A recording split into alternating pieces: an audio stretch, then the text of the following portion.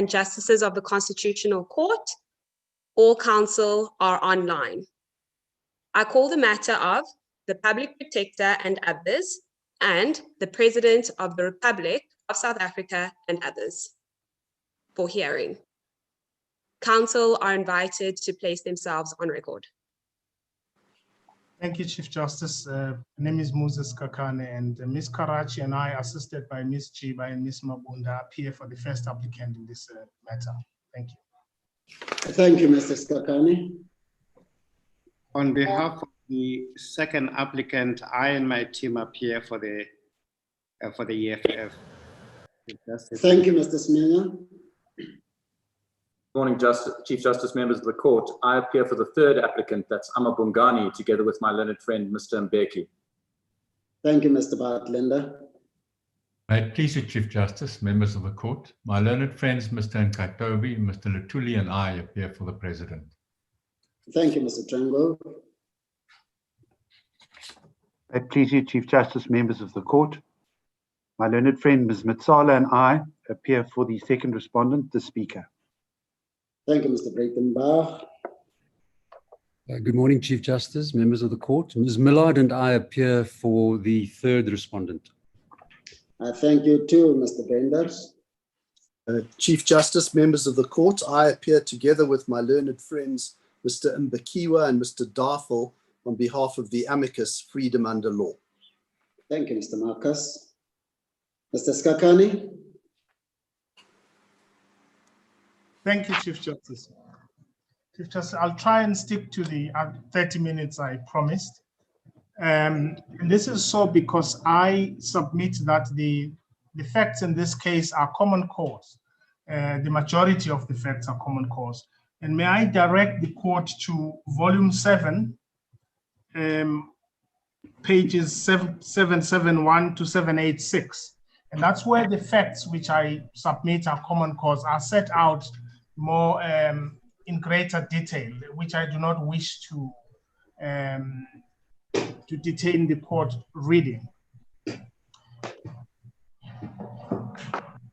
Chief Justice and Justices of the Constitutional Court, this appeal is about the legality of the conduct of two most important constitutional beings, the President and the Public Protector, both of whom must be held to a higher standard of accountability and constitutional compliance. None of them, no matter how much we love or loathe them, must escape the dictates of the statutory and constitutional provisions and principles that govern their position. And therefore, the issues in this matter are of a constitutional nature. It is important that this court entertains them because they deal with the constitutional functions of these two important constitutional beings. And the issues that we're going to deal with that I think this court has to determine is, first of all, the appeal application itself and whether the issues are of a nature that this court must entertain them. Secondly, its jurisdiction, which is the point on which we were told by the Kota Court that the PP has no jurisdiction to do the investigations that she conducted.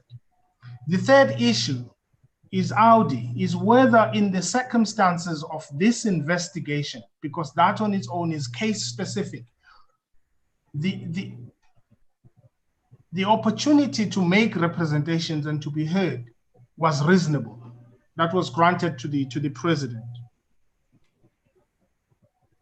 And that would include whether or not the President was entitled, apart from the audi that he got, and that too is common cause, whether there was an obligation to separately alert him of the possible remedial action to be taken.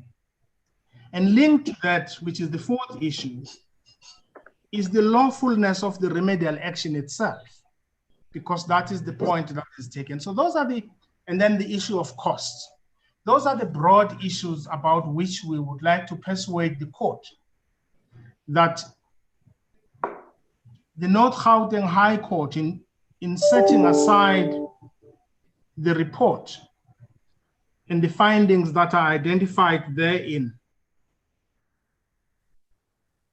was wrong. And what this court must determine is whether the public protector, having conducted the investigation the way she did what a reasonable person in her position or circumstances would have done. Not whether the decisions she made were correct or is what we would expect or we wanted, but whether what she did was rational. Therefore, the issues that we must look at, Chief Justice and Justices of the Court, is whether, if one looks at the Constitution of the country, and I'm starting with the issue of jurisdiction, if one has regard to both the Constitution, Section 181, subsection 2, and Section 182, and the Public Protector Act, Section 6 thereof, subsection 4A, the finding that the Public Protector lacked jurisdiction is, in our submission, incorrect.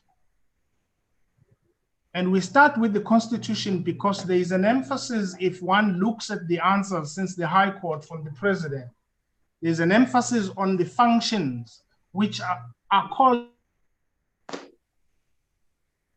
additional functions that are found in the Public Protector Act. We say those functions that are set out and the obligation to investigate, those are additional. They do not replace what the Constitution identifies or provides as the functions of the Public Protector. Section 181 is important because as a starting point, it provides for the Office of the Public Protector as a state institution that is to strengthen democracy. And it provides as follows. It says these institutions are independent and subject only to the Constitution and the law, and they must exercise their powers and perform their functions without fear, favor, or prejudice. Of course, 181 subsection 3 thereof provides that these other organs of state, like the FIC, like the President himself, like the NDPP and the Speaker, who all participate here, must support the Public Protector.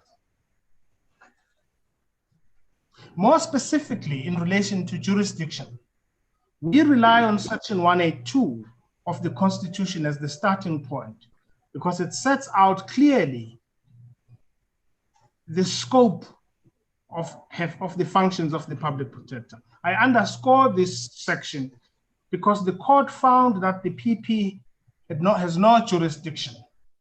And it says so for two reasons, and I will deal with that later. It says the issues of the donations of money, millions of rands, into the Deputy President, as he then was, are a private matter. Section 182 states as follows, provides as follows, and I quote, "The Public Protector has the power as regulated by national legislation, A, to investigate any conduct in state affairs or in the public administration in any sphere of government that is alleged or suspected to be improper or to result in any impropriety or prejudice. B, to report on that conduct. And C, to take appropriate remedial action." I underline the word state because there's a debate about whether state and government are the same. And the court tells us that we can't widen the scope. We differ with the court on that score because there's a reason why the Constitution uses the word state affairs, because it recognizes that government is an agent of the state. It's not the state. This section goes further, Justices, to provide that the Public Protector has the additional powers and functions prescribed in the Act itself, which is the Public Protector Act. Shattering. It's in the jurisdiction. Chief Justice, I can hear voices while I'm presenting. I suppose there's a technical error or there is a caucus. No, Justice Teron will take care of it. Justice Teron, just proceed, Mr. Skakani. Thank you. And therefore, that section we submit clearly states the parameters of the public protector, and that matters that relate to the deputy president, as he then was, fall within matters of the state.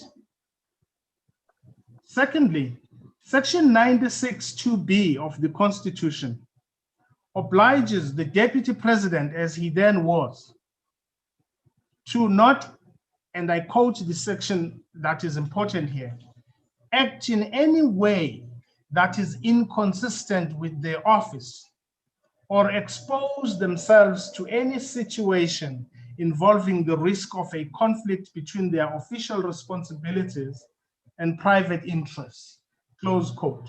We underscore that section because that is where one finds the standard to which members of cabinet must be held. And therefore, when the High Court says there is no jurisdiction to investigate donations to a deputy president who seeks to ascend to a position of power within his party so that he can be president of the country, and the court says because public money was not used, and I will refer the court to that specific paragraph of the judgment where the court says because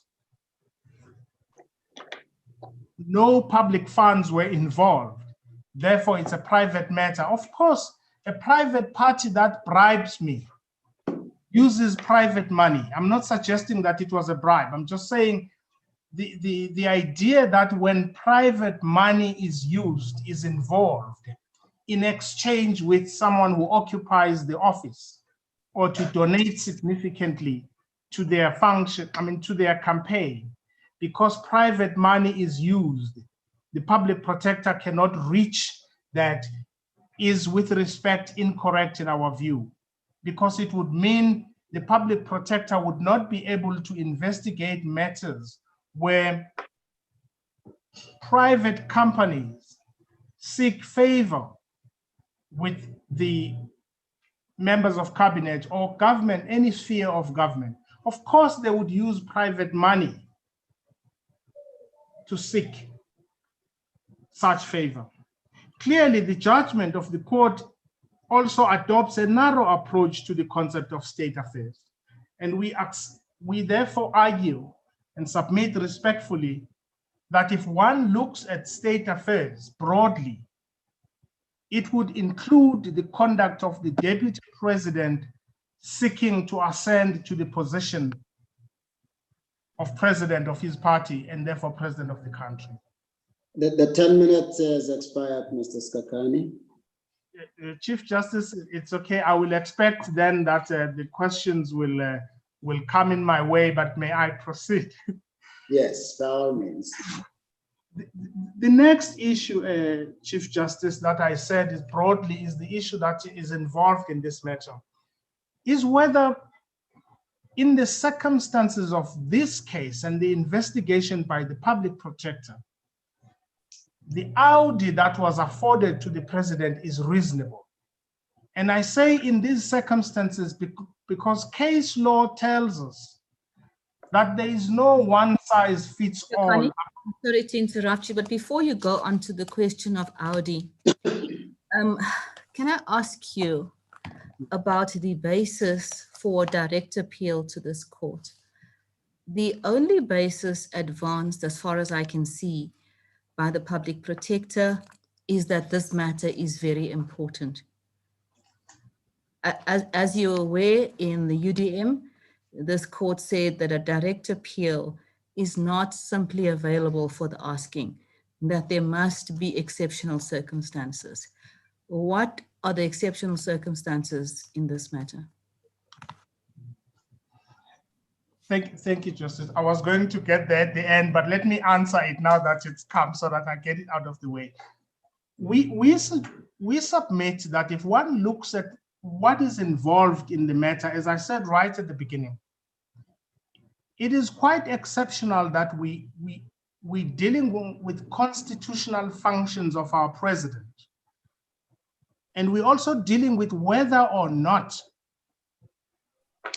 an organ of state like the public protector, which constitutionally is tasked to strengthen and protect democracy, that the two of these constitutional states are at loggerheads about what is the scope of their function and what is the scope of their accountability is, in my respectful submission, exceptional in this case. Apart from the fact that it's just constitutional matters, I submit that there is something exceptional about the fact that we're dealing with where to draw the line about these two most important constitutional beings. And there is no other issue, Justice Theron, apart from that makes this matter stand out. That is my answer. Thank you. Excuse me, Mr. Kakani. Yes. On the question of jurisdiction, if you Yes. could just go back to that aspect, and in particular, deal with the legal question relating to the public protector's area of competence insofar as investigation of the campaign funds. Yes.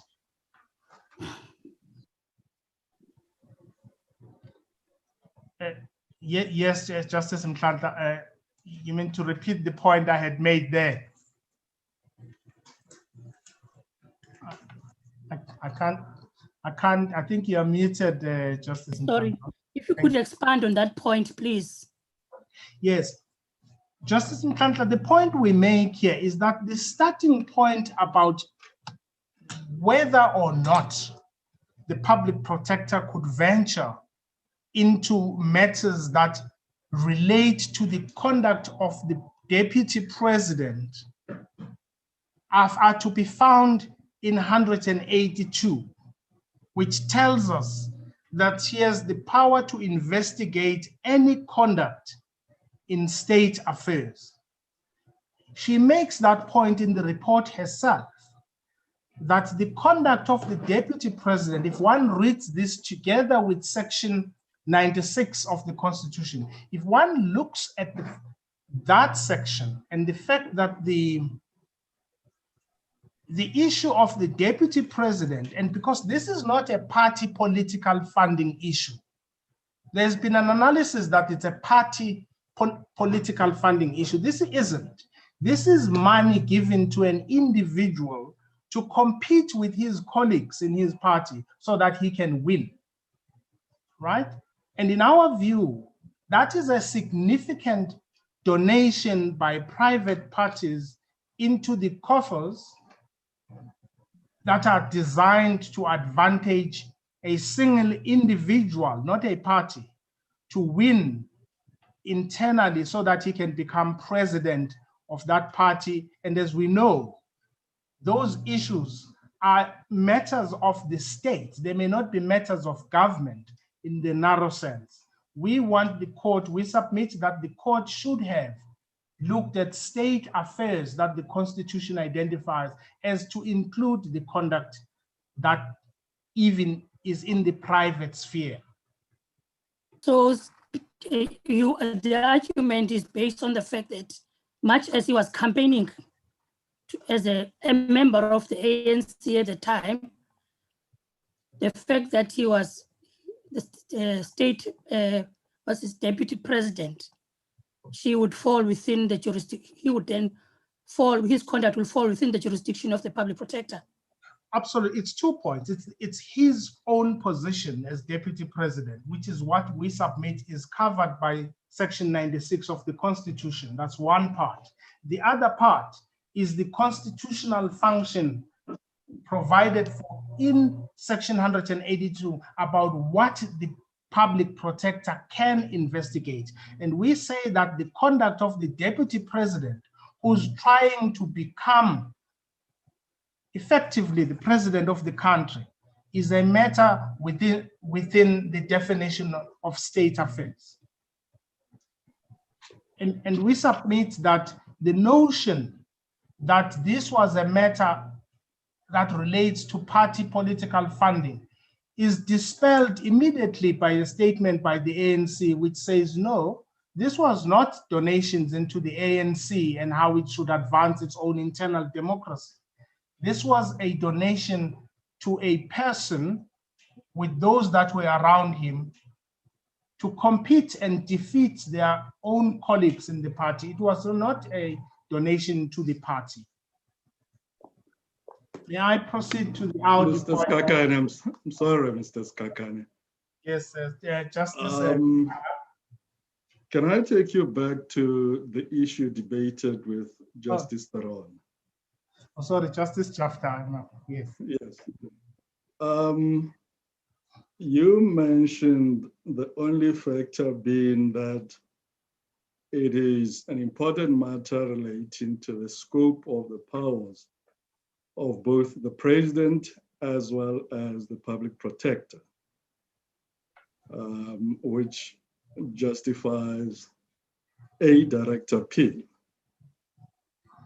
Now, our jurisprudence has laid down a test that says it must be exceptional circumstances, and the cases have listed the factors that would constitute exceptional circumstances ordinarily.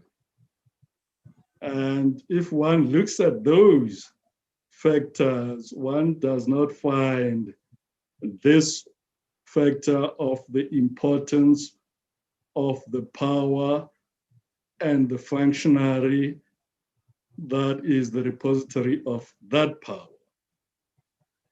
Now, I just want to understand, how does it square up to the standard laid down by this court in relation to circumstances which ordinarily would constitute exceptional circumstances?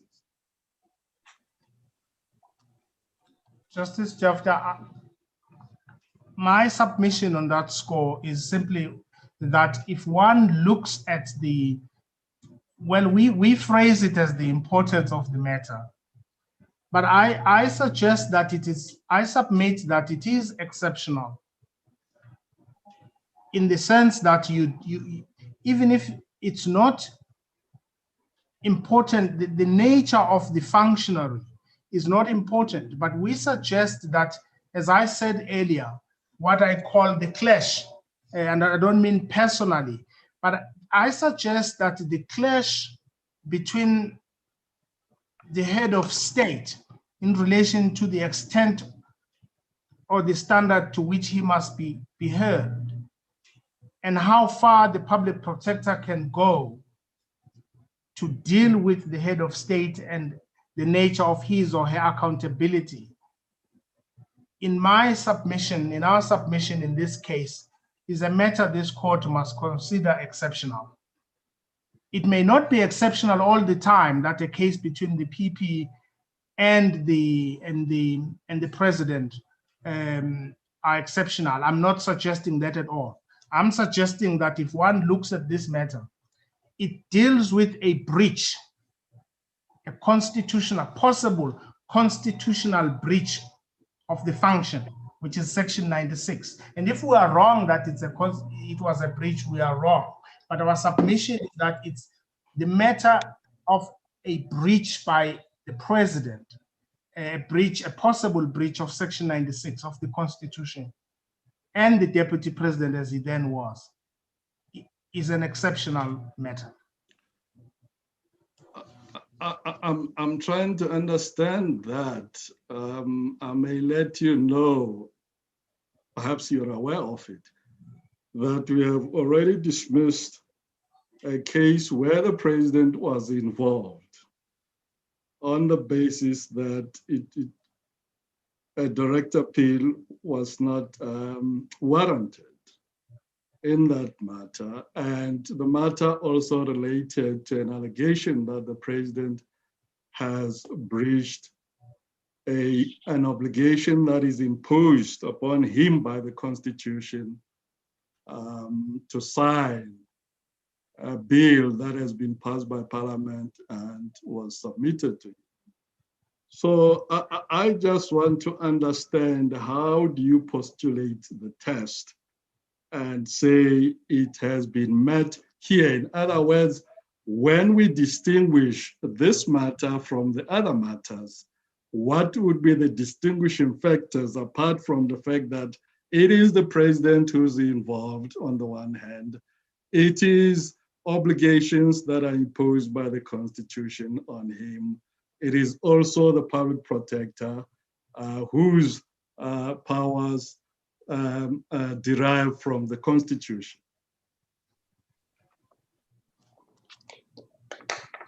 Justice Jafta, I understand what Justice Jafta is saying, and I'm aware of the test and the court and the judgment.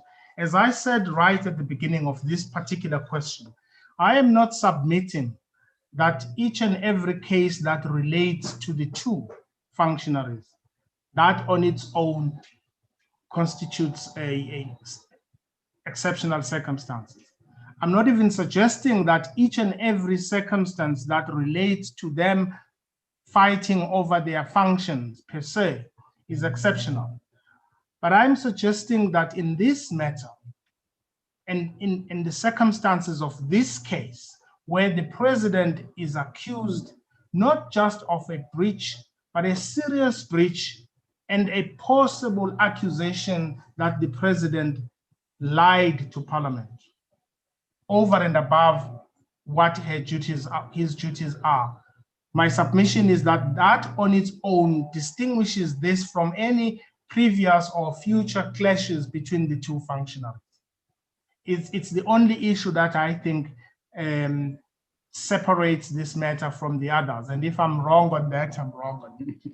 Okay, finally, from my side on the issue, I think the underlying reason for pitching the test at the exceptional circumstances was that the Constitution creates a structure of our courts, and it confers constitutional jurisdiction on the High Court and the Supreme Court of Appeal. So if a litigant wants to bypass the Supreme Court of Appeal, that litigant must justify why the Supreme Court of Appeal should be denied the opportunity of exercising the constitutional power conferred upon it by the Constitution.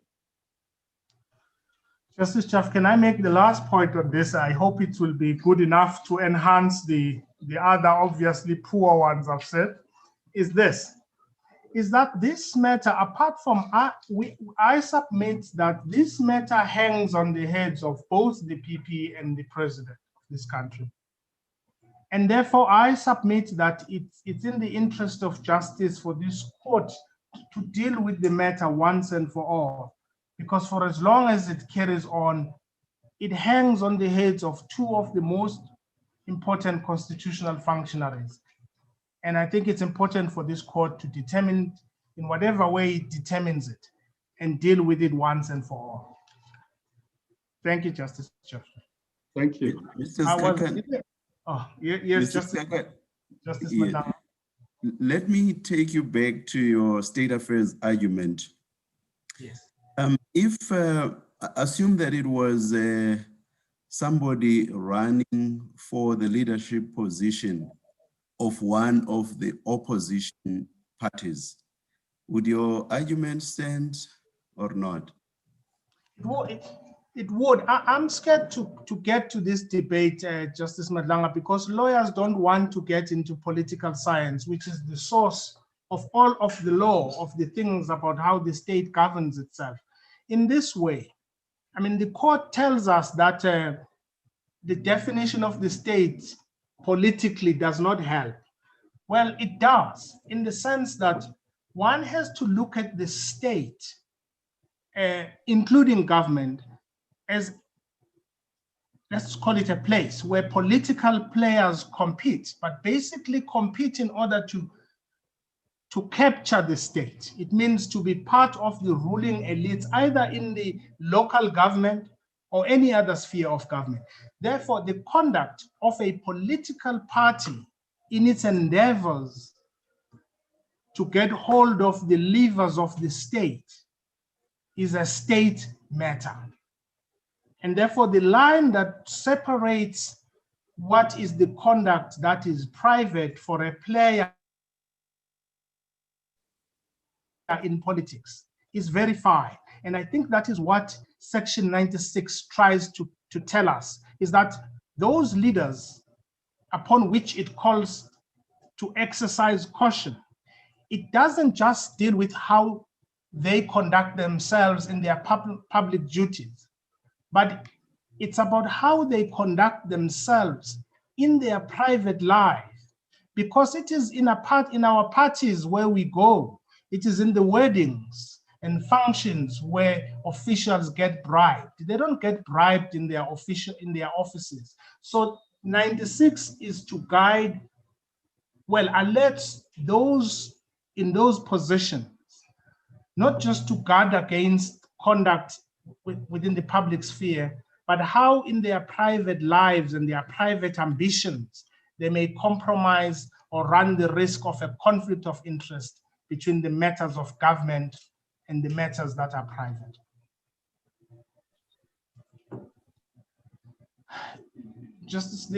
If I may complete the part about Audi, because I think it's the part that about which the public protector has been attacked. Chief Justice and Justices, we submit that if one looks at the great lengths to which the public protector went to afford the president opportunities to comment, first, because 7(9) obliges the public protector to alert the implicated person. I wouldn't like to read the entire section, but it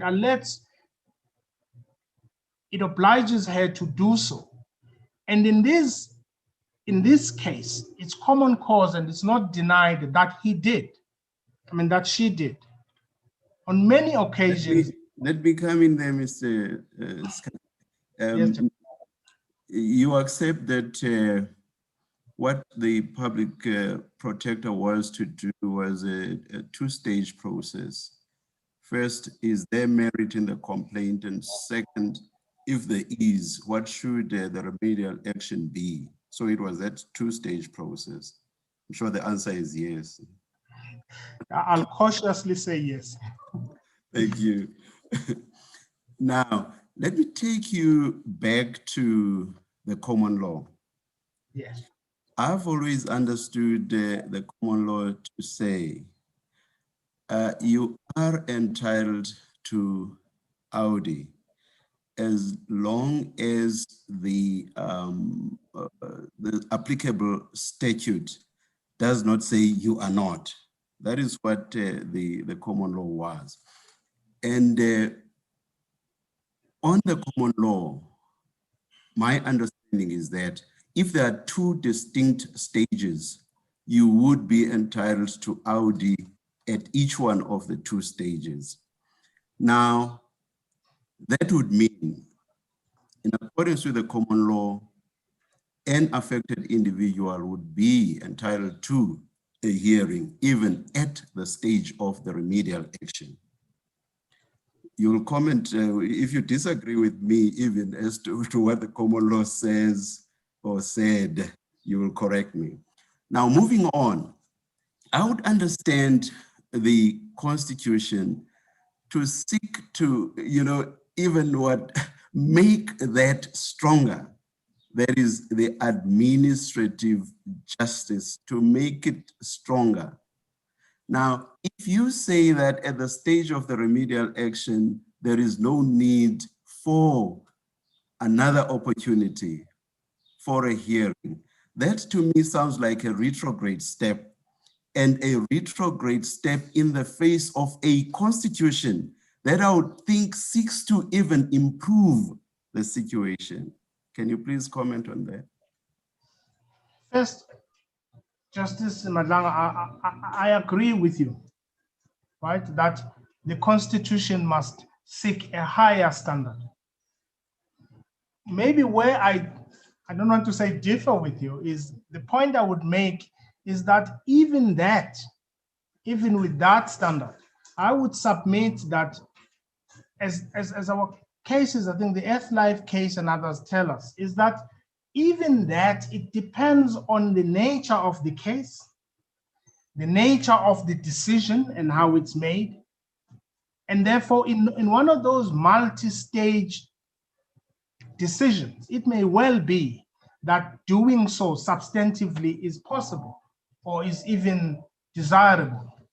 But there are decisions where it may not be.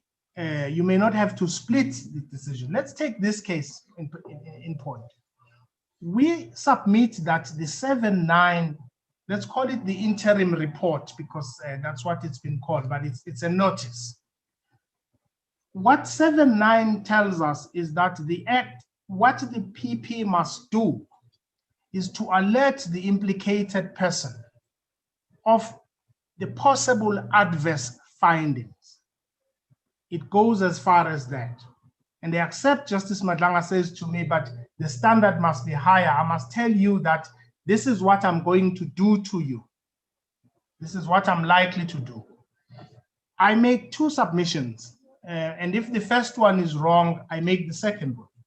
One is that I think in the circumstances of this case, if one looks at the 7-9 notice that is sent to the president, it is sufficient to alert the president of the findings and in certain circumstances, in one aspect of what will be done. And so my second, if I'm wrong on the first one, or the court or Justice Madlanga doesn't agree with me on one, well, is that if one looks at 7-9, may I refer to the page of the report itself, is that although this, I must admit, it's in respect of one topic, money laundering, the referring the matter to which is the remedial action that was adopted, referring the matter to the relevant authorities is foreshadowed in the 7-9 notice. So at least in respect of that aspect, even the standard that Justice Madlanga puts to me is met. But I accept that if one has to take that technical approach to look at whether it is met, it is found in one aspect only, and that's the aspect of whether there is reasonable suspicion of money laundering. And therefore, even if I'm wrong on the first one that she doesn't have to meet that test in terms of the act. The remedial action, at least in respect of one aspect, is foreshadowed in the report, in the 7-9 notice. And that, in our respectful submission, is reasonable notice, even if the test is pushed higher than we submit. Justice Madlanga, may I just say that this is found in volume 3. Sorry to interrupt you. I just finished the point you were making to Justice Madlanga, and then I can just clarify something with you. Thank you. Justice Madlanga, in volume 3, page 304 of the, not 304, sorry, 307 and 304.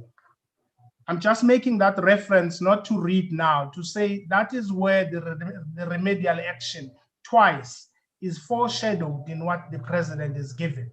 And so even if we wrong on the test we give that is found in 7-9, he was given notice of the possible remedial action in the report itself. That's volume 3, as I said, page 304 and 307. Yes, Justice Jacob. My question for clarification is whether, in fact, the public protector does have the powers or the competency to direct the NDPP to conduct an investigation? And if you say yes, I would like you to help me with the authority for that. Justice Chika, the public protector can take remedial action insofar as it relates to her powers and what she can do. And if she doesn't, she can refer the matter to those authorities that are relevant. And that is within her powers, to refer the matter to those authorities that are relevant in respect of whatever she was investigating, because her office does not have the skill to do so. So I submit. I'm quite happy about the referral. Yes. I'm quite happy about the referral, but can she go further and direct the NDPP to conduct an investigation? Just let me explain it this way, because it's one of those controversial areas about whether when she says, do this, report to me and do this, and she has done it in many other areas, is that could she tell the NDPP? Because let's be blunt about it. We talk about the NDPP or the speaker. My submission is this, is that matter is form over substance with respect. Because when she refers the matter to those institutions, whatever they are, she doesn't take away their constitutional authority to determine what they can or cannot do. For argument's sake, let's say as she does, she says to the speaker or the NDPP, do A, B, C, D, and report back to me. I said this in the High Court. It's open to the NDPP to say, I can do A, B, C, but I can't do D. And therefore, I'm saying it's form over substance because, yes, if we accept that she can refer, I submit, Justice Chiku, that should be the end of the matter. If she goes further, it is open to those authorities to tell her that, yes, you've referred this matter to us, but the some aspects of what you say must be done, cannot be done. And you cannot direct us to do that. But I'm submitting that is no excuse for saying, because you referred the matter and in referring it, you went further to state certain things that must be done. Therefore, the entire report or the entire remedial action should be set aside. Can you then help me understand the response of the Office of the Public Protector to the NDPP? You will find it at volume 10, page 1116. Page 1116. Yes, I'm there. And paragraph 12. Yes. I'd like to understand what what the Office of the Public Protector is saying to the NDPP there. If like you say, yes, if, like you say, she cannot force them or direct the NDPP to do an investigation. Yeah, I submit that she cannot go so far as to say what it is they must do as they investigate. I accept that she cannot do that. What I'm submitting is that you don't even have to go there, because they can tell her they don't have to do that constitutionally. And therefore, the referral is sufficient in my view. And as much as I think she goes far in this particular answer, I submit that it's open and correct for the NDPP to be able constitutionally, as they do all the time when people try to tell them what to do, that I can do this aspect of your remedial action, but I won't be able to do the other. And I do not think the fact that she goes as far as that, and maybe incorrectly, if that's the argument as the court said, I do not think that nullifies the correctness of the referral of the matter to to the right authority. So you're conceding that she erred in law in that response to say that she didn't expect her to simply note the findings and that she expected her to do something about them. No, I'm not conceding at all that she erred in law. I'm saying it's not I know what this means. I'm saying in her remedial action, it's going to happen all the time. It's happening now in a refer. There can be disputes about whether the public protector could refer the matter that she did of the let's say the commission that we have. I'm saying it's not an error, the fact that she can add more things to that referral, because it's open to the NDPP as a constitutional structure not to do it. I don't think it's an error to list things, some of which may not be done by that authority. I submit that to split all of those things that she may suggest must be done, to say because one of them is something in the constitutional functions of the authority she's referring the matter, it's an error of law. I think it's going too far. My suggestion is that if she referred a matter to a wrong authority, that would be an error. But I think it's open to that authority, which independently is the guardian of its own functions, to say, yes, PP, you say you've referred this matter to us, we will do what we can do, but we cannot do each and every aspect of what you say must be done. Mr. Skakani. I understand your point, Mr. Skakani. Just help me understand. Are you saying there is an aspect of that particular remedial action that is admittedly wrong, but not that remedial action in its entirety? Yes. Let me perhaps be blunt and tell you where my challenge arises. I think it was in EFF where we decided that for as long as the recommendation or the decision or the remedial action of the public protector has not been set aside by a court of law, it is binding. And therefore, for you to be absolved from what it directs you to do, you would have to approach a court of law to set that aside. So are you saying an aspect of that is incorrect, or is it correct in its totality? Because what it implies is that what I have just put to you implies that for as long as her directive, for want of a better expression, or recommendation that the NDPP goes further than she should ordinarily go, she must comply. Otherwise, approach the court of law if she's not prepared to comply. The same applies to the speaker or any other institution that ought not to do what the public protector has ordered her to do.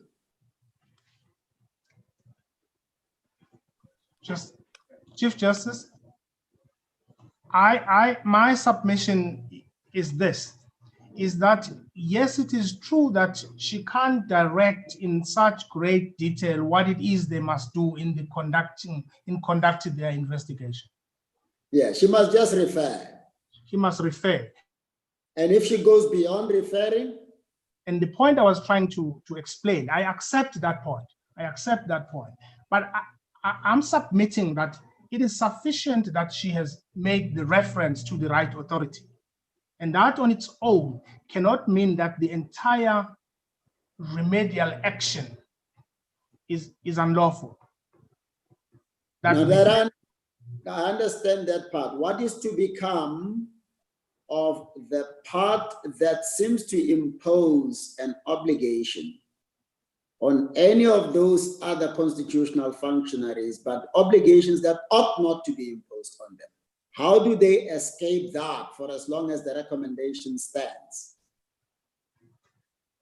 Well, our case law tells us that if they have a problem with that particular aspect, they can approach a court. because it's And binding. now that we are considering the matter, what should we do with it? Well, the court can look at, I don't want to argue something that is completely unnecessary, because you're right. I think the questions are on point. I suggest, my submission is that it is not the entire report and the entire remedial action that should be set aside. I think this court can look at those aspects of the referral, of the remedial action, of the report. I'm not suggesting the report is perfect. No, I'm suggesting that there are aspects, if the court so thinks, that may well be vulnerable to challenge. And I think it's those aspects only, rather than the referral itself, or rather than the entire report, that must be set aside. Chief Justice, if Mr. Skakane, let me just quickly correct myself, and I'm not asking for any response. I should rather have referred to procedural rationality instead of referring to administrative justice. But the point of substance I was raising with you would still stand. That's all. Fairness is fairness, Audi is Audi, but procedural rationality instead of administrative justice. Thank you. Yes. Mr. Skakane, on the point that you were addressing, which my brother Madlanga took you to, relating to the remedial action, if I understood your argument correctly, you submitted that there is no obligation on the public protector to engage or afford the president any audi when it comes to the remedial action. And if that is so, I need to take you back to the volume that you refer to in volume 3, page 308, and also in volume 4, page 382. Yes. In 308, at paragraph 16, yes, you would realize that the public protector says in her report that actually it's an invitation to the president to respond, if any, to the preliminary findings that were made by her. In page 382, the attorney for the president, at paragraph 176, implores the public protector to afford a president a hearing, and reliance is placed here on the common law as well as perjury. And we know that the public protector did not afford the president any hearing subsequent thereto. Given that background, I want to refer you to the judgment of this court in Public Protector versus South African Reserve Bank at page 314. It's a 2019 volume 6 essay law report at page 314. The paragraph that I want to draw your attention to specifically is paragraph 207. I'm going to read it out to you. It says, it's a judgment by my sister Kampepe and Teron. I read the paragraph. The public protector's entire model of investigation was flawed in the context of that case. She was not honest about her engagement during the investigation. One may argue that this may be the case as well. In addition, this is the paragraph that I'm drawing your attention specifically to. She failed to engage with the parties directly affected by her new remedial action before she published her final report. This type of conduct falls far short of the high standards required of her office. Can one construe the pronouncement by this court to be dictating that when the public protector is to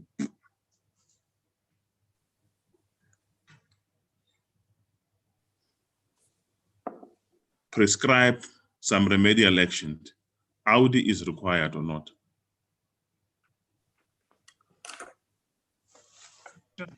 May I Justice Matopo, I have accepted that principle. I've accepted it and accept it. And in the APSA matter, as you will know, there was also an issue where some had been given and others haven't. I accept that, and I accept the fact that that principle is made. But the submission I made was that there may be cases where it's not a multi-stage process, and that he may feel that because the Act says she must give the findings, it may be appropriate. I'm submitting it's not unreasonable that in this particular case, she felt that she didn't have to.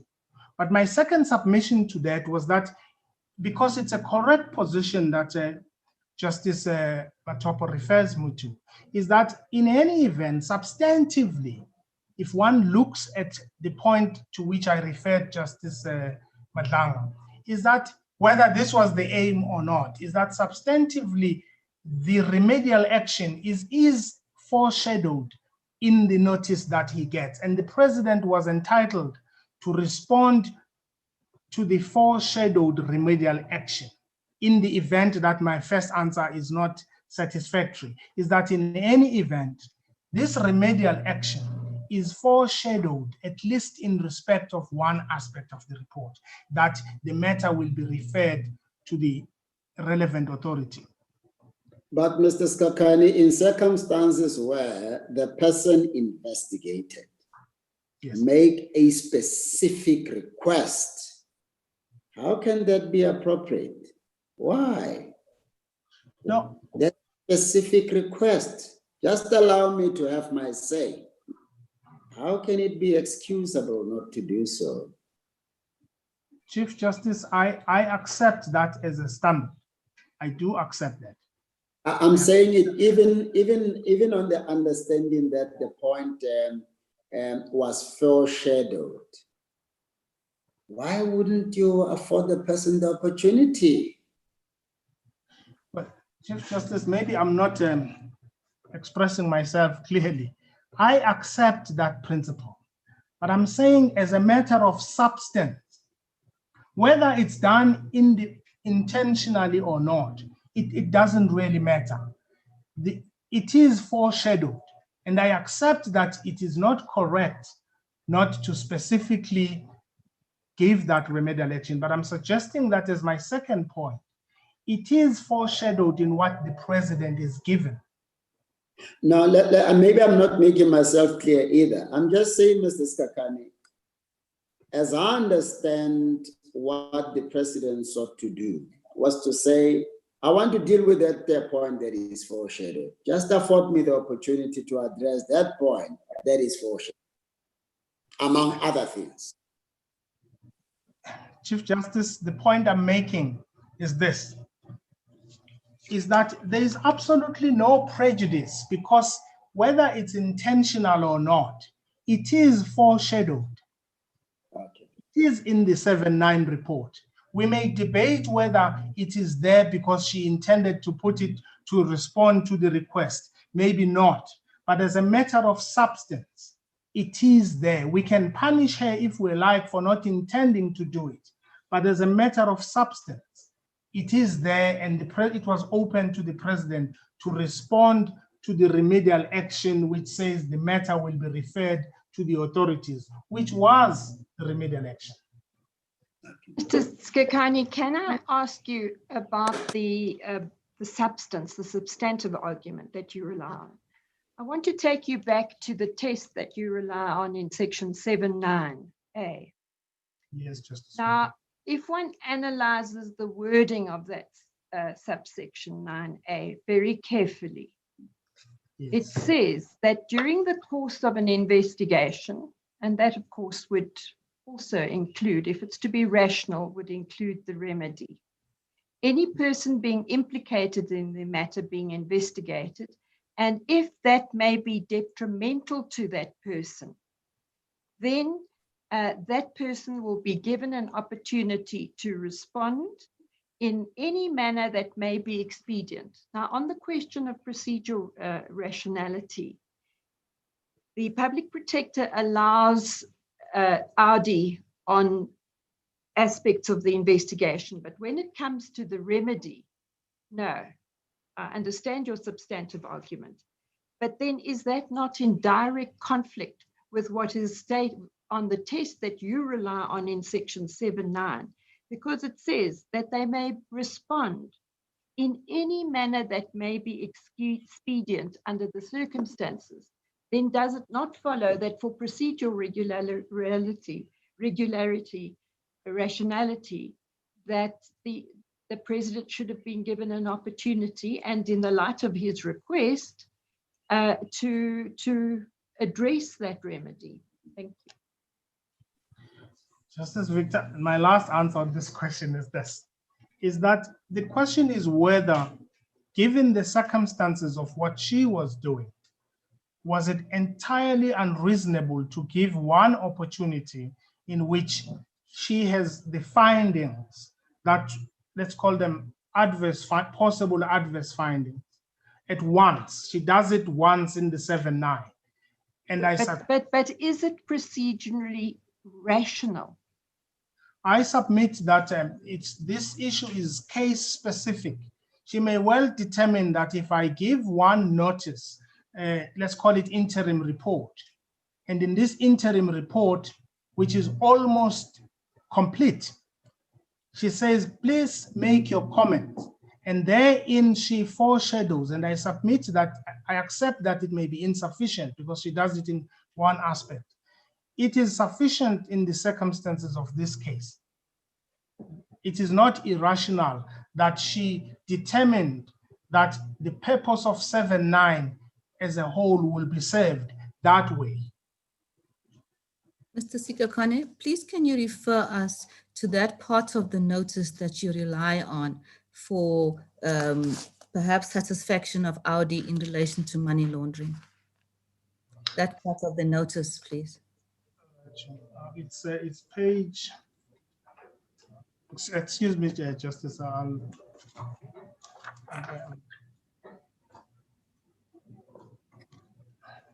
it's page 307.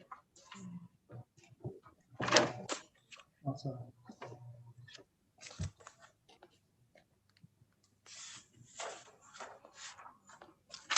It's volume 3, page 307, and it's paragraph 11.3.3.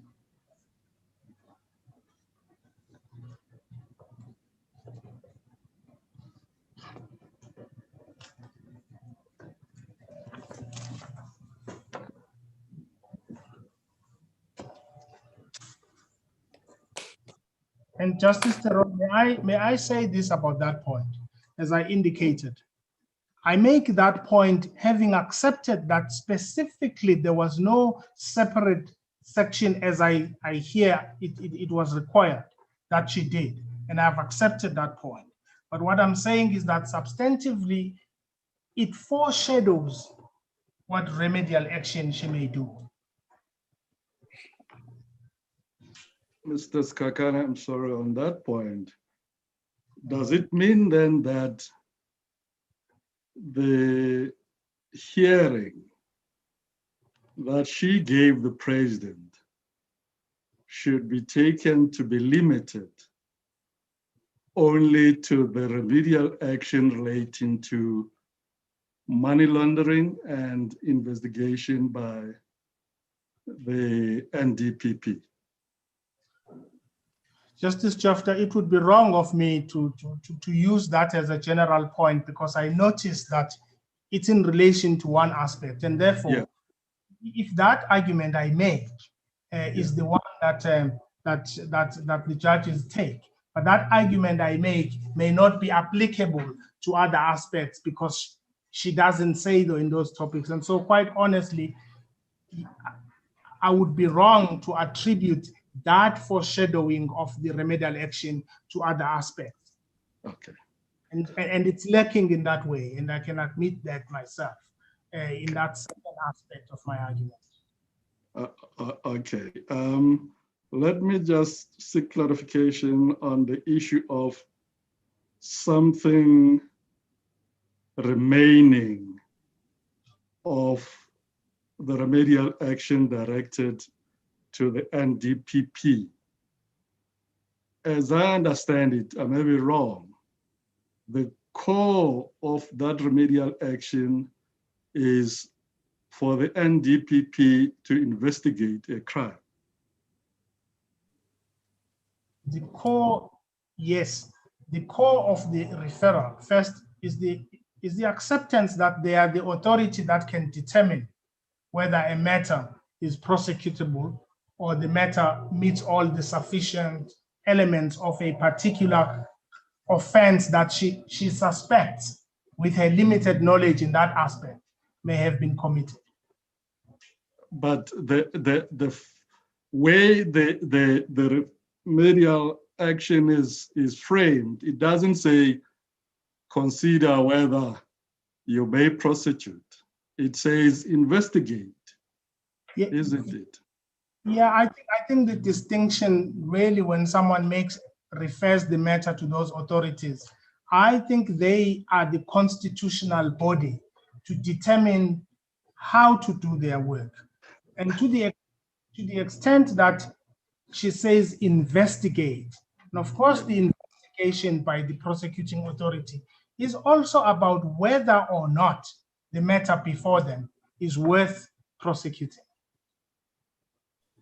Oh, I see your point. So I understood her position to be there's reasonable suspicion of money laundering having been committed, but it is not an area falling under my jurisdiction to investigate whether actually a crime has been committed.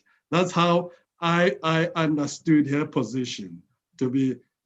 Now that there is a reasonable suspicion that a crime has been committed, the relevant body must investigate whether indeed a crime has been committed. Now, your argument seems to suggest that she was sure that a crime has been committed. The issue was whether or not the NPA was prepared to prosecute it. No, okay. No, you got me wrong. Okay. Okay. I am saying, if you look at the FIC and the public protector, you know, the crimes of money laundering, racketeering, and all of these crimes, they are complex. And the FIC itself accepts that even as it sits as a structure, it has no capacity to determine those details. And what the public protector does is that she says from where she sits, she sees money flowing in suspicious ways. And I submit that it is sufficient for her to say, I am not the right person to make a determination here. I suspect something is wrong, but the organ of state that can assist with this is the NDPP. And of course, we can postulate this scenario. The NDPP, as it always does, may well look at this and say, well, no, actually, there isn't. And I don't think it is wrong for a body like the public protector suspecting what it suspects, and it may not be correct in that suspicion because it's not a specialist body on those issues. But it is absolutely reasonable for them to say, well, we can't make a final determination. We see these transactions. And as I suspect, the NDPP would have said, no, but there's no money laundering because not all the elements of that crime are met. And they would be perfectly entitled to do so. Without investigating. An investigation by the NDPP, as they will tell you, I think I can't ask for that, is that they also look at that possibility, just looking at what's been referred to them, whether it meets the elements of the crime so that they can move forward.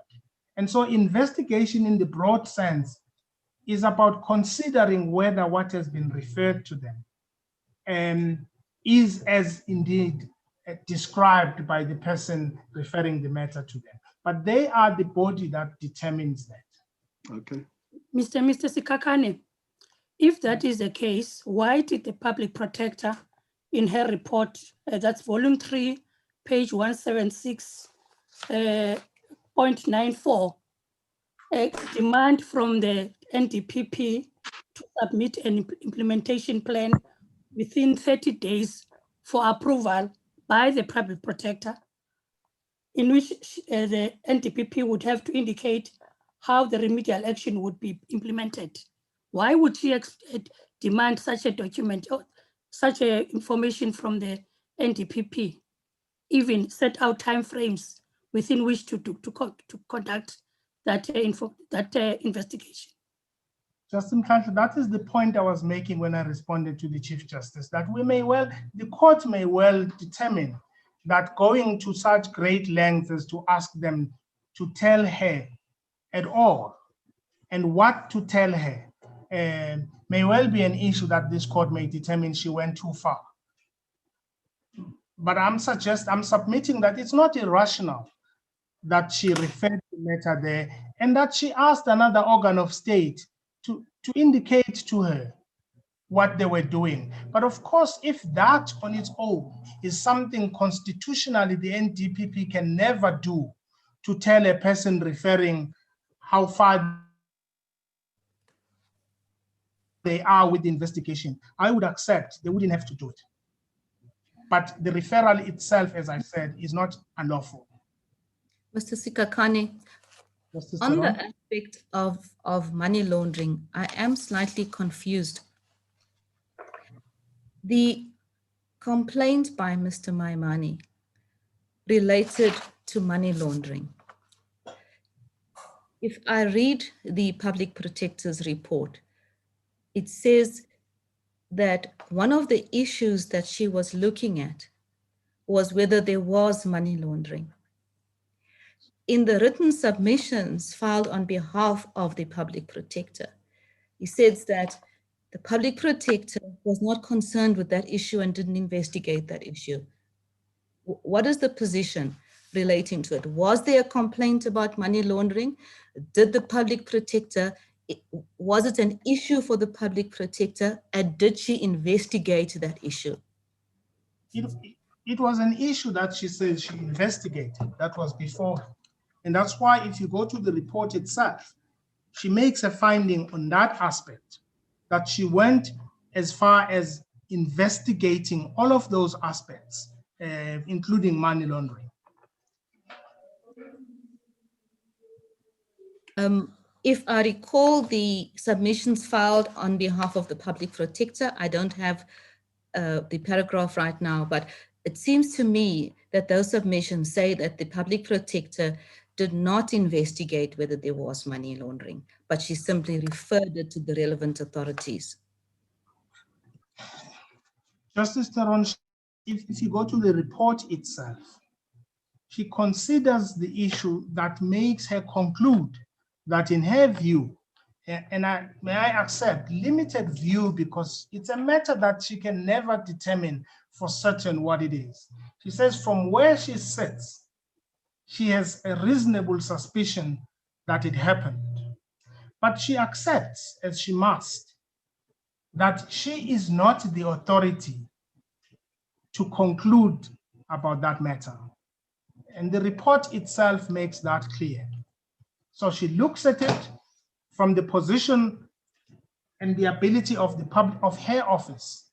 But that can never be to the extent that the specialist body, the NDPP, would go. And so the investigation she does not go to making final conclusions that there is a crime committed. What were the facts upon which she based or reached a reasonable suspicion?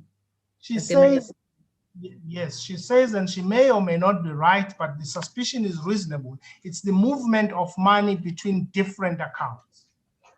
Now, as I have accepted, it may well be that those who specialize, like the NDPP, on this very issue will tell her, as they must, that you are wrong. There isn't a case of money laundering because the source of the money, for instance, may not be unlawful, all of those elements. But I am submitting, Justice Theron, that it was sufficient and reasonable for her, looking at the movement of money from different accounts, to say, I reasonably suspect that this movement of money warrants an investigation by the relevant authority. My submission is that it was sufficient for her to do that. Just on that point, before my sister asks her the next question, she seems to have concluded that there was evidence of several intermediaries. Yes. And I had a problem with that, with that finding, because it seems to me that the uncontroverted evidence was that this money came from Mr. Watson, went to his entity, and then to the EFG account. And I just was concerned as to whether that then shows that there were several intermediaries there. Justice Nkanta, if you look, let me start with Justice Chickerson. If you look at what it is that she can do approaching the investigation with an open mind, is that, yes, if one, you don't have to look at the 500,000 Rand only. We have to look at the entire investigation that she then had to do that came to her. That doesn't just relate to the 500,000 Rand, that the money was moving to different accounts. There may be one, there may be two. And her assessment is that without the capacity to determine whether a crime has been committed, she then refers it to the organ of state that would well make a conclusive make a conclusion in that aspect. I'm not submitting that the case would have won. I'm submitting that looking at what the public protector must do, it is rational that seeing what she saw, it was rational to send it to the body that is constitutionally obligated to look at those details. It's not a finding of guilt. Mr. Sikhakhane, she was dealing with money laundering, and we agreed that she was dealing with the question of money laundering. Money laundering is an offense under Section 4 of the Prevention of Organized Crime Act. In a report, the Public Protector refers to Section 12 of the Prevention and Combating of Corrupt Activities Act, and she in particular refers to Section 3 of that Act, which deals with general offenses of corruption. Yes. What was the relevance of that act when the issue before the Public Protector was one of money laundering or alleged money laundering? Just she looks at the money laundering, let's call it suspicion, as an aspect of corruption. I think that's what she does. She looks at that act because she's looking at money laundering as an aspect of corruption. She does so. Does she look at the Prevention of Organized Crime Act, which specifically deals with money laundering? Well, she doesn't. Well, let me start with this. Money laundering has to have an underlying offense, which is that, right? So she looks at it, but she doesn't quote the Prevention and Combating of Corrupt Activities Act. Does she deal in a report with what constitutes money laundering? She doesn't do it, Justice Theron. She doesn't, and I'm submitting that in the context of what she must do, she actually doesn't have to set it out I submit that it's sufficient to send it to the right specialist organ of the state to do so. But your earlier submission, Mr. Sikakane, was that she reached the conclusion where she had a reasonable suspicion of money laundering. How can she reach that conclusion without looking at what constitutes money laundering? Well, you may fault her for that, but I think she's looking as the body that looks at, first of all, I've accepted that there is a possibility, and I think it's a strong possibility, that the NDPP looking at what happened here would not have found it to be money laundering.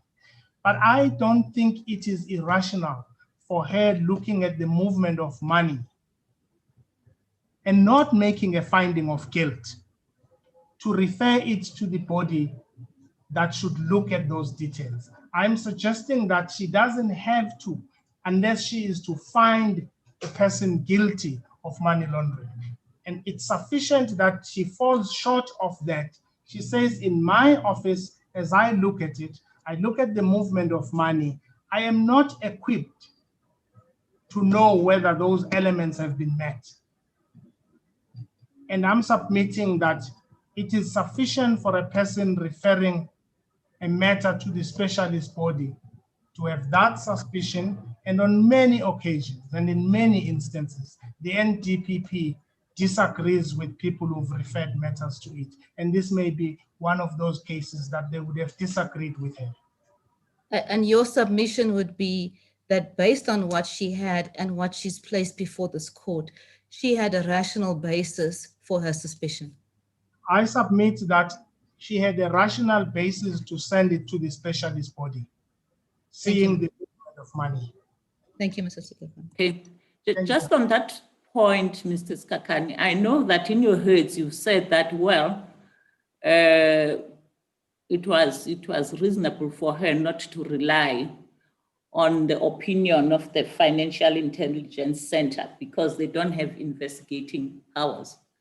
But it just concerned me that she asked them to look at these transactions and they said that there was no evidence of money laundering. And I think, you know, it concerns me because it turns on the whole issue of the rationality of her decision. Justice Chitri, I know that is quoted, but actually, if you look at that that paragraph from where that is obtained, the fact that they are uncertain. In the same paragraph, if you read further, you will see that the FIC itself, and I will get the reference, makes the point I'm making, that they themselves, whatever they think, are not the body that should determine. The person who makes that comment makes it, but later in the affidavit, they indicate they are not the body to determine that aspect. They admit it themselves in the same affidavit where this selective quoting of them saying it's not justified. They do accept that they too are not the body with the skill to do so. Yes, in your heads, you've referred to the rest of that. Yes. To the rest of that. Yes, Justice Chief. Now, the fact that they referred to PRECA instead of POCA, is that not an error in law? Or an error of law? I submit it's an insignificant distinction. It doesn't go to the fact that he was irrational, because I think it doesn't really affect the outcome. She relies heavily on the movement of money to make the decision, which I submit is rational, that let me take this to the body that must deal with it. I submit that it is a reasonable step to take. It may not be the step I would have taken, and it's not the step certainly the court would have taken, but that's not the test. I submit that it is not unreasonable seeing the movement of money for a person to send that to the specialist body to look at. Those are my submissions. And I guess you'll then make the submission that in fact it was not even necessary for her to satisfy herself that the funds were proceeds of crime, which is one of the elements that she had to certify herself with. I think it's an element that specialist bodies go to when they really must make a decision now about whether they charge the person with that offense. But I'm submitting that the test for someone who's referring a matter about somebody is slightly less than that, because it has no prejudice. She sends it to the person that must make the conclusion. And as I said, theoretically, and in fact, as a matter of certainty, I think, the NDPP would have found that there was no money laundering. But that's a separate matter. I think a body that has to look at whether or not there may be offenses, it is sufficient for it, without the specialist eye, to say, I'm unable to make a determination here. I think there's a problem, but I'm not the final word on this issue. And I'm submitting that it is perfectly rational for a person in those shoes to refer it to those who can investigate it with a more specialist eye than she can.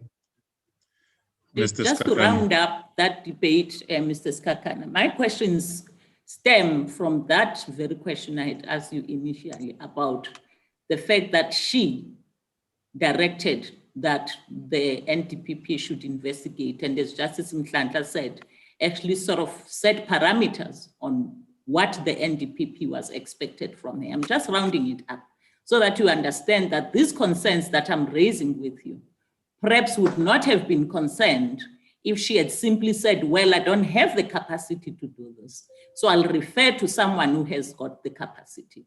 But she seemed to then add something on that to say, well, I'm directing you to do this, and I expect you to give me feedback and in this fashion. And this is the context of my question. Justice Chick, I can only refer to what I'm not saying you're bound by this, what Judge Nugent said, because I think with the benefit of hindsight and the scrutiny that we use, Judge Nugent correctly says, sometimes we shouldn't look at this report as we would at reports by the public protector as if we're marking a script, she says. And I've accepted that it is possible that in the drafting, she may have gone further than what she should about saying, I'm referring the matter to the right body. I've made that point. And I'm not submitting that each and every aspect of this report, scrutinized by all of us as we are in terms of the drafting and how far it went, is perfect. I'm not suggesting, and perfection is no standard in administrative law. I'm suggesting that what she did under the circumstances is rational. It may not be done, other people may have done it differently, but that is not the test. Mr. Skakani, if I can take you back, yes, from where the whole case started. Yes. It started with the question and answer in Parliament by Maimane to the President and the response thereto. If the foundation or the scaffolding is shaky, so will the further bricks that the public protector may have laid in building up a report be on shaky ground and would fall.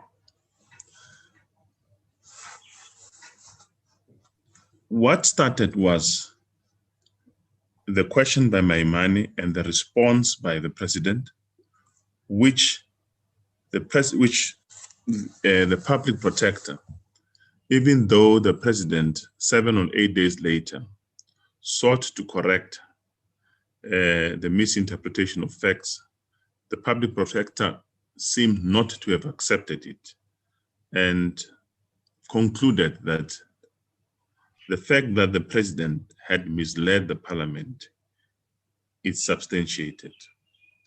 And thereafter, in support of her report, quotes the Executive Ethics Code and the point that you raised at the beginning in relation to Section 96 of the Constitution and touching upon whether whatever happened was, strictly speaking, a state affairs or not. My question is, once the president gave his explanation with the benefit of hindsight and says, I want to correct what I told Parliament on that day. This is my explanation. And it would seem to me that that was not accepted by the public protector, and she categorized that or characterized that as a conduct of someone who deliberately misled Parliament. I must say to you that I have a problem with that approach, and I would want you to help me understand it. Where somebody says, I have erred, I am now seeking to correct my error, and the person is held to his or her first initial response to say, the kite has flown, you can't call it back.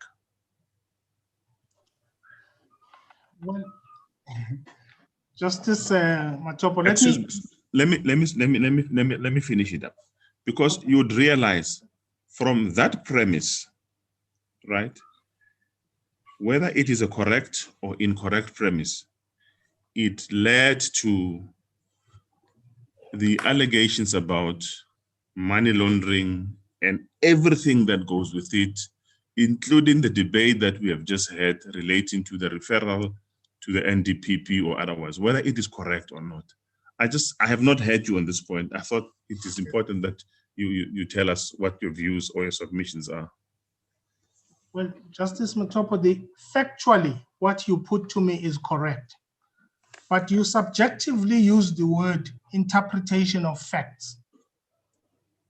Because that starting point on its own seeks to understand the mind of the president. I'm not there. I'm not there yet as to whether maybe we must forgive him or not forgive him for correcting. I'm at the first stage. And I think it is incorrect. If you accept, as you've told me, that he went back to correct, objectively, we must look at the fact that she goes back to correct. We must first accept that at the time he makes the statement, you don't correct what's correct. What you said was incorrect. And that we don't have to look at it from a sympathetic eye at all. Factually and objectively, the president told Parliament what was not true.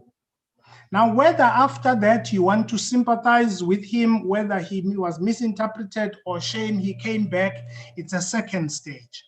I'm saying it is not correct to suggest that because he came back at the time he made the statement, it is unreasonable to conclude that it was incorrect and false.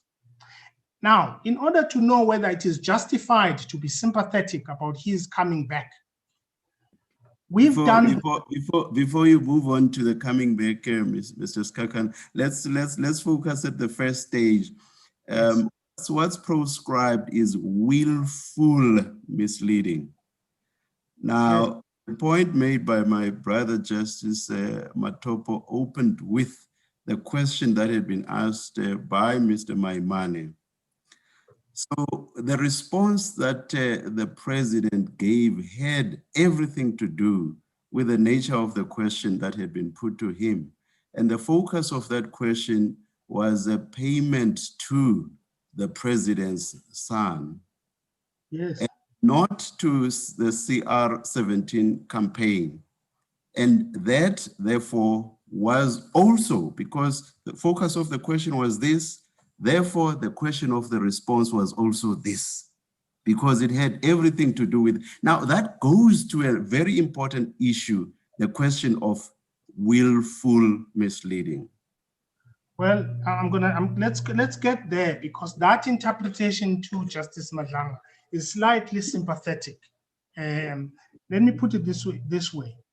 the president is asked, because I don't want us to blame Mr. Maimane for the answer the president gave. The facts don't change. Let's assume Mr. Maimane asks about payment to the president's son. The fact remains whether the president is asked that question, whether that question is accurate or not. The fact of the matter is that it was open to the president to say, I do not know what you're talking about. It was open to the president. Because it's a question that was not planned, it was open to the president to say, I'm unable to answer this question now because I need to go back and do my research, which he did later. But the president, I'm inviting the judges to look, the justices, look at the answer that the president gave. In fact, the president is more honest later than the people who sympathize with him. He says, in the heat of the moment, when my family is attacked, I give an answer. Now, I take that. But the point I'm making is that the question by Mr. Maimane, whether accurate or not, can be no explanation of a wrong fact put by the president in response. I want to hear you how that can be pitched at the level of willfulness. I hear you, but I want to then pitch, yes, it is so that perhaps he should have chosen to first reflect on the subject and if need be, even come back on another day and only respond then, but he didn't. Yes. Other than carelessness, inadvertence, negligence, are you able to pitch it at the level of willfulness? And if so, on what basis? Justice Madlanga, you have to look at the certainty with which the president gives that answer and the guarantees he makes in that answer. And I would submit that if you look at that answer, you will see that it's not an answer that comes from someone who's uncertain. He even says, I looked at my son here in front of me. So there is no doubt that the president is talking about something he has thought about, he's been told about, but we all know it's not true. That certainty, of course, none of us know what goes on in his mind. Just like if I steal your gown from the court and I return it 10 days later because I feel guilty, I feel remorse, it does not take away my willful theft right at the beginning. No, so, Mr. Skakani, I'm sorry, Mr. Skakani. Yeah.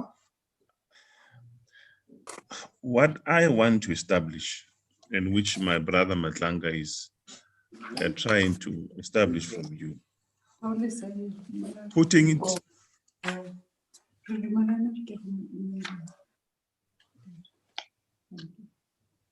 Okay. What I want to establish, and which my brother Matlanga is trying to do so, is which test, and I would say which legal test do we apply in determining whether the president misled the public? While we are there, colleagues, we will take the break only after you have exhausted your engagement with Mr. Skakani. Continue, Mr. Skakani. Thank you, Chief. Justice Matopo, I can only explain it this way because where I come from, what we've stated is that one has to look at, I'm not even saying I'm doubting that the president, when he came back to explain, we are to doubt his bona fides when he comes back. I don't know what happens between then and the time he answers. But what I'm saying is that if you objectively look at the statement he makes in Parliament, and that I think is the subject of the complaint, is that it is incorrect. And that's, look at the certainty with which it is given. I am suggesting that that statement was thought through and willful. One has to read the the statement he makes. That is my answer. It may not be satisfactory, but my answer is that I'm not doubting that when he came back, he shouldn't be believed at all. But I'm saying at the time he made the statement, and if one looks at the document, and then you look at Hansard, that's why I referred the court earlier to that volume, is that one looks at the statement as it is made at the time. Should we ignore, Mr. Skakana, the fact that that certainty that he had at that moment when he was answering, it pertained to the relationship of his son with Bosasa and not to the CR17 campaign? No, you should look at— Should we ignore that? Yes, you should look at whether the fact that he states in Parliament is true or false. Yes, but he was addressing a question of a payment allegedly made to his son and about a relationship between his son and Bosasa. And that is what he was addressing. And then it turned out, in fact, that the 500,000 that was mentioned contained a different circumstances. It was payment that was made pertaining to a CR17 campaign. Justice Chief, his son was not paid that 500,000 rand for a contract that he talked about, that he saw. That fact is not true as a fact. If you look at that fact that he states to Mr. Maimane, that fact is untrue. And that's the point I'm making. I'm not doubting his conduct thereafter, but I'm saying even if what he was answering may have been a different question, but the facts contained in his answer with such certainty, those facts are untrue. That his son was paid that money for a contract that he had. That fact on its own, looked at it as a fact, is false. We can forgive him for it, but I'm saying if you look at it, that fact, in my respectful submission, is untrue. And in the answering affidavit of the public protector, and this pertained me again on the test that she used, because in page 821, she says that whether it was a deliberate misstatement or it was said inadvertently does not matter. And that worried me a bit. Yes, yes, Justice. Yes, proceed. Can you just comment on that? I do think there is a clumsy way of swapping deliberate and using it with inadvertently and willful. But in my respectful submission, I think although the two words are found in different places, willful and deliberate, my submission is that the substance of it is that they mean the same, right? And so I'm not justifying whatever test you use. What I'm saying is that one has to look at whether the fact was true. That's the first thing. And secondly, in order to determine what we are now debating, because we can't get into the president's mind, none of us can. But what we can do is to scrutinize his statement. And I'm inviting the court, in order to determine this is what the PP did. You look at the statement and what the president says to determine that it was deliberate at the time he made it. But if he had said it inadvertently, would it be said that he breached the code? No, I mean, I think one has to look at it. It wouldn't be, because maybe it wouldn't be deliberate. But if one looks at his answer, that's the point, and that's the concern. Because she seems to think that whether it was deliberate or inadvertent, then it means that he breached the code. But you will see that where that word inadvertently is used with deliberately. Therefore, she does not miss to use that word deliberately. And I'm inviting the court to look at the president's answer to determine whether at the time when he answers this question, there is anything in what he states that demonstrates that he is in doubt. But he is not in doubt at all, stating what is absolutely untrue. And my submission is that that is what the facts will, you have to scrutinize the facts and the certainty with which the president states an untrue fact statement. Mr. Skakani, excuse me. I want to follow up from what my brother Chikti, my sister Chikti was putting to you about deliberate and inadvertence. Yes. The public protector is a lawyer, and you are a lawyer, we are all lawyers. And we know that those terms do not mean the same thing. If you talk about inadvertence, you are in another area. But if you talk about deliberate, you are in the intention area. So I understand what your argument is, but I fail to follow it because you seem to be focusing more intently on the first statement and ignoring the second statement by the president. And I would imagine that if the public protector in her investigation, she would not have relied exclusively on what the president said on day one. She should have the whole body of evidence before her and make a determination that based on the two statements, the first and the response, can I find that the president response was inadvertence, was willful, or was deliberate? But where she uses the words interchangeably, which are no synonyms in law, you and I would know that once you apply the wrong test, you go to a wrong conclusion. So isn't what happened here?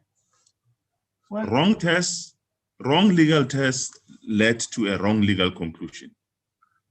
No, I don't agree with you, Justice Matopo. Maybe we must agree to disagree on that point.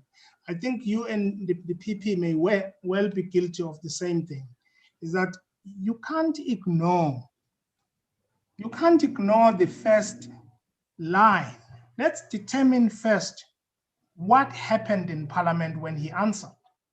And I think where I part ways with you, Justice Matopo, is that you say that can't be determined without going to his later answer. I disagree. I think the complaint must be looked at. It comes at a time when it's looking at the statement as it was made. And I accept that the use of the word, and I should know that, I think you should know, I know, that the word inadvertent and deliberate don't mean the same.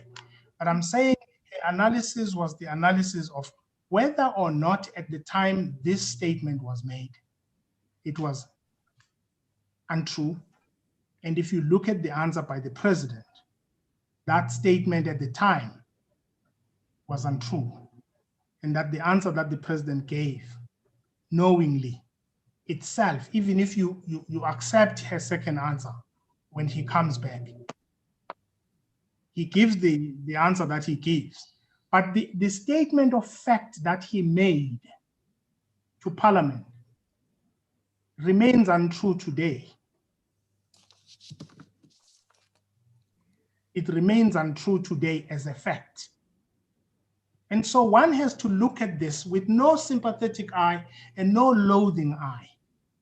And then you can move to whether later things were changed. And I think the complaint that is brought to her by leaders of the opposition, the leader of the opposition, must be looked at as it focused on whether at the time this statement of fact is made, it's false.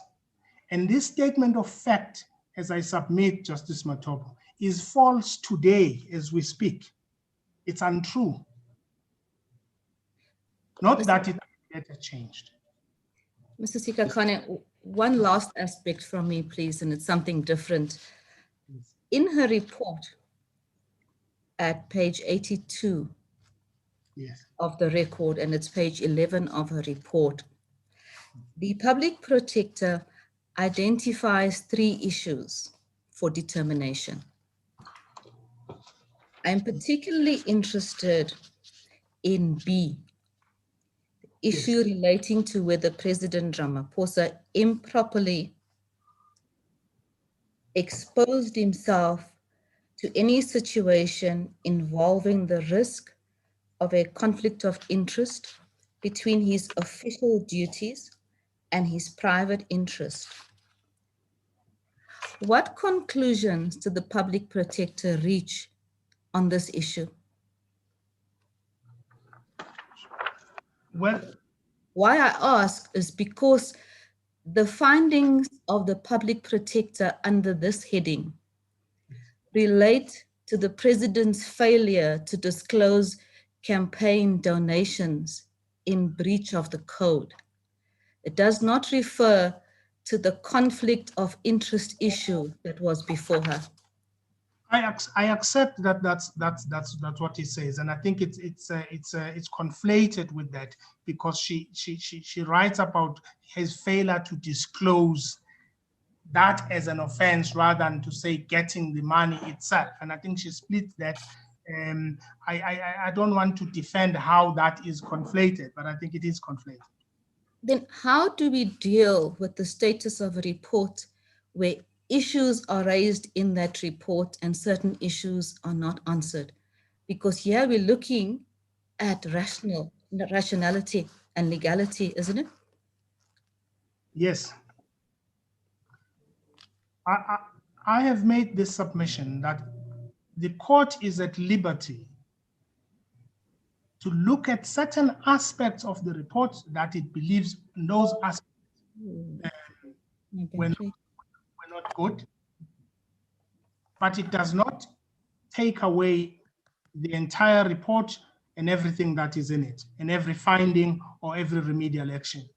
It is open to this court to look at those aspects and find that only those aspects or that particular remedial action is to be set aside.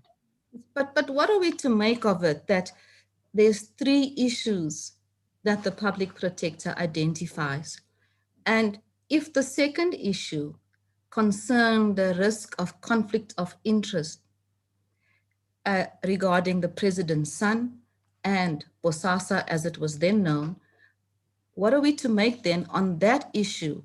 The public protector's analysis and conclusions relate only to the president's duty to disclose campaign donations. Well, I submit that you won't go so far, even if she doesn't deal with that aspect, to say because she doesn't deal with that aspect, the entire report is to be set aside. What should we say about that, Mr. Sikakane? That she does not deal with that aspect. And whether it was an oversight, or what was it? I don't know how you phrase it, but I'm saying whatever it is, it does not suggest that the entire report should be set aside. Thank you, Mr. Sikakane. Thank you. Chief Justice, I know I've gone beyond, well, we have gone beyond my 30 minutes, and I would, because the other aspects are covered largely by the second applicant, and in reply, we have an opportunity to deal with the issue of costs, and my learned colleague will deal with those. I would suggest, in the interest of time, unless there are further questions, because those issues will be dealt with more in greater detail when other people have spoken, that I end my submissions here and I leave the issue of costs to my learned colleague. And thank you, Chief Justice and the justices of the court. Thank you, Mr. Skakani. The court will adjourn until 17 minutes past 12. Let me say about 17 minutes past 12. Okay. Court will adjourn. Court will adjourn. Please note that during the adjournment, you are welcome to switch off your video and mute your microphone, and then rejoin with video and sound when the hearing recommences. at about 12:17. Should you exit, you may use the same link and rejoin the hearing. Thank you.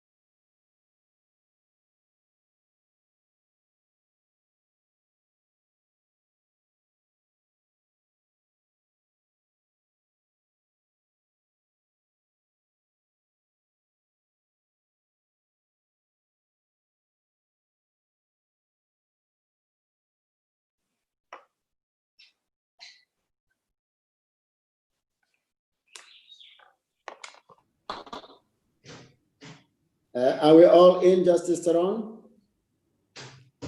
Yes, we are, Chief Justice. I will hand over to the Registrar Clerk. Thank you. Okay. Chief Justice, all counsel are online and we can proceed. Thank you. Mr. Semenya?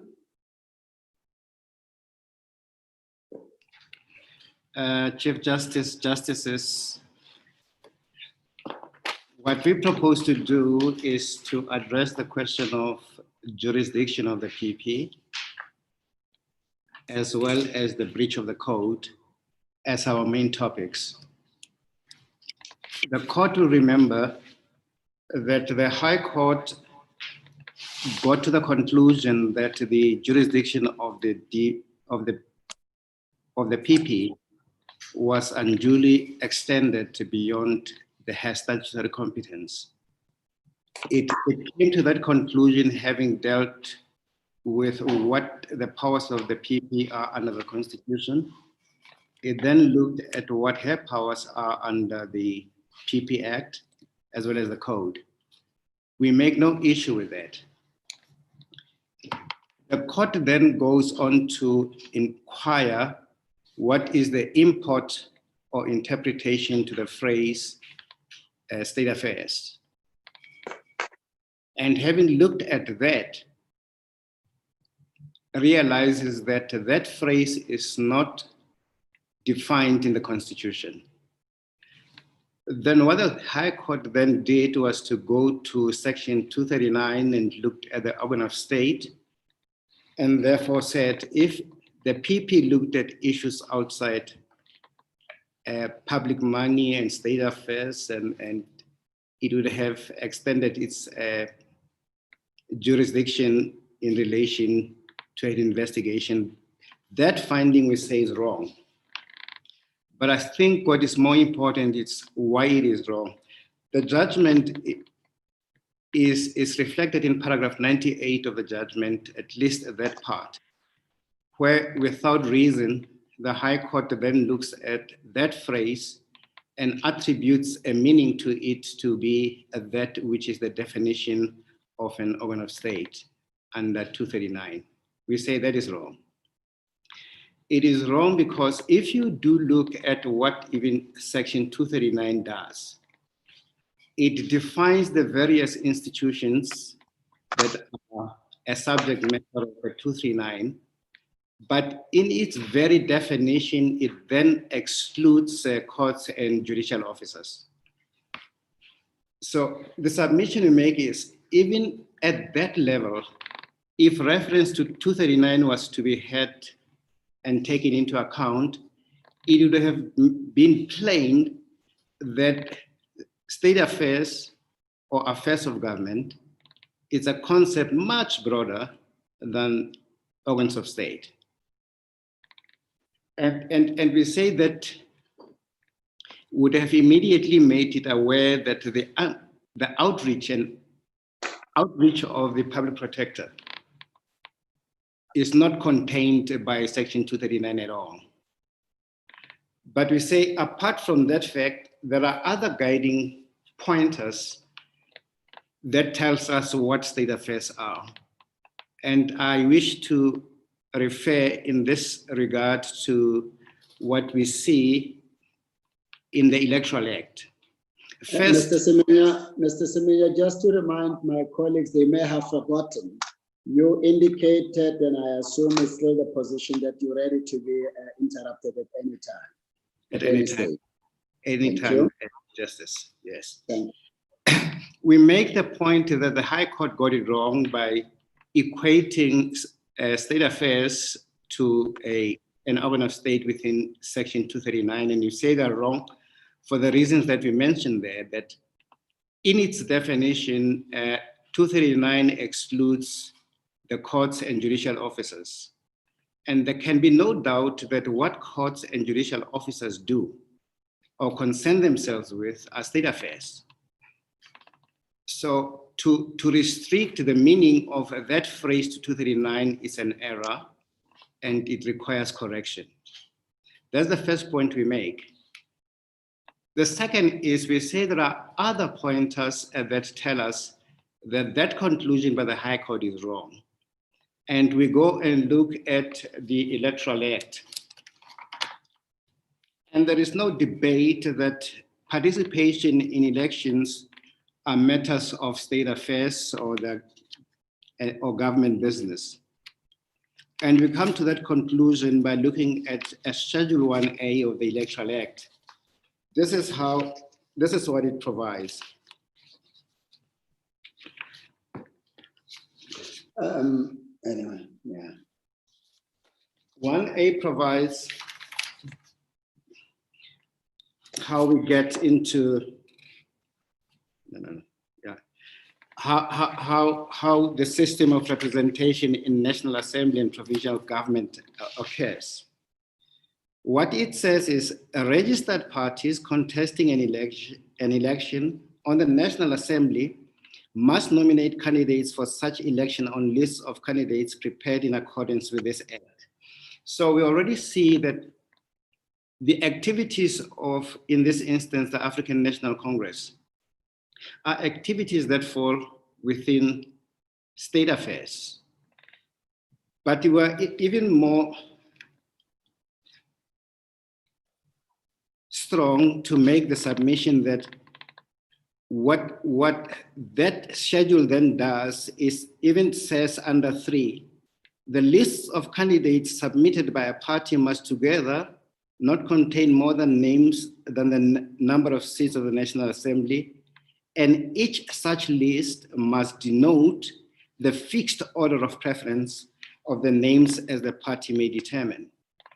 So we're saying containing state affairs to state organs of state is wrong at another level. We are comfortable to make the conclusion that elections are matters of state as well. And in that regard, the activities of the African National Congress in compiling its own list and making the fixed order at which those individuals will occupy public office shows that the ambit of the PP in investigating state affairs is much wider than the organ of state. It includes those areas in which the political parties that get registered to take public office are implicated. Now, how did we get here? It is important, again, Chief Justice and Justices, that we look at how the High Court got it wrong. It also got it wrong by not taking into account what the provisions of Section 7 of the PP Act does. And can I invite the court to go there with me? Under the PP Act, when we look at Section 7, its heading tells us where we are headed. It says investigation by the public protector. Now, if the court stays with me, you will realize that the power of the public protector are very wide in relation to investigation. Can I step back and say the criticism that seems to come from the High Court judgment is you conflating your jurisdiction with your investigations. Well, again, let me read from Section 7 of the PP Act to look at what the investigative powers of the PP are in contrast to her jurisdiction to investigate matters. Firstly, the two ought to be kept separate. We have no doubt that her jurisdictional basis for coming into this inquiry related to looking at the conduct of the then Deputy President. So her jurisdiction to investigate is not an issue. And the jurisdiction is not an issue at the level at which the complaints under the code were coming from members of parliament. Mr. Siminya, excuse me, Mr. Siminya. Yes, the activities of the CR17 campaign, don't they fall under the Section 19 of the Constitution? But to participate in activities of a political party in particular? They do, Justice Ntlantla, but if I may just get to where you are. The point I'm making is we have to look at whether or not under the law, the PP has the power to investigate the CR17. Whether it is an entity that is conducting itself quite legitimately within the parameters of Section 19. That's not the inquiry. The point I'm trying to make for now is whether to see that the PP can go where she did. And to get to that point, I'm reading for the court what are the powers of investigation by the PP under Section 7 of the Act. It says under 1A, the public protector shall have the power on his or her own initiative or on receipt of a complaint or an allegation or on the ground of information that has come to his or her knowledge and which points to conduct such as referred to in Section 6.4 or 6.5 of this Act, to conduct a preliminary investigation for the purposes of determining the merits of the complaint, allegation, or information, and we emphasize, and the manner in which the matter concerned should be dealt with. So how she goes about that business, which relates to a particular conduct, which falls within her jurisdiction, she is by law entitled under 7 to determine the manner in which the matter concerned should be dealt with. But it goes on and says to us, under 7B1, the format and the procedure to be followed in conducting any investigation shall be determined by the public protector with due regard to the circumstances of each case. Now, when she does this, we know by this time there are at least, if you look at the complaints that were laid and registered with her office, they related one to the conduct of the president. They related, if you remove the noise, they related to a payment of an amount of 500,000. And it relates to a payment in the EFG2 account, which we know was an account related to CR17. And we know that that investigation was a campaign, among others, as I will demonstrate, very closely allied to the then deputy president, who was wanting to ascend the office of president and consequentially that of the country.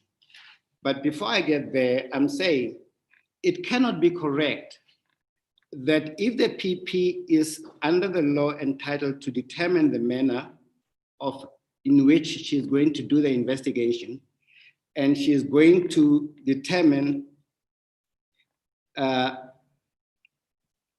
format and procedure by which she must do that. In doing that, says the High Court, she is going way beyond her jurisdictional competence to do so. We say that finding is wrong. Mr. Semenya, I'm sorry. On your approach, how could one define the meaning of the phrase state affairs? What does it mean? Justice Jafta, I say it is context specific. In this instance, state affairs is broader than organ of state to start with. The second submission I must be able to make are that the conduct of courts and the conduct of judicial officers are in essence in furtherance of state affairs. I'm making the third point and saying the way the electoral system runs in this country, it runs under the Electoral Act and shows us how public office is accessed. And if we pay respect to that, we must come to the conclusion that whatever state affairs may involve, it certainly must involve how the elections and public office is accessed. And I have tried to demonstrate that the public office, whether opposition or otherwise, is accessed in the national and provincial level through party lists. and actually also enjoins in that party list system that you must even fix the order of priority your candidates must have in that public office. Yes, no, I understand that. Okay. But I need to get clarity on whether does it mean in the case of every elections, those elections constitute state affairs. Even if the elections are limited to the internal structures of an organization or a political party. The line is translucent, but I would even say it is even more opaque. There is no way that political parties go through that process for a reason unrelated to ascension of public office. The line, the proximity between the two is quite obvious. There is no reason why any political organization could have, in the exercise of the Section 19 rights, this type of intra-party political elections, if the purpose is not to occupy public office. To me, I'm making the submission to you, Justice Jafta, that it's a line without division. It's very translucent. It is almost making a distinction without a difference. Okay, does the Electoral Act have any bearing on the internal elections of political parties? No, not at all, except to make the point, the overarching point in my submission is elections by themselves and how public office under our constitution is assumed are matters of affairs of state. That's the point I'm making. And I'm saying, why do I know that? I know that because of the schedule to the Electoral Act that tells me you will not get into public office unless you give me a list, and on that list you tell me the hierarchy by which those officials must then occupy office under a PR system. Does the schedule say for the list that you're going to give me in respect of elections now to go into legislatures, for the list that you're going to give me as a political party, it must reflect office bearers within your party. You can't give me a list of an ordinary member who doesn't hold any position in the party. No, Justice Jafta, obviously it doesn't go there. How you are going to constitute your list will depend again under Section 19, where you go through your own democratic processes of doing so. But apart from matters of conjecture and speculation, at least I'm able to make the submission with respect that here we are talking about an intra-party political election that involved a deputy of president of the country. If it didn't, I probably would not be taking you there. I'm making the connection that it is the conduct of the deputy president which is the focus of the PP's investigation. And why does the PP then cross over to go to CR17? It is the conduct of a public official. I understand now. So you draw a line between an intra-party election where one of the participants is somebody who holds a position in government, and an intra-party elections relating to a party that is not in government. So the elections in respect of an opposition party, for example, do not fall within state affairs as envisaged in the Electoral Act and the schedule. The only thing that makes this one to constitute state affairs is because one of the candidates who were competing for the presidency of the party was a deputy president in government. Is that the submission? No, in fact, Justice Madlanga earlier also put a question to my learned colleague. Would it matter if it is an opposition party member that was a subject of this inquiry? I said, my respectful submission is it cannot matter. Even opposition party members come into public office through the same vein. They too are coming into public office through submitting lists which indicates the sequencing of their standing for those particular elections. So even the activities of an opposition party are matters of public affairs. Otherwise, you would never have an opposition party in a democracy such as we have. No, I understand that to relate to when political parties are participating in, for example, the national elections. That part of your argument I understand. But what would you say if it's elections in a party, internally, in a party that does not intend to participate in any elections of the country? Will those internal elections still constitute state affairs? No, I'm trying to answer that in three parts.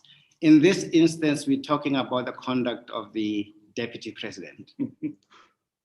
So I don't have to convince the court that it is intra-political party activities.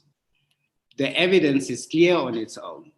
It is the conduct of the deputy president who must by definition be involved in state affairs. And I'm trying to say his ambition, call it private or otherwise, that comes about through the campaign funding of the CR17 makes the investigation by the public protector completely within the parameters of Section 7. Because the law then says to the public protector, you can determine that format. And what does she do? She looks at the subject matter. She knows at least three aspects to that. The one is a 500,000 payment. The second is an EFG 2.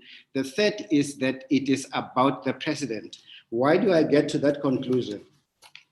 Let me take the court to how we connect CR17 and how we connect the president. And we can do no better than just go to the affidavit of the president in volume 1 of the record. I go to page 22 and it is paragraph 50 of that.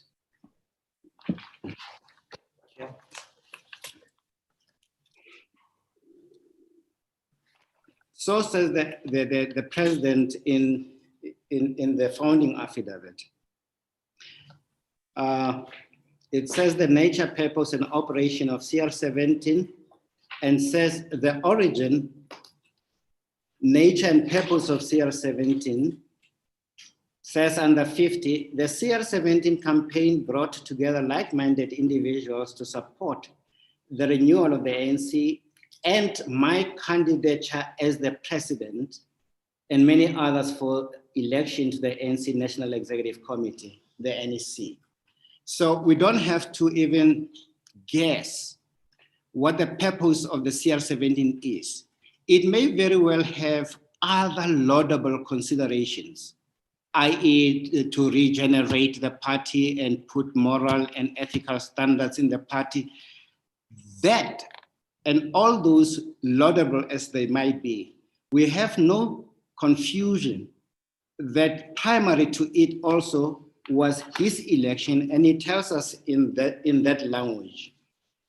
Because I propose to contain our submission within the timelines we promised, I can give the reference to the court in volume 1, page 24, paragraph 54. Page, Mr. Semenya? Page 54, CJ. Thank you. The next is volume 1, page 30, para 68. The next is volume 1, page 31, para 70. The other is volume 1, page 31 again, but para 71. The court will also go to volume 2. There it will find page 188, paragraph 2. It will also find under volume 2, page 189, para 9. And the court will go to volume 3 and see there at page 239, paragraph 4, that is the affidavit of Ms. Nicole, who deals about the purpose of the CR17 campaign she was a member to. She tells us in very clear language, it was about many others, but including the ascension to number 1 of the ANC and consequently that of the country of the president. And then we go to volume 3, there is page 244, para 2, that is the affidavit of Mr. Motlatsi. So the sum total of the submission we're making is if the High Court did not limit state affairs as it did to equate it to 239, but looked at that word wherever it appears in a wider context. Here we're talking about elections, and that's why I'm making the statement that if it were about courts and justices, state affairs would have included those. But because we are talking about the elections here, we go to the electoral law and look, what can state affairs mean in that context? And the submission is we're making, it must be about how parties assume public office. And this instance, we say the schedule defines that without equivocation. So the submission in that regard is the High Court got it wrong. It could not have excluded the look through that the public protector could competently do under Section 7 to go and look at what happened within the CRC campaign. However, laudable that platform was, and for whatever good that platform was, there were enough triggers in the investigation, which are the ones that I explained a little earlier about the 500,000 and the EFG2 account and Rosasa and Mr. Watson. Mr. Semenya, is it correct to understand your submission in relation to state affairs applying to opposition parties, to main opposition parties in parliament, not those who are aspiring to be in parliament? Yes. Those who are there already. Correct. Yeah. Because, Chief Justice, there is no way, for instance, the public protector can investigate, however crude, a conduct of a political member who is not holding public office. He will never go beyond base 1, or she will not go beyond base 1. So it is those members who are already wielding a public office whose conduct can be legitimately a subject matter of an investigation. And we say, in this instance, there's no doubt that it was the deputy president at the time, a member holding public office, whose conduct was a subject matter of that investigation, and her jurisdiction was definitely guaranteed under 182, under the Constitution, under 94, under the PA, and under the Code. So there the High Court got it wrong with respect, we must say. But we also say that the reason that is offered for it, that it is limited to 139, is also on its own problematic. And we also make the point that evidently state affairs in the context of what we were talking about related to elections and the assumption of public office, and it was fair game for the public protector to go and interrogate the CR17. Those are the submissions we have in relation to jurisdiction, in which we are set with respect that the High Court got it wrong, and that this court must interfere with that finding. The second aspect we identified for the address relates. Before you move to your second aspect, please, on the question of jurisdiction, in the submissions filed on behalf of the public protector, paragraph 3 of those submissions, it says that this matter was not about investigating donations made to private political party campaign. The matter was about investigating the conduct of the president and donations made for his benefit and to enhance his chances of winning an internal party election. Right. The second applicant would agree with that. Yes, unless if I'm being invited to tidy the language of that paragraph. All it says is the focus of the investigation was never the CR17. The focus of that investigation was the conduct of the president. And in that investigation, the pointers by the factors we mentioned about 500 EFG2 and others took her to the campaign fund, which was a legitimate activity of a political party under Section 19. We don't have a quibble with that.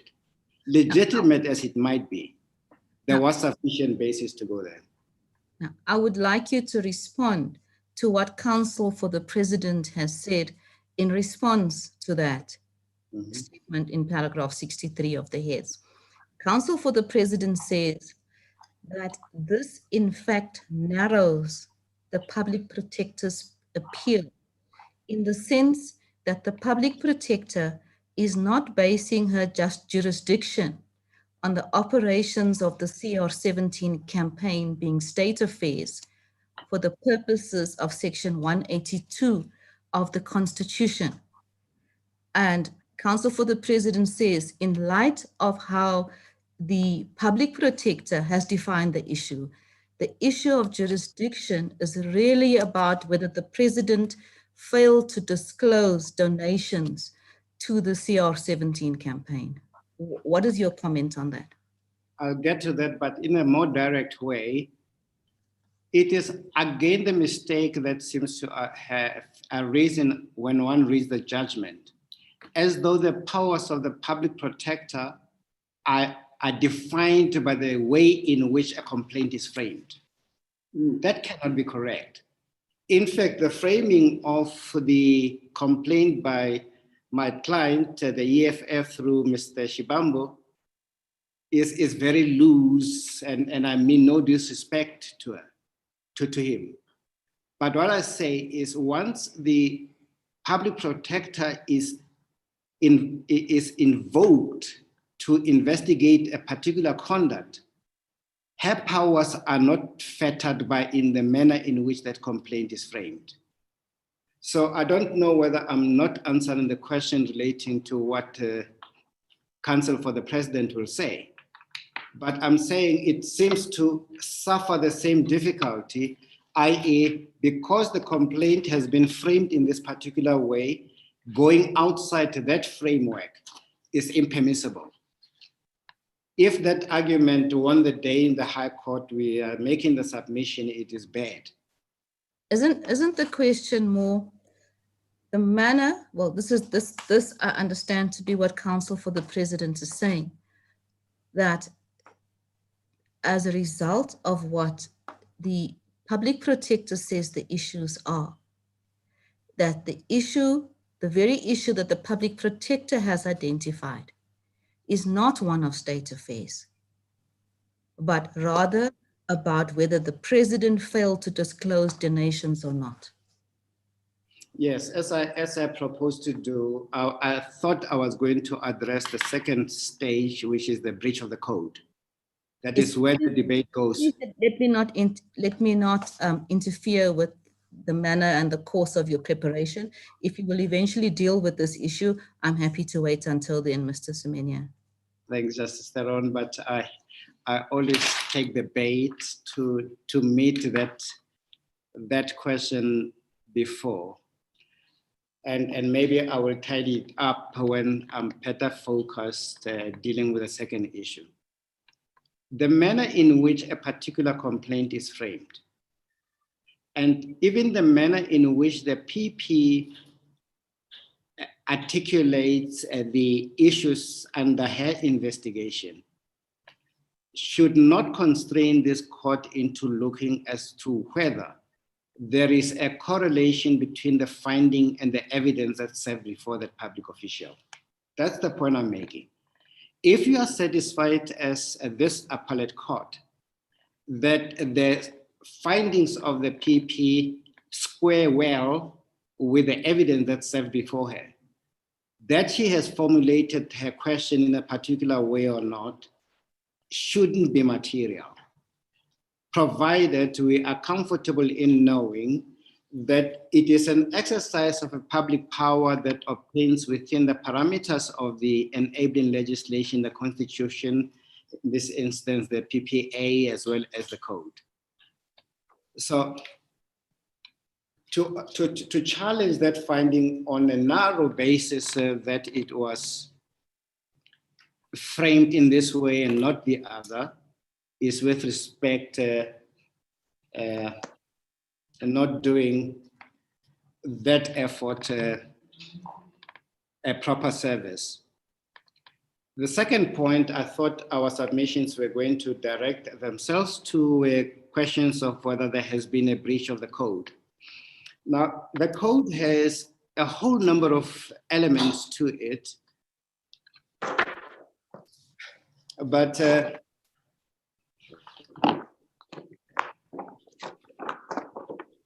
I would like us to focus at what it deals with about the subject matter of disclosure.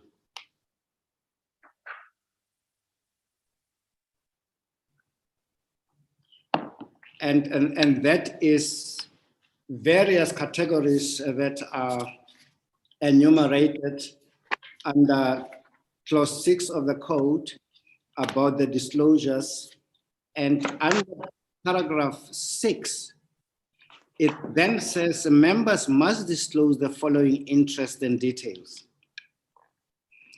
And under 6.2, it talks about sponsorship.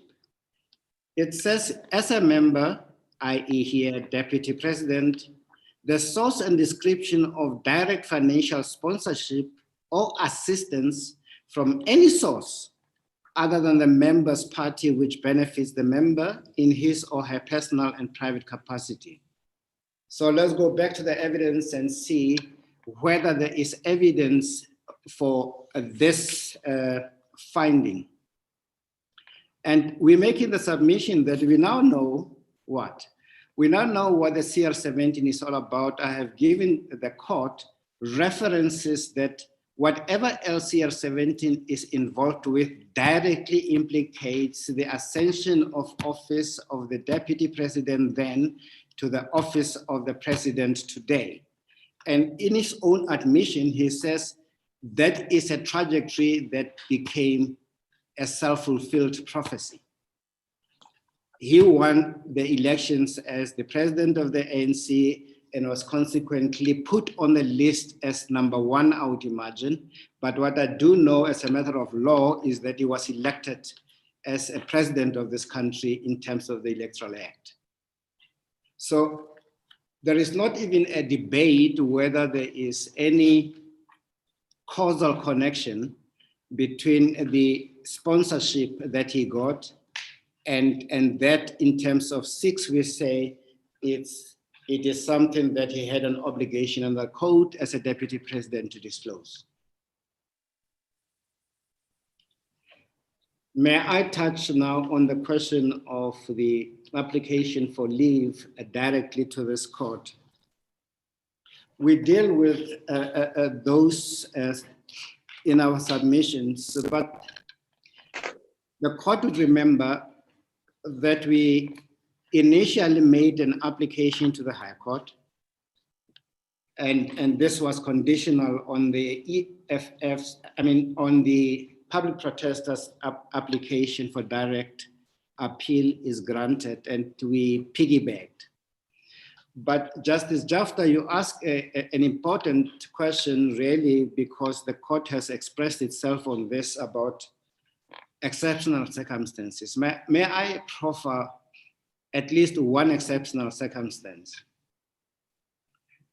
The exceptional circumstance is this. If we go back into understanding why the appeal procedure stipulated in our processes is structured, and the reasons why this court is loath to hear matters of appeal directly to itself without the SCA, it's offered as a reason. This court would enjoy the benefit of the development of jurisprudence with the benefit of that which the SCA would say on the matter. Now, the powers of the PP and the exercise by her of those powers even before this incumbent and including the previous PP. It's a matter that is flush with jurisprudence of the court below, the SCAIE, as well as this court. And because the contestation, it is one that involves, as we make the point, two most important constitutional players, it is almost invariable that the final word of this court was going to be invoked by either party.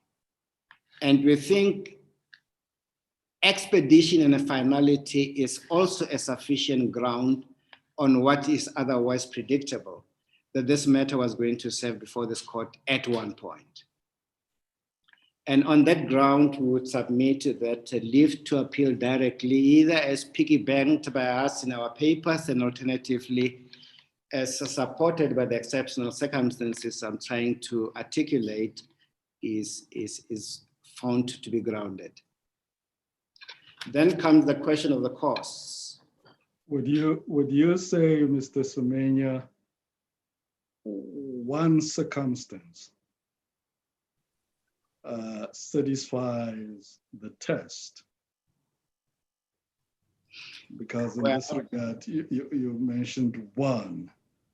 And my understanding, if I'm not mistaken, is that the court has to look at a whole list of circumstances or factors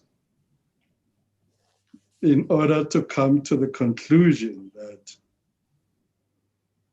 indeed the test of exceptional circumstances has been met. Justice Jafta, of course not. I'm not pegging my submission only on that fact. All I'm saying is, even the phrase exceptional circumstances coming from this court, it is informed by why it is important that matters should go the entire line of appellate adjudication. And I'm making the point that if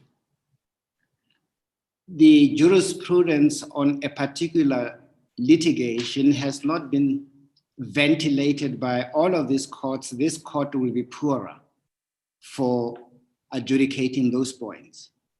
But here I'm saying we now have a one event that we know jurisprudence on the point about the powers of the public protectors has entertained this court and the SCA in several instances, that we won't be bereft of any erudition if we just went into this matter directly, given the fact that ultimately finality on whether or not there's a breach by a head of state of the code of conduct must be finalized.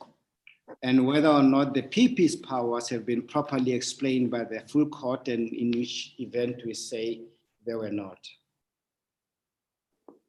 Regarding the question, of course, Mr. Semenya, if we are spoiled for choice with regard to jurisprudence, why have you not quoted a single case on state affairs? Well, as I say, it is conduct specific, Justice Madlanga. And yes, one sharpens the pencil the more you prepare and closer to the time of hearing. You then look at the conspectus of all the papers that have been filed by everybody else.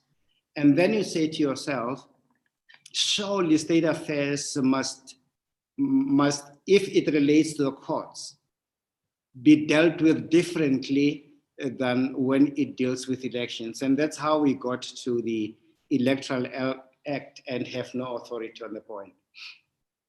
Mr. Semenya? Which may well go back to the point my brother Justice Jafta is raising, that, well, we might have been wiser had we had something coming from the other appellate courts. I can't advance it any greater than that. Of course, we are not in the SCA, and 2, we came piggybacking, and 3, I'm trying to offer what may be a platform for why exceptional circumstances are present, Justice Madlana. Thank you, Mr. Semenya. Thank you. Mr. Semenya, as you say you have come piggybacking, would you be entitled then, or the party that you represent be entitled to raise new arguments in this court that were not raised in the High Court? Well, the only limitation, Justice Theron, as we know the jurisprudence, is that I am completely, and my party is, my client is completely entitled to do it if 2 things are in place. If those issues are properly pleaded and ventilated in the pleadings and no prejudice is suffered. And the points we have made have drawn inspiration not from any other source than the record itself. We have looked at what the record says. We have looked at how it has pleaded. It is an expression that is found in the judgment of the High Court. So it is not with respect a matter that precludes this court or my client in this regard to make the argument. Those will be the submissions in relation to that. And obviously in relation to costs, Excuse me, Mr. Semenya, excuse me. Yes. I just want to know from you, what is your submission?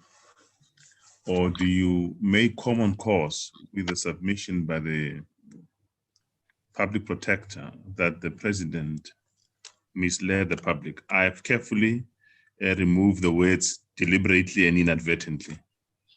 No, we can certainly say we don't go there in our heads, and we don't do so in our oral submissions, because with respect, if pressed to comment, it seems to us obvious that the PP got that one wrong.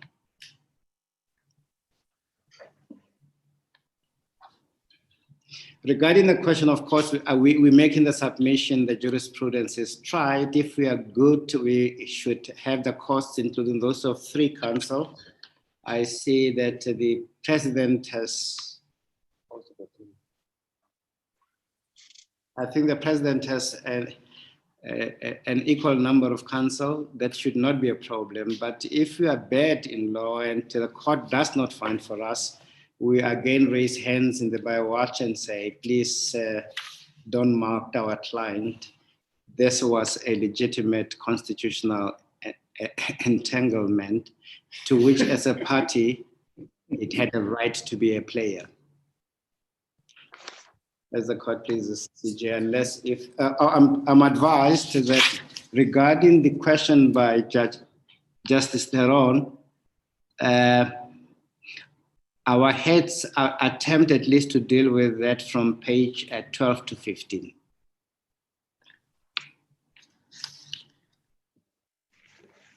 Those are our submissions, CJ. I don't know whether I have a 30-minute. No, we are to blame, Mr. Semenya. We are to blame. Thank you very much. Thank you. Mr. Bartlander. Thank you, Chief Justice. You have your 10 minutes without interruption. Thank you very much, Chief Justice. Chief Justice, members of the court, I appear before you on behalf, together with my learned friend, on behalf of Amabungani. And the approach of Amabungani is quite different to what you've heard from the first 2 applicants in certain important respects. Because sometimes it might be thought, and you might think from the argument, that it's hard to imagine a case that's more important than the issue of whether a public protector acted lawfully or whether a president acted lawfully, and which one of them is right. That is important. Of course it is. It's critically important. But actually, this case is about a more important issue. It's not about whether this president acted lawfully or this president acted unlawfully or the public protector did. The significance about this case is what will occur the day after this court's judgment. What will occur in respect of future presidents, future premiers, future members of the cabinet, and what will the ability of public protectors and others be to scrutinize the lawfulness of their behavior and their conduct in relation to the disclosure of donations. Because if this court embraces and endorses the conclusion that is reached by the High Court in paragraph 194.1 of its judgment, which is that the Executive Ethics Code does not require the disclosure of donations made to campaigns within political parties, then we are faced with an extraordinary situation. We are faced with a situation where if President Ramaphosa or Deputy President Mabuza or Premier Alan Winde receives a private gift from me of 2 bottles of good wine, valuing more than 350 Rand in total, then that has to be disclosed automatically. But if President Ramaphosa or Deputy President Mabuza or Premier Alan Winde receive a 5 million Rand donation, or if I make a 5 million Rand donation to the internal party campaign for their internal office, there's no disclosure requirement. No one needs to mention it. So the approach of the High Court, which says that on a proper interpretation of the code, the disclosure of donations made to internal party campaigns is not hit by the code, gives rise to this quite extraordinary disconnect between what is required to be disclosed and what isn't required to be disclosed.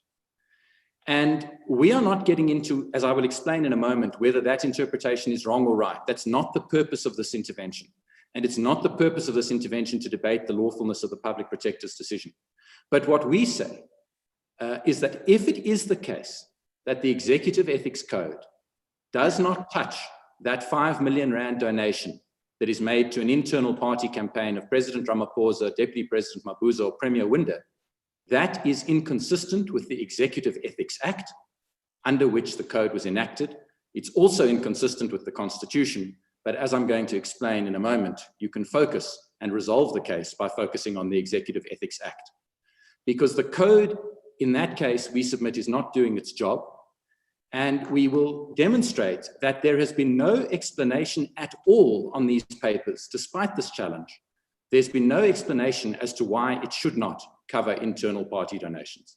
No explanation from the president, who is the executive member who makes the code, and no explanation from anyone else. And that is why Amabungani sought in the High Court to a conditional order declaring the code inconsistent with the Constitution.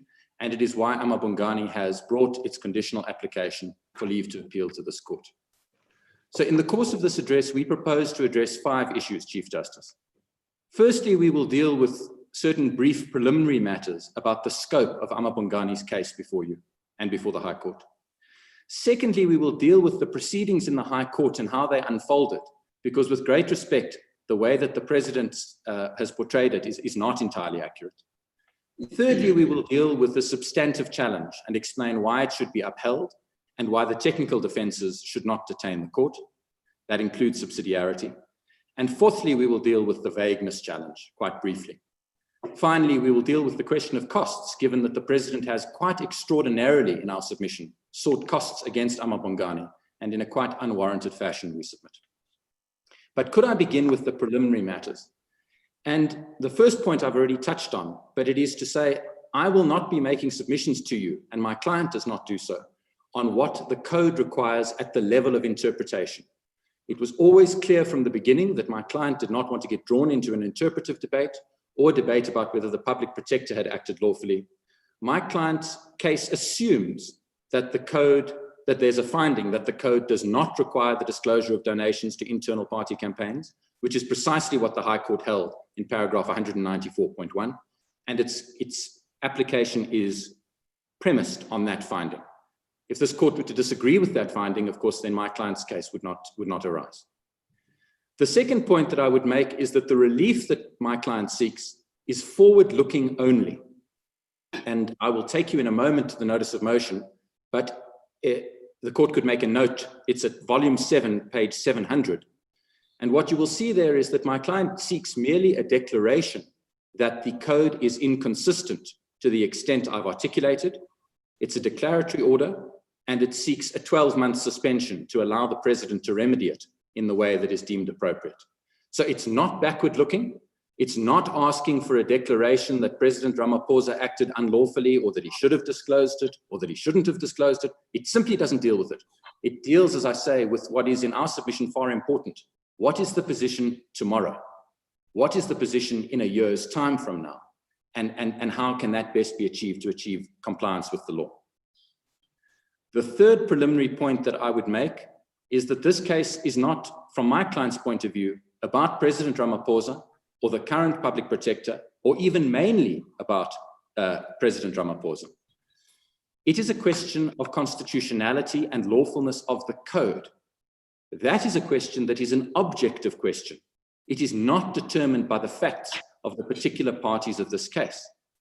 And that is why, with respect, that the attempt by counsel for the President to devote pages and pages and pages to what actually transpired in President Ramaphosa's case and how much money was received by his campaign and how much he distributed to the campaign, and was the campaign just for him or was it for others, that might be relevant to the main case. I accept that might be, but it's irrelevant to the application of Amabungani, because our case is not about whether President Ramaphosa breached the code. It's about what the code requires in light of the Executive Ethics Act, read in light of the Constitution, and whether it meets the requirements of the Executive Ethics Act. And that, as I say, is an objective question. And that's not a novel proposition. This court has made it clear for 24 years since Ferreira versus Levine. It's Ferreira versus Levine, 1996, volume 1 of the South African Law Reports, page 984, at paragraph 26, where this court said, a statute, and the same applies to delegated legislation, it's an objective question. A statute is either valid or of no force and effect to the extent of its inconsistency. The subjective positions in which parties to a dispute may find themselves can have no bearing on the status of the provisions of a statute under attack. So I'm not going to be drawn into a debate about what President Ramaphosa did or didn't do, because that is not relevant to the question of whether objectively the code complies with the law in terms of the Executive Ethics Act. and indeed the Constitution. And finally, on that point, we again emphasize that the relief that we seek is not about President Ramaphosa or any particular member of the executive or this particular public protector. The relief that we seek would require the fixing of the code in a manner that would apply to all members of the executive. President Ramaphosa, Deputy President Mabuza, Premier Alan Winder, and all the other members of the executive at national level and at provincial level. And we emphasize that precisely because we ask for no declaration about whether President Ramaphosa was obliged to disclose or not, all we do is seek a declaration which would then allow the president, in his capacity as the person responsible for making the executive ethics code, to set the lines, to draw the parameters, and to draw the boundaries. And I'll return to that point in a moment. Chief Justice, with that introduction, I'm happy to waive any of my protected time that I may have left and proceed to deal. Just at the right time. Thank you. Could I then deal? Yes, of course. The High Court, in its judgment at paragraph 195, it said, we wish to emphasize that we do not dismiss the application that is on the challenge on the merits. We make no finding as to whether the code is constitutional or not. That is an argument for another day. Yes. What does that mean? Does that mean that now we're going to be hearing this matter because there's no judgment from the High Court on the constitutional challenge? Are we now going to hear the matter as a court of first and last instance on this issue? Justice Mhlantla, let me say this. I will go back in a moment to exactly what was before the High Court, but let me answer your question directly. With respect, paragraph 195 must be read in its entirety. It starts, which says, the ultimate result is that we find that the constitutional challenge must be dismissed. And I emphasize that because there is some suggestion from the president that in fact the High Court didn't dismiss the challenge. But with respect, paragraph 195 is clear.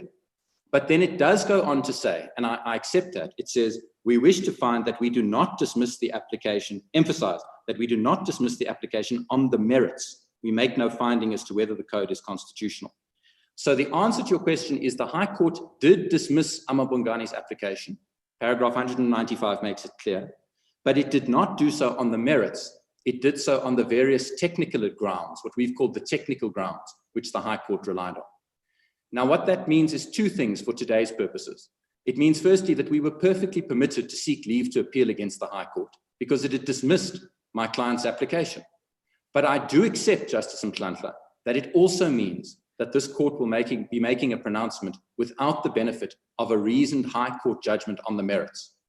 Now, what the court does with that is for the court to decide. The court could say, actually, the issues are sufficiently crisp that we are going to decide them nevertheless. Or the court could say, what we are going to do is we are going to set aside the High Court's finding that the application should be dismissed for technical grounds, and we're going to refer it back to the High Court to decide it on the merits. The court could do either of those things. But the one thing that cannot be said with respect is the point that the president somehow seems to make, that we cannot appeal at all because there was no order against us. Paragraph 195 of the judgment is absolutely clear. My client's application was dismissed on technical grounds, and we submit quite wrongly. And that is why we are here. You accept, though, that there is no order. If we look at the order, there is no mention of the challenge. I accept that, but with respect, that can only have been an obvious oversight. Because as I'm going to explain, and that's why I must just explain how this case came before the High Court, and I'll spend a moment dealing with it. It's not my usual style, but I'll just spend a moment explaining how it got there. The High Court was seized with this application. It had to decide it, and it did decide it. It dismissed it, but it left it out of the order in what was an obvious oversight. But paragraph 195 makes clear. That's not an obiter statement with respect, as our learned friends seek to suggest. It's the conclusion of the High Court, and it explains what it did with my client's application. We submit wrongly. So could I take a moment, Justice Mhlantla, and just explain for a moment how this case came about from my client's point of view, because it will answer your question, if I may. The case began from my client's point of view on the 6th of November 2019, when my client Amabungani brought its application. The court will find the application in the papers, or the notice of motion in the papers, at volume 7, page 698. And you will see at 699, there was part A, which was the relief which was sought was that Amabungani is granted leave to intervene in the main application, and that the affidavit of Mr. Sol would stand as the affidavit in the main application, and then a setting of time periods for the filing of further affidavits.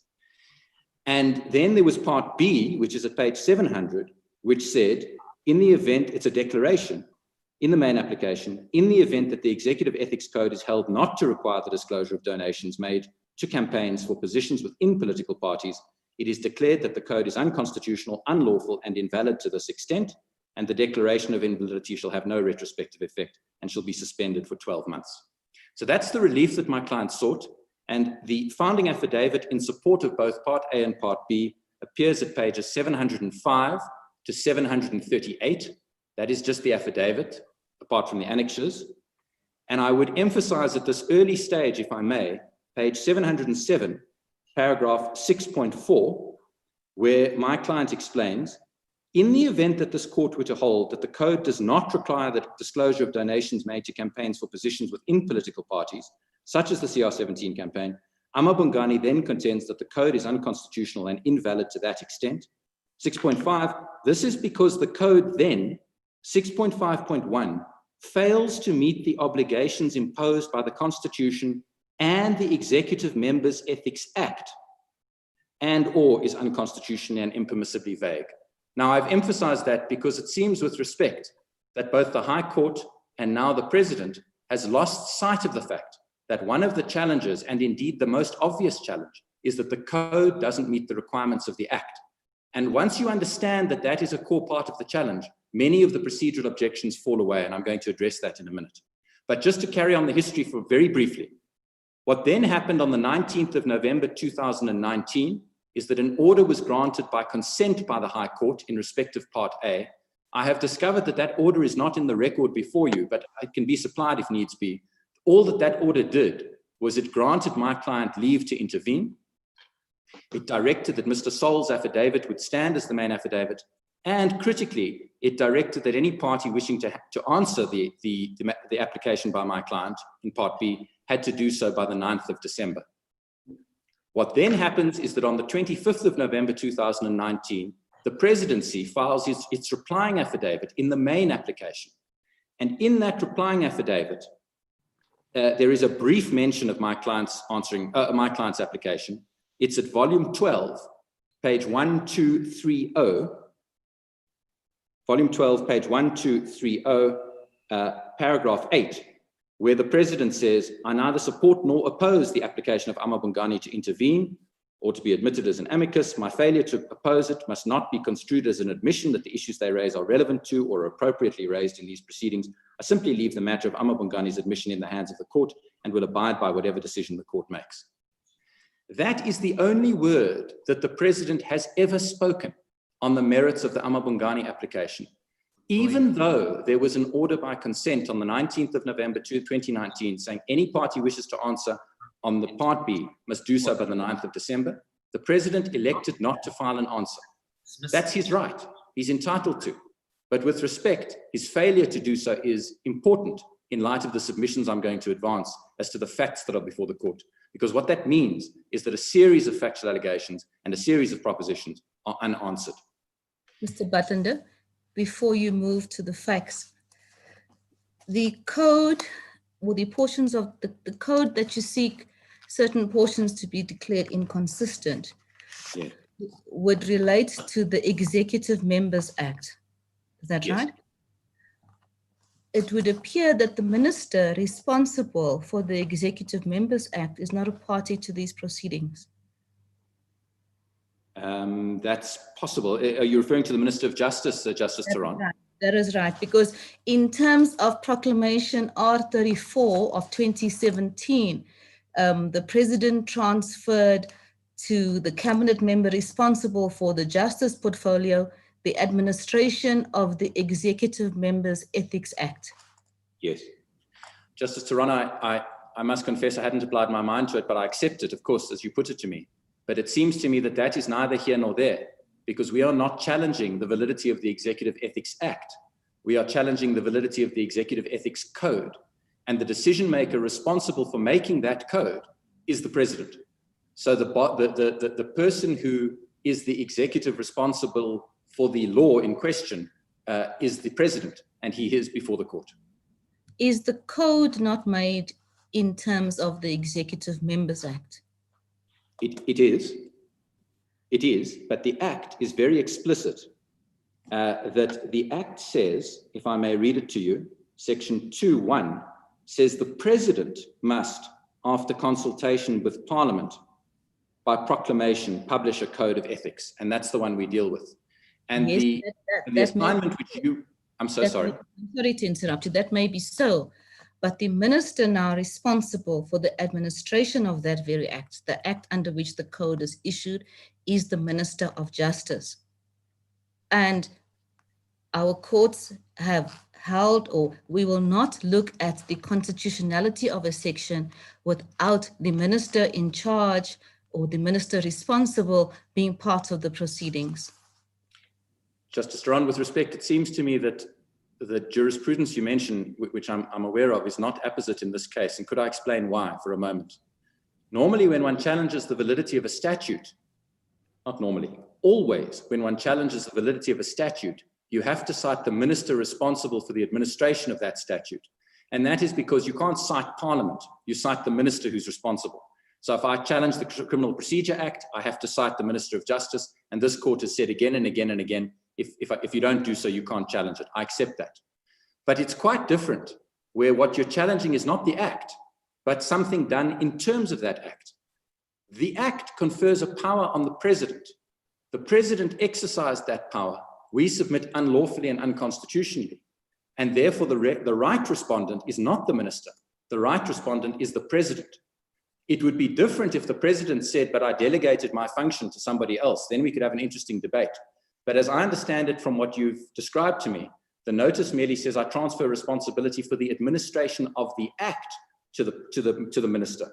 Whereas section 2(1) doesn't speak about a minister at all. It vests a power in the president. So the question of who is the minister responsible is irrelevant to the question of who has to be cited in my submission. Well, the president publishes the code. After the code is published, after the act is promulgated, the president then transfers the administration of the act, which would include the responsibility for the code, to a particular minister.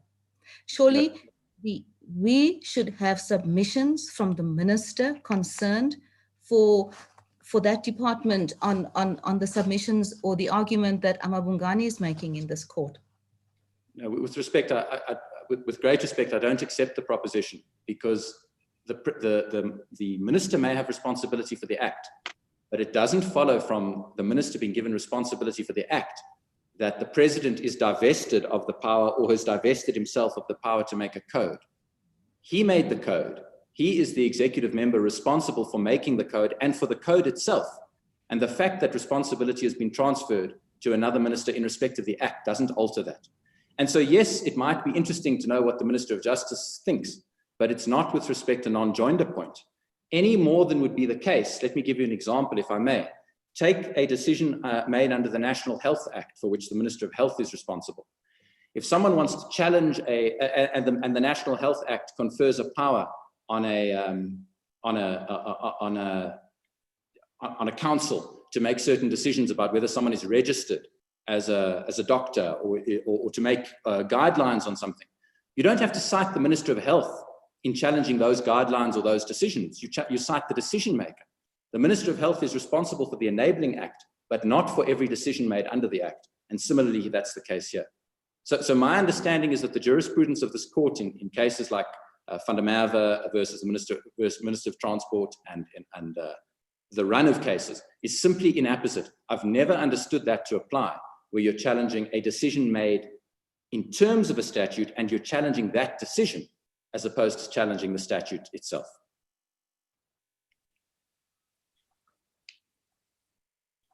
Justice Duran, I'm not sure whether that satisfies you or not, but that's my answer with respect. I'm not sure I can take it further. Thank you, Mr. Butler. Thank you. Could I then just briefly finish the sequence? We finished the replying affidavit comes in. The hearing then takes place on 10 March 2020. And then comes the High Court judgment. And the High Court judgment does three things, if I may. It says the following.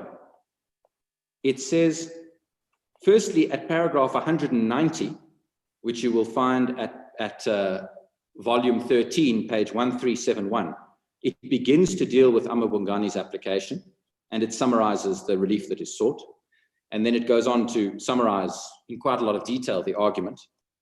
At 194.1, it then makes the point that I've already made, that the application is to be dismissed on the technical grounds. And then at 195, and this is again confirmation, Justice Mhlantla, in answer to your question, at 195 on 1378, the High Court says, the ultimate result is that we find that the constitutional challenge must be dismissed. In fact, that was the one you took me to, I beg your pardon. 194.1, which was the one I missed, that is the one where it says, the finding, it says the effect of our conclusion on the disclosure issue is that in the absence of evidence the President personally benefited, the absence of evidence that the President benefited personally and directly from the CR17 campaign donations, the public protector could not rationally have concluded that he breached the code through non-disclosure. In other words, the effect of our finding is that the code does not require disclosure of indirect benefits to members of the executive in the nature of party political campaign donations. It is this conclusion that Amabungani submits provides a basis for us to consider and decide the constitutional challenge to the code. Now, with great respect, if this court does nothing else, if this court even refuses leave to appeal, and I'll come to where our application stands, whatever else this court should make clear is if it's not endorsing that conclusion, it should make it clear that it's not endorsing it with respect. Because that conclusion from my client's point of view is a very, very damaging and far-reaching conclusion. And in our submission, it raises the constitutional challenge. Now, if this court wants to say, we don't deal with the interpretation point, and therefore we don't deal with the Amabungani challenge, that's one thing. But we submit with great respect that the court can't embrace that conclusion, that interpretive conclusion, and then not deal with the constitutional challenge, because that would produce the harm that my clients contend for. So then, what then follows is my clients apply for leave to appeal to the High Court, from the High Court to the SCA. The court will find that at volume 14, page 1408. The Chief Justice then issues directions in this court to say that the Public Protector's application has been set down for hearing, for leave to appeal. And my client, that's on the 24th of June, and my client then applies for leave to appeal to this court. You'll find that in the supplementary volume at 1654. My client is completely candid as to why it didn't apply earlier.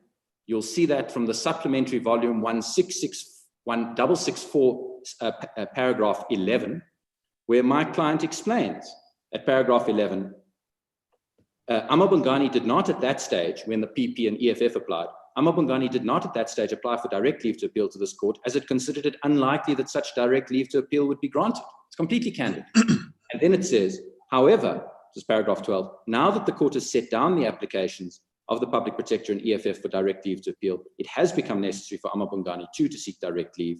This is because if direct leave to appeal is granted, to the Public Protector and the EFF, and the appeal is determined by this court, it is plainly appropriate and in the interests of justice for Amabungani's application for leave to appeal and appeal to be dealt with at the same time. And so while the President complains that he doesn't understand on what basis the application for leave to appeal is conditional, it's conditional on that. We accept that if this court dismisses the application for leave to appeal from the PP and therefore the EFF, then I'm not here, because we have no right to apply directly to leave to appeal if they're not going to get direct leave to appeal because of the election we made, and I accept that. But if this court grants leave to appeal to them, to the Public Protector and the EFF, then with respect, it cannot decide only half the case in our submission. It must decide the whole case. And that is the respect in which this application is conditional in answer to the President's question. Mr. Butlender, the Amabungani's application before the High Court was a conditional application. Yes. And the High Court declined to deal with that conditional application. And the High Court did not make any order in respect of that conditional application. Your argument is that there was an oversight on the part of the High Court in not dealing with that application. when a party appeals against the order, not the reasons. The judgment of the High Court is explicit. It says,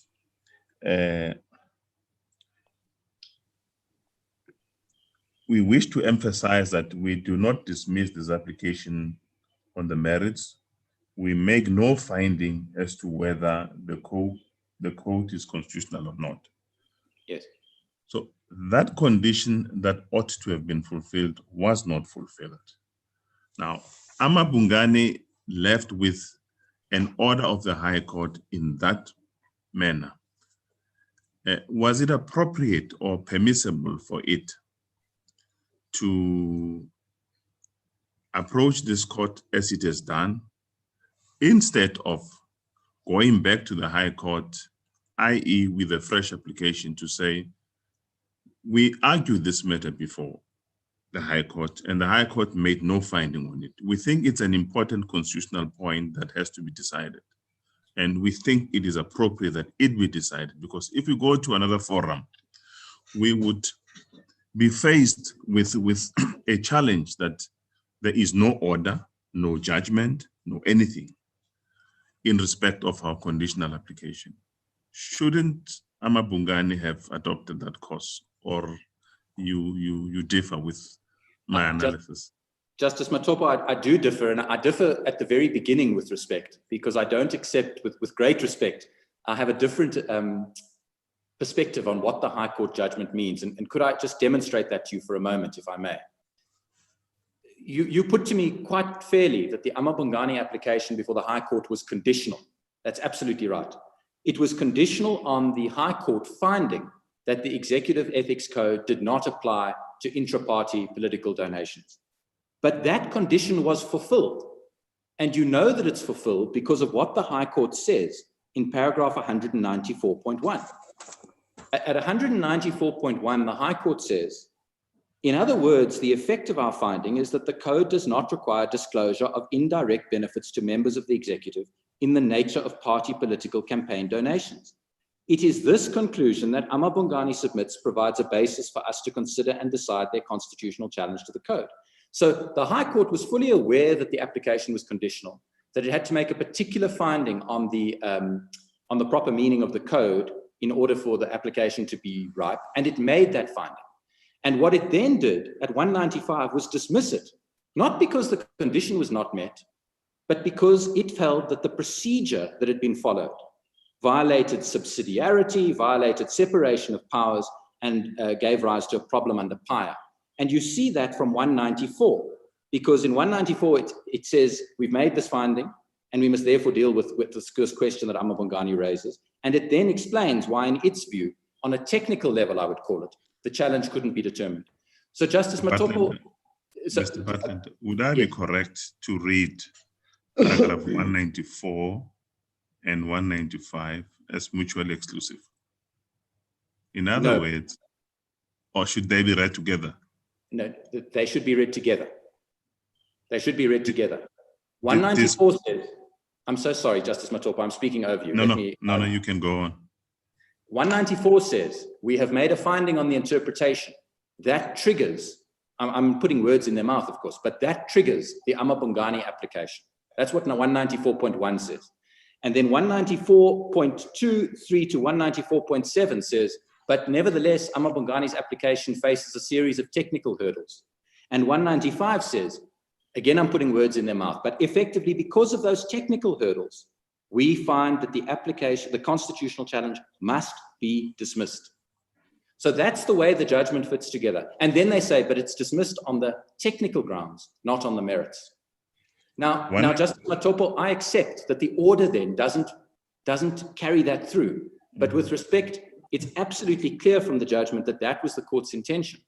And while I accept that an appeal lies against an order, not the reasons, we're not trying to appeal the reasons. We're trying to appeal the dismissal of the application, which is what the judgment makes clear in words of one syllable that it did. Now, if this court says that what we should have done is written to the High Court and says, we don't understand, did you dismiss our application? Because that's what you say in 195, and then the order says nothing. Well, then the court will find that that's what we should have done.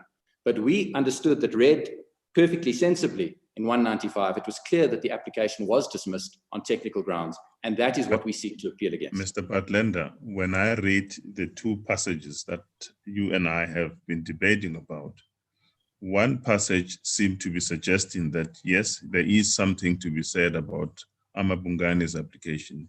In the later passage, the High Court is definitive. It says, this is an argument for another day. We express no view on the merits. Yes. And it goes back to, it goes to the order and it says nothing. In other words, we park it there. We're not saying anything. If you want to have your day, you can have your day at any other stage. Shouldn't one interpret what the High Court said in 194 as being an obiter dictum statement? No, Justice Matopo, I apologize for asking a question, but I want to make sure I understand the question correctly.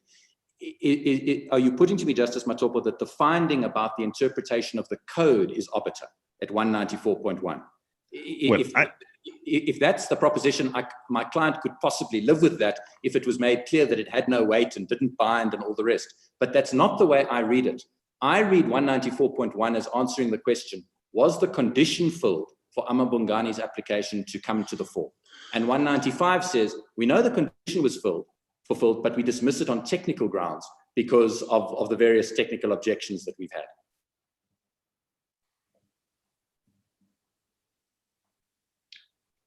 Are you done, Mr. Bartlender? No, sorry, I was just checking that I'd answered Justice Matopo on that point. Thank you. So, Justice Matopo, those are my submissions on that square. And I now wish to turn, if I may, to the third topic about the substantive challenge. And the substantive challenge is best understood, it seems to us, although it can be cast in a number of ways, it's best understood by looking at paragraph 53 of the President's own heads. Because in paragraph 53 of the President's heads, the President says that the fact is that this was a case about a particular instrument, namely the Executive Members Ethics Act, and the Executive Code gives effect to the Ethics Act. Well, with respect, we agree. This is a case about a particular instrument. It's about the Executive Ethics Act and the Executive Ethics Code thereunder. And the question, the most obvious and direct question, is does the Executive Ethics Code properly give effect to the Executive Ethics Act? And we submit that it does not. Now, of course, just at the level of principle, if the Executive Ethics Code does not adequately meet the requirements of the Executive Ethics Act under which it was enacted, then it is invalid. It is unlawful, unconstitutional, and one doesn't need to reach for the Bill of Rights in order to do so. And our submission is that when you trace from section 96 of the Constitution through sections 2.1, 2.2, and 2.3 of the Executive Ethics Act, and you then go and look at what the Executive Ethics Code does and the problem we've identified, our submission is that it does not meet the requirements of the Executive Ethics Act, and that is why it is unconstitutional. And if I could spend unconstitutional in the sense of unlawful and in the sense of a breach, and you will recall that when I took you to the founding papers, it was expressly pleaded right up front in the High Court that on that interpretation, that the one that has been postulated, that it doesn't comply with the Executive Ethics Act. Could I just spend a moment developing the submission so that I'm clear on what it is? This court will know, this court has probably read section 96 100 times in preparation for this hearing, but all I would emphasize is that section 96.1 says, members of the cabinet and deputy ministers must act in accordance with a code of ethics prescribed by national legislation. So the Constitution leaves it to Parliament. Parliament then enacts the Executive Ethics Act, and we have cited the provisions of the Executive Ethics Act in paragraphs 21 and following of our heads of argument.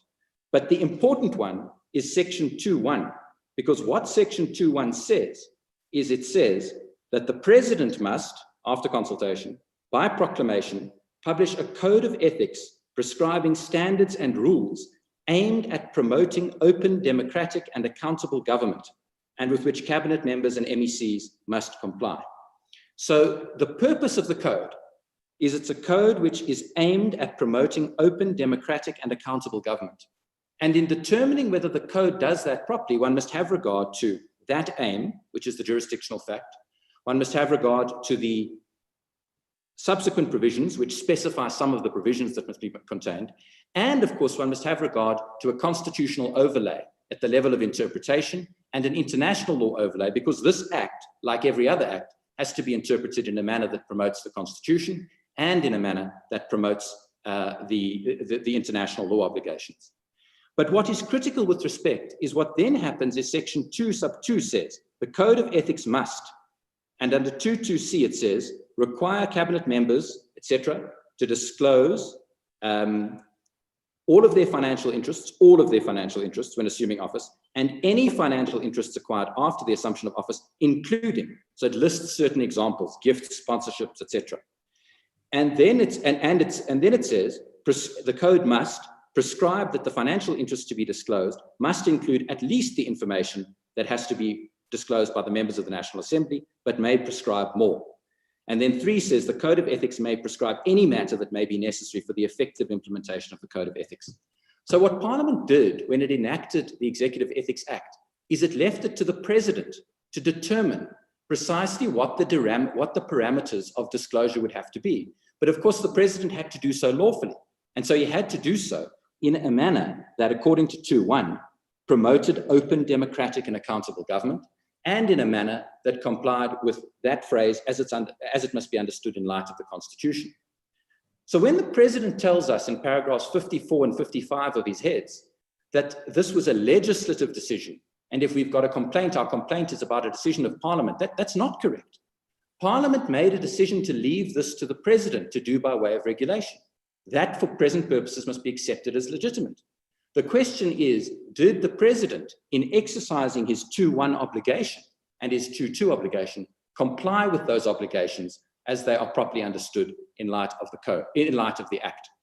And that is where we say that the President plainly did not in enacting this code. The President at the time, this was the code, I should make the point, of course, that this was the code enacted in 2000 by then acting President Zuma.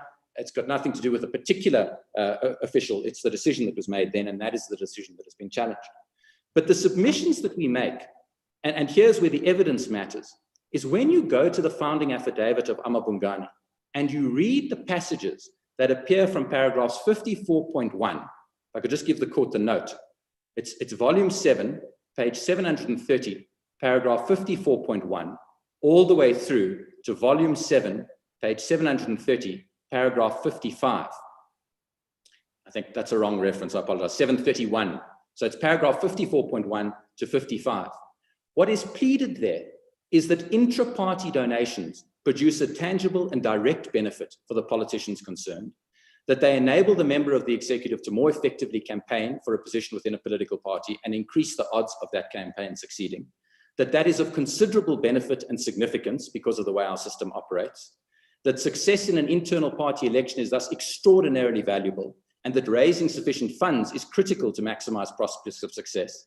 And for all of these members of the executive, it's essential that the public be aware of who donated to their campaigns and in what amounts, because otherwise it's impossible to properly check that they've been investigated, to properly investigate and consider whether they are favoring the people who donate to them, whether they are soliciting donations in a way that is inappropriate, which creates the conflict of interest and which creates the risks of conflict of interest, patronage, and corruption.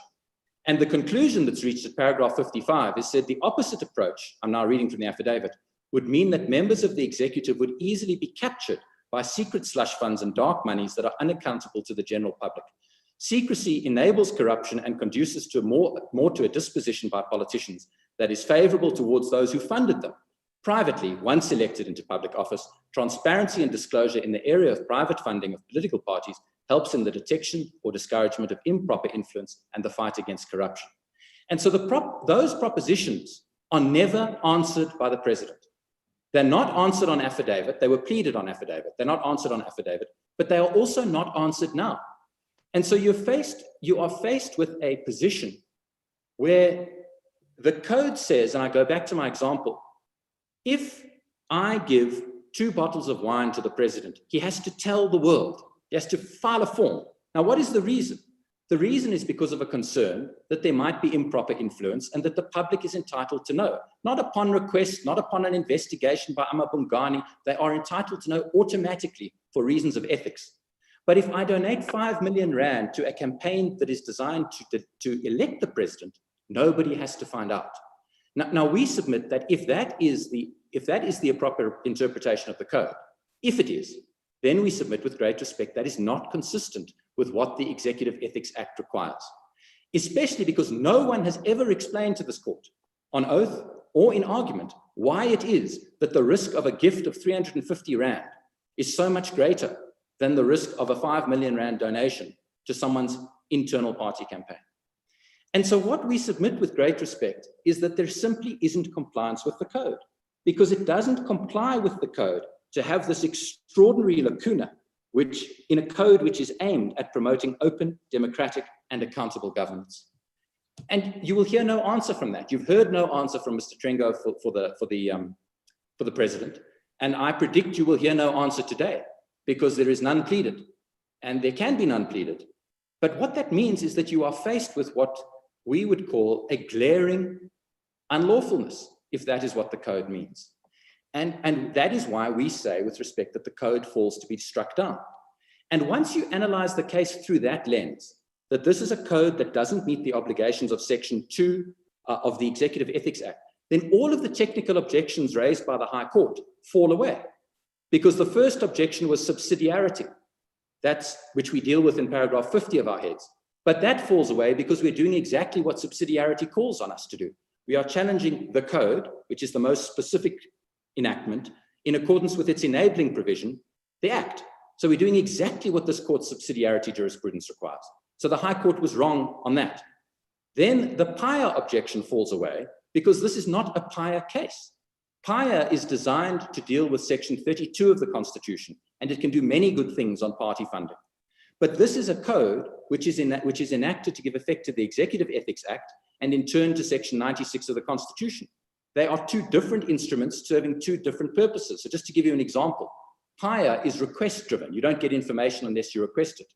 The Executive Ethics Code, the whole point is it's automatically available. You automatically record it. When the bottle of wine is delivered, you have to automatically record what the donation was.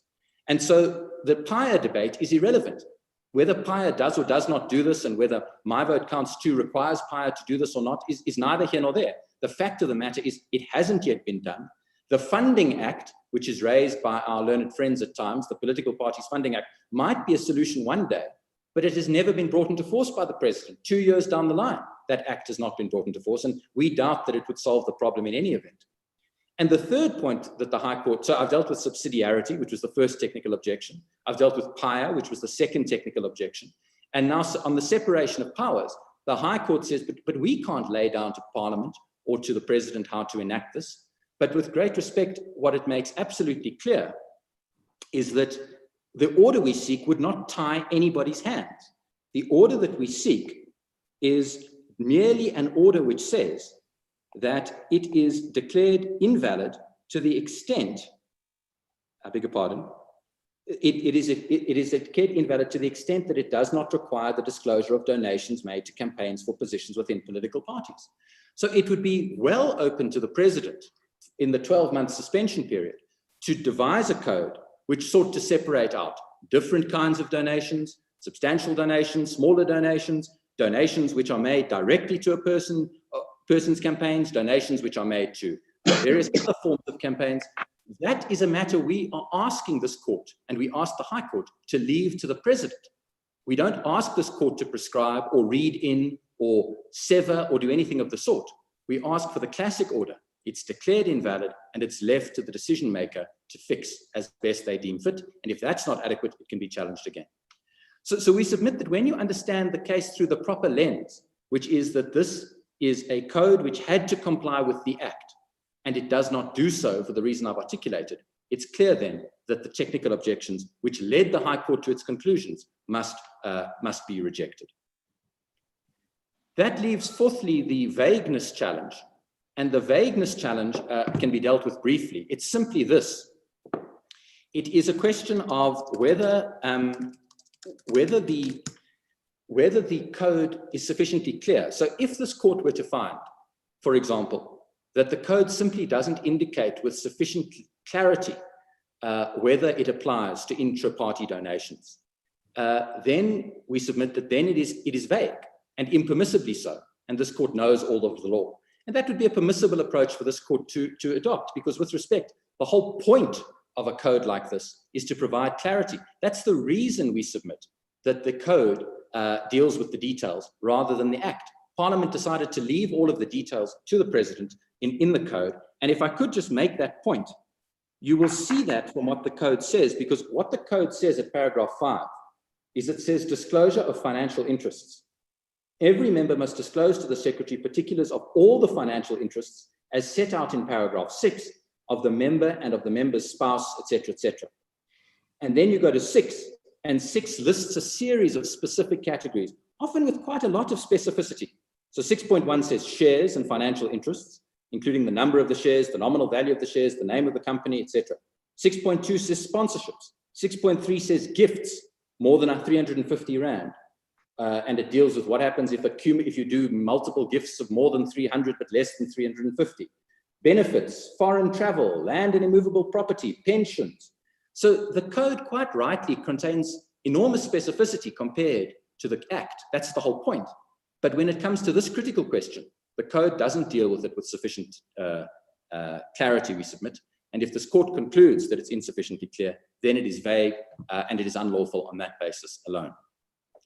So, Chief Justice, before I get to costs, could I just summarize? We say the following. Well, before you get to cost, how much more time do you need? You went way beyond. Chief Justice, I need 2 minutes. All right. Okay. Chief Justice, what we say with respect is that if this court is to uphold a finding that the code does not apply to intra-party donations of the kind that we've described, the finding at 194.1, then with respect, it is duty-bound to consider the challenge brought by Amabungani. We accept that that challenge only arises in the event that the court makes that finding, and we accept also that we've got no permission to direct leave to appeal ourselves if this court were to dismiss the EFF and PP applications. I've made that quite clear. That leaves only the question of costs. Chief Justice, the President has sought costs against us, and to be honest, we are perplexed and astonished. The President is entitled to disagree with our submissions, and no doubt he will at length. But the notion that this is vexatious or frivolous or manifestly inappropriate litigation, we submit, is a startling conclusion. The High Court itself described these issues as fundamental to our constitutional democracy, and we submit that it's right to do so. And the suggestion that my client should now be told, at worst for it, that it's made a procedural error because it should have gone and started again because of a misinterpretation of the High Court judgment. Now my client must get hit with an adverse costs award. Chief Justice, this court has said much about the chilling effect of costs awards in BioWatch. Could anything be more clear than a hugely credible public interest organization bringing a very serious case, raising very serious issues, and being told, at worst for it, you've made a procedural mistake, and therefore you must have costs awarded against you. With respect, there's no basis whatsoever for costs to be awarded against my client. It would drive a stake through this court's BioWatch jurisprudence, and it is simply utterly untenable, and it's surprising, we submit, that the President has even asked for that. And that sort of approach from the President, we submit, is entirely inappropriate. So we would ask that either direct access is granted and the constitutional challenge is upheld, or including an order for costs, including the costs of two counsel, or alternatively, if either direct access is refused or the constitutional challenge is dismissed, that each party is to pay its own costs. Chief Justice, I'm indebted to the judges for the additional time, and those are our submissions. Thank you, Mr. Bartlender. Colleagues, I think it's time for us to take that lunch break for 30 minutes. The court will adjourn for about 30 minutes. Court will adjourn until about 2:30. Please once again note that during the adjournment, you are welcome to switch off your video and mute your microphone, and then rejoin with video and sound when the hearing recommences at around 2:30. Should you exit, use the same link to rejoin once the hearing restarts. Thank you.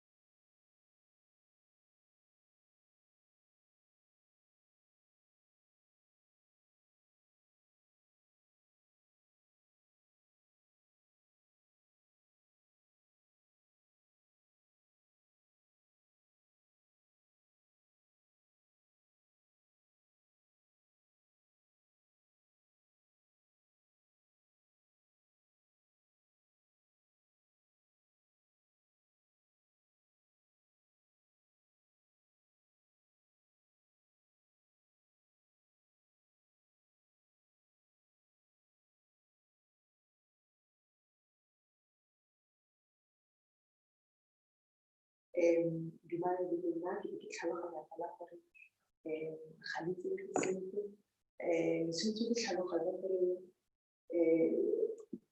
advice when they appreciate you and ask for how to say it really has because that is the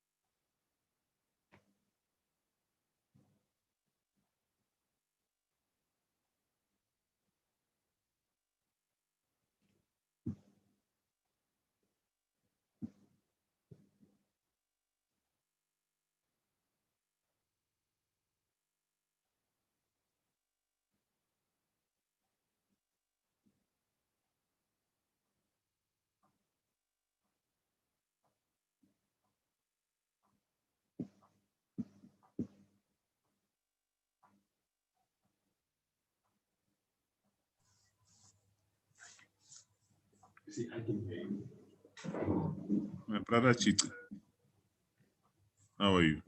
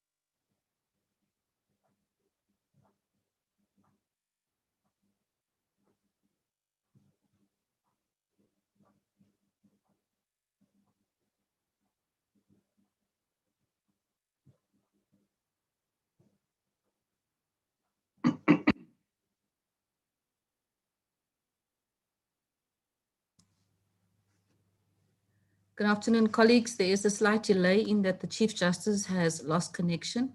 It might be necessary for him to dial in, so we will wait a few minutes. Thank you, my sister.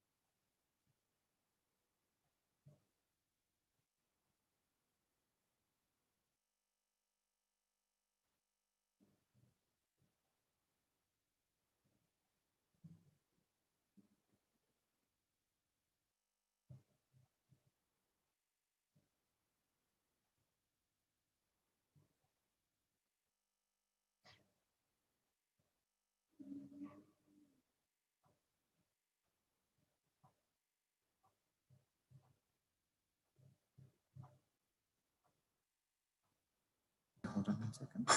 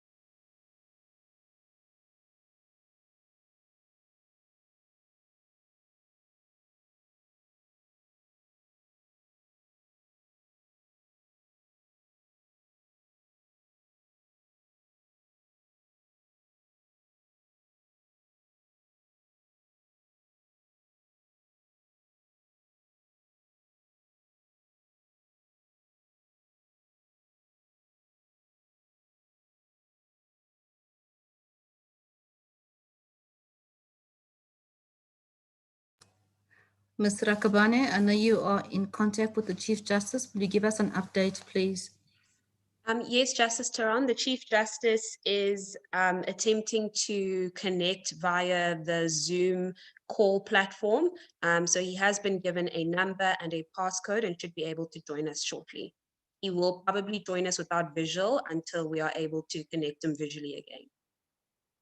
Thank you, Judge. Thank you very much.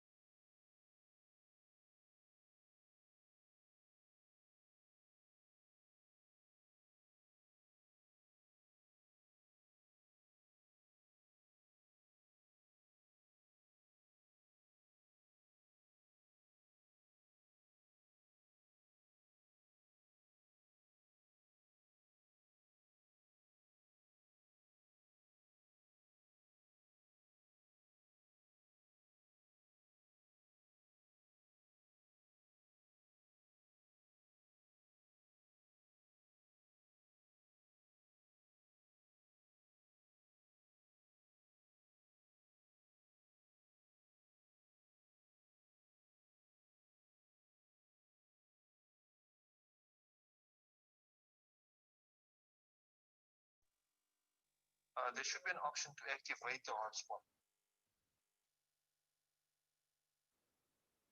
Justice Tehran and justices of the court. Yes, Ms. Rakabani. The Chief Justice is experiencing connectivity issues with the dial-in option as well, but is currently receiving some technical support to try and reconnect him via the usual link with video and with sound. Justice Jafta.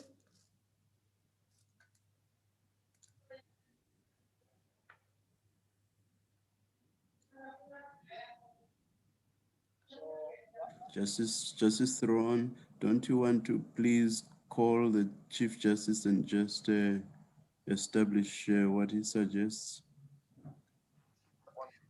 I will do so, Justice Matlanga. Thank you.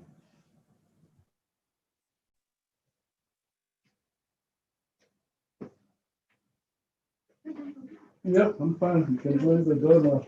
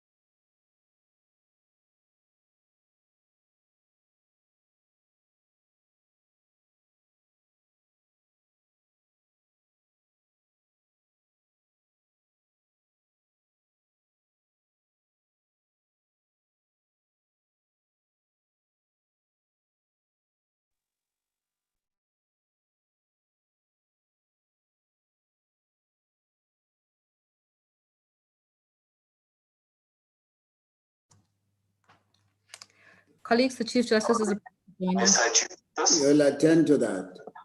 I'll read.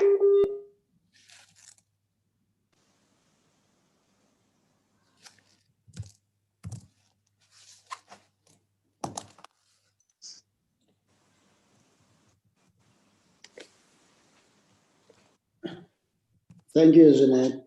Thank you, Jeanette. Thank you so much. Colleagues, I apologize. I had a connection problem, and now I'm in. Thank you so much. Chief Justice, all counsel are online and we can proceed. Thank you. Yes, Mr. Marcos. Thank you, Chief Justice. Chief Justice, we propose to address three topics.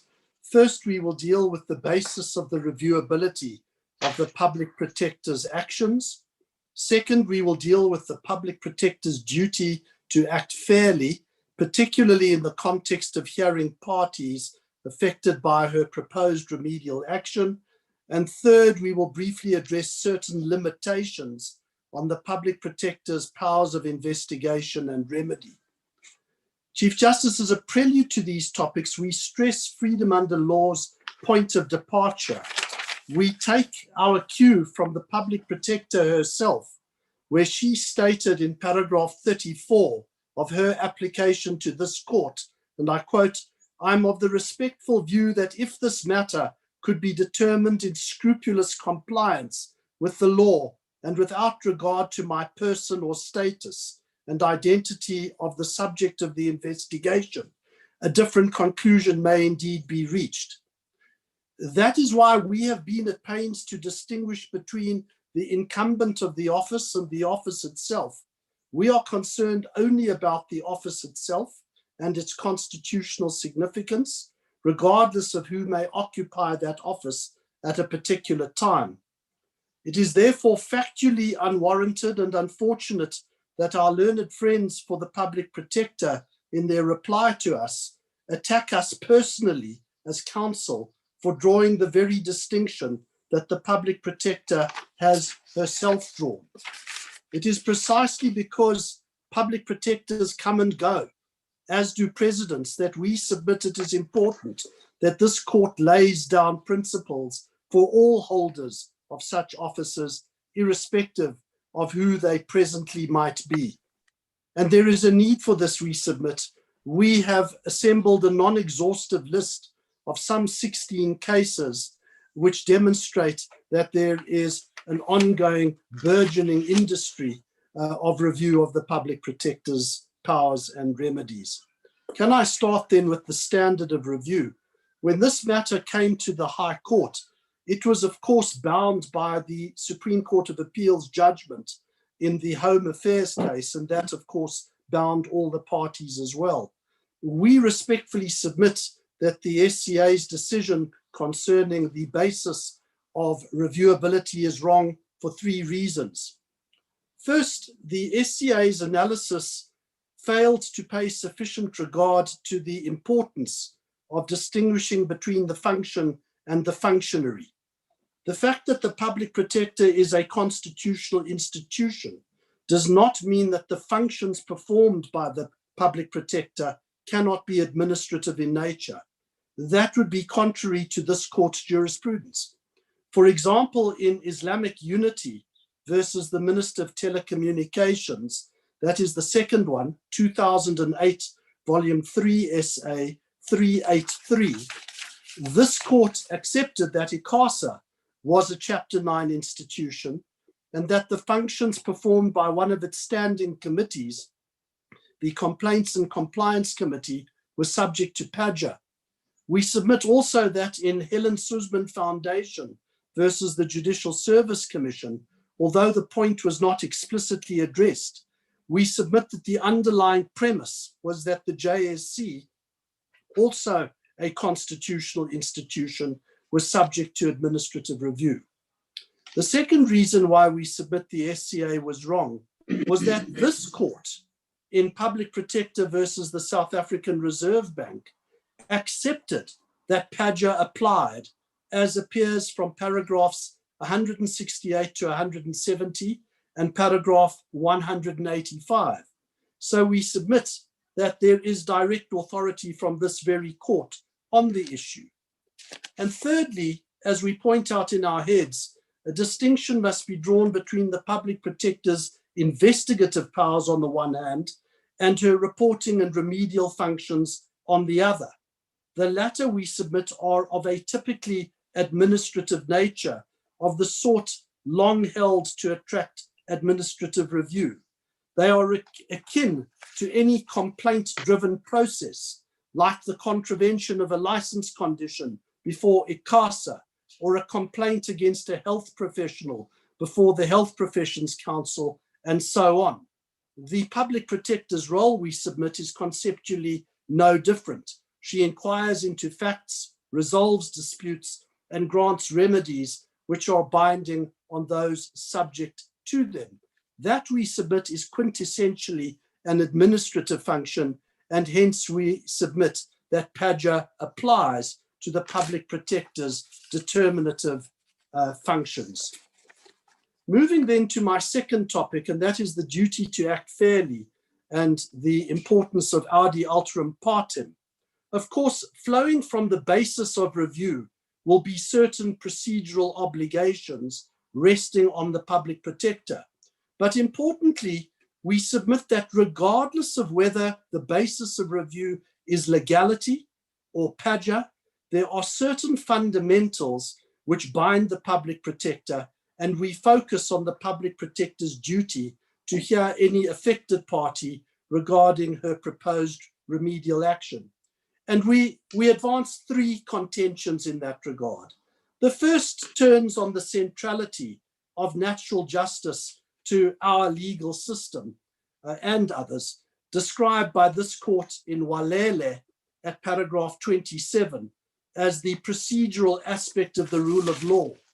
There is a very helpful, and we would submit decisive encapsulation of this hallowed and sacred principle by De Smith in the seminal work Judicial Review. I'm referring to the 6th edition, and it's at pages 321 to 322, paragraph 6-010, where the learned authors say this of natural justice. They say that no man is to be judged unheard was a precept known to the Greeks, inscribed in ancient times upon images in places where justice was administered, proclaimed in Seneca's Medea, enshrined in the scriptures, mentioned by Saint Augustine, embodied in the Germanic as well as African proverbs, ascribed in the yearbooks to the law of nature, asserted by Coke to be a principle of divine justice, and traced by an 18th century judge to the events in the Garden of Eden. That is, of course, the well-known case of R versus the Chancellor of the Cambridge University, where the court there pointed out that even God, who is omniscient, gave Adam a hearing before expelling him from the Garden of Eden.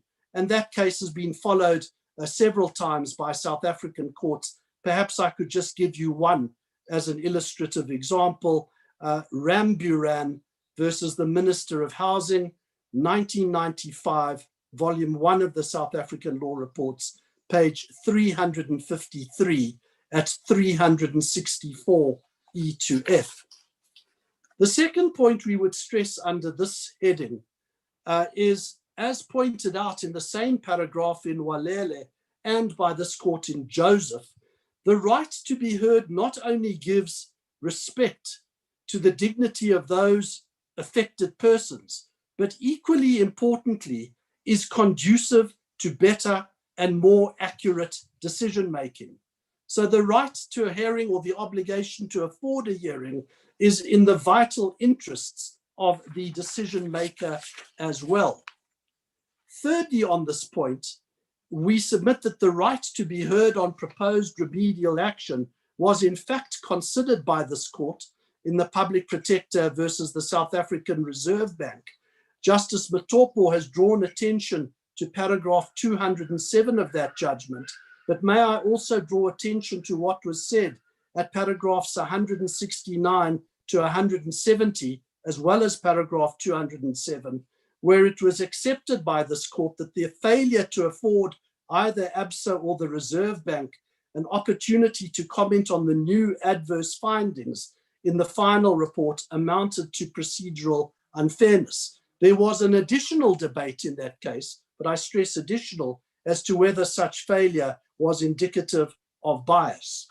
So we submit, Chief Justice, that whether the standard is rationality or review under PADJA, parties affected by proposed remedial action must be heard. The Public Protector's denial... You are now exposed to questions. Marcus, you are now exposed to questions. Thank you, Chief Justice. Chief Justice, the public... And let me just give an indication, colleagues. I am having a connection challenge, so I'm going to switch off my video. It will hopefully improve my connection. Thank you. Chief Justice, the public protector's denial of such an obligation is difficult to fathom at the level of principle, and the Reserve Bank case illustrates this rather starkly. Had the Reserve Bank been permitted to comment on the direction to amend the Constitution, it would have told the public protector that this would be unlawful. And had that occurred, one can safely assume that all the trouble that thereafter ensued could have been avoided. Justice Madlanga has referred to the common law principle relating to audi, and it is really as basic as it was put nearly more than 100 years ago and accepted by South African courts. It was put by Lord Lorreburn in Board of Education of Rice in this way. He said that the duty to listen fairly to both sides, and I quote, is a duty that rests upon everyone who decides anything. It is as simple and as straightforward as that. That was accepted long ago by our courts in many cases. One of the earlier ones is Fernandez versus South African Railways, 1926, Appellate Division 60 at 68. Let me then turn to my final topic, and that is certain limits upon the public protector's jurisdiction. There are a number of such limits, but we are only going to focus on certain of them. The first that we focus on relates to the public protector's remedial powers, and particularly her power to direct other organs of state to do various things, which is a frequent feature of her remedial action. There are two broad scenarios in which this occurs.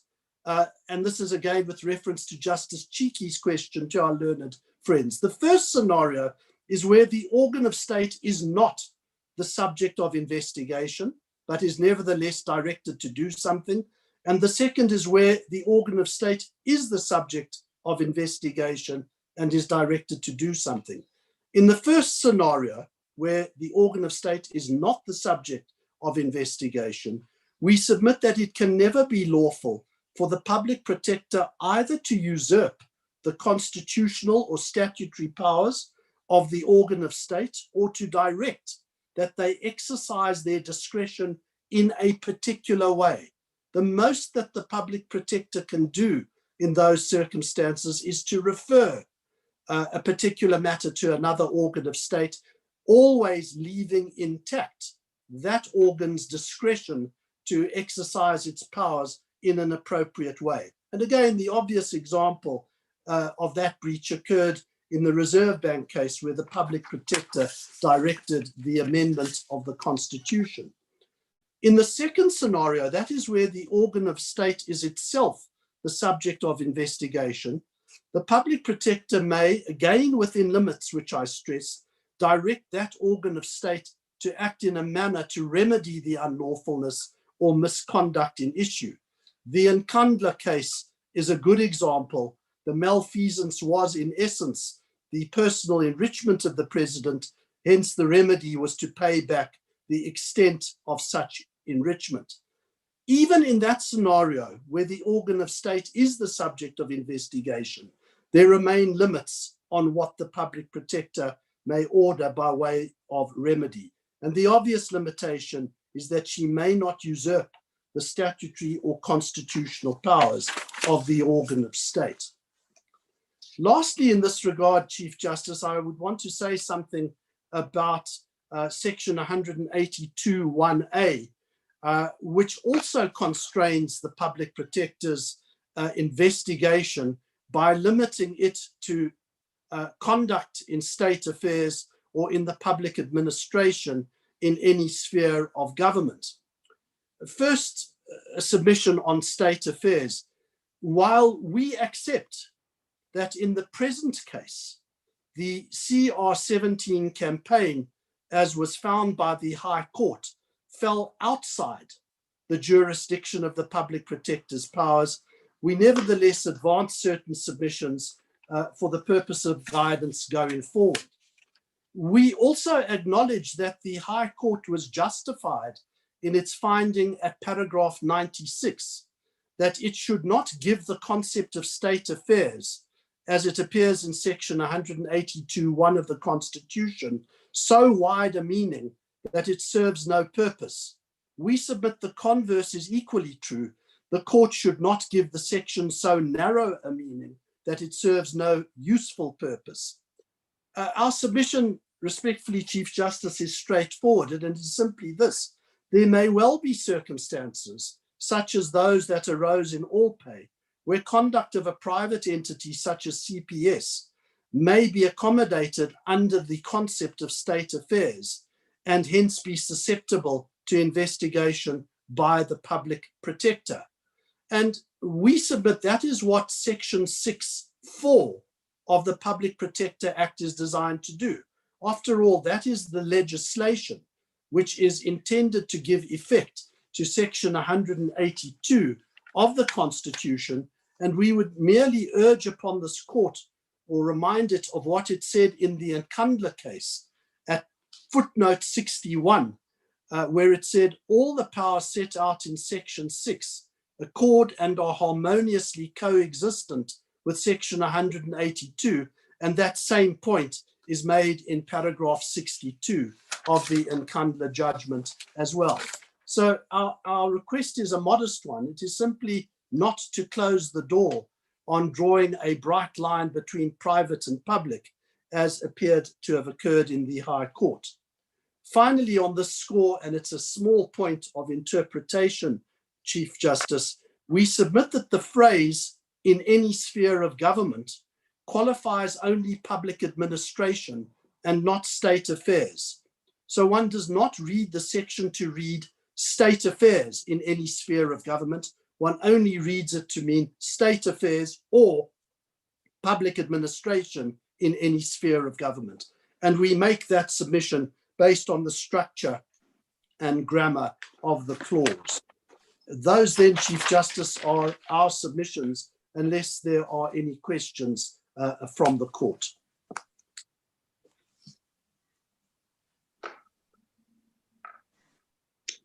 No, I'm sorry, Mr. Marcus. I was told to open it so that they can monitor if it's doing well. You may proceed.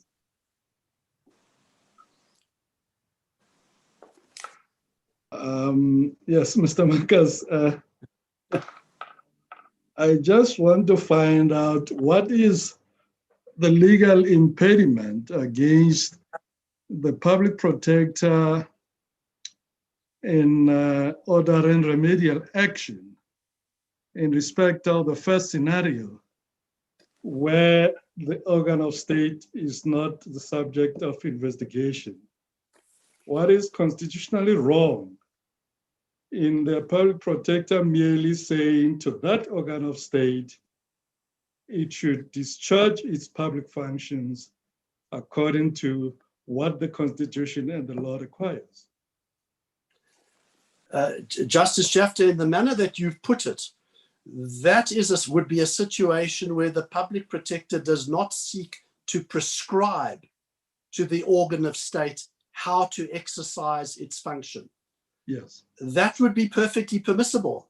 That would fall under the rubric of the public protector's power to refer or to draw the attention of another organ of state to a particular matter, but without prescribing to that organ of state how they should exercise their powers. So she certainly has the competence to refer, but she does not have the competence to prescribe how those powers should be exercised. What is the difference between that and in respect of the second scenario? Because my understanding was that even in respect of the second scenario, there are limits. The public protector cannot arrogate to herself the powers of that organ of state. So what would be the difference? Justice Jafta, I'm in complete agreement with you. I have simply drawn a distinction in two possible scenarios, but I do not suggest that in the context of what you are putting to me, the limits on the public protector are any different. So I accept that in both scenarios, the one thing that she can never do is prescribe to the organ of state how those powers should be exercised. And that principle would apply both where the organ of state is the subject of her investigation, as well as where the organ of state is not the subject of her investigation. So I accept that. Thank you, Justice.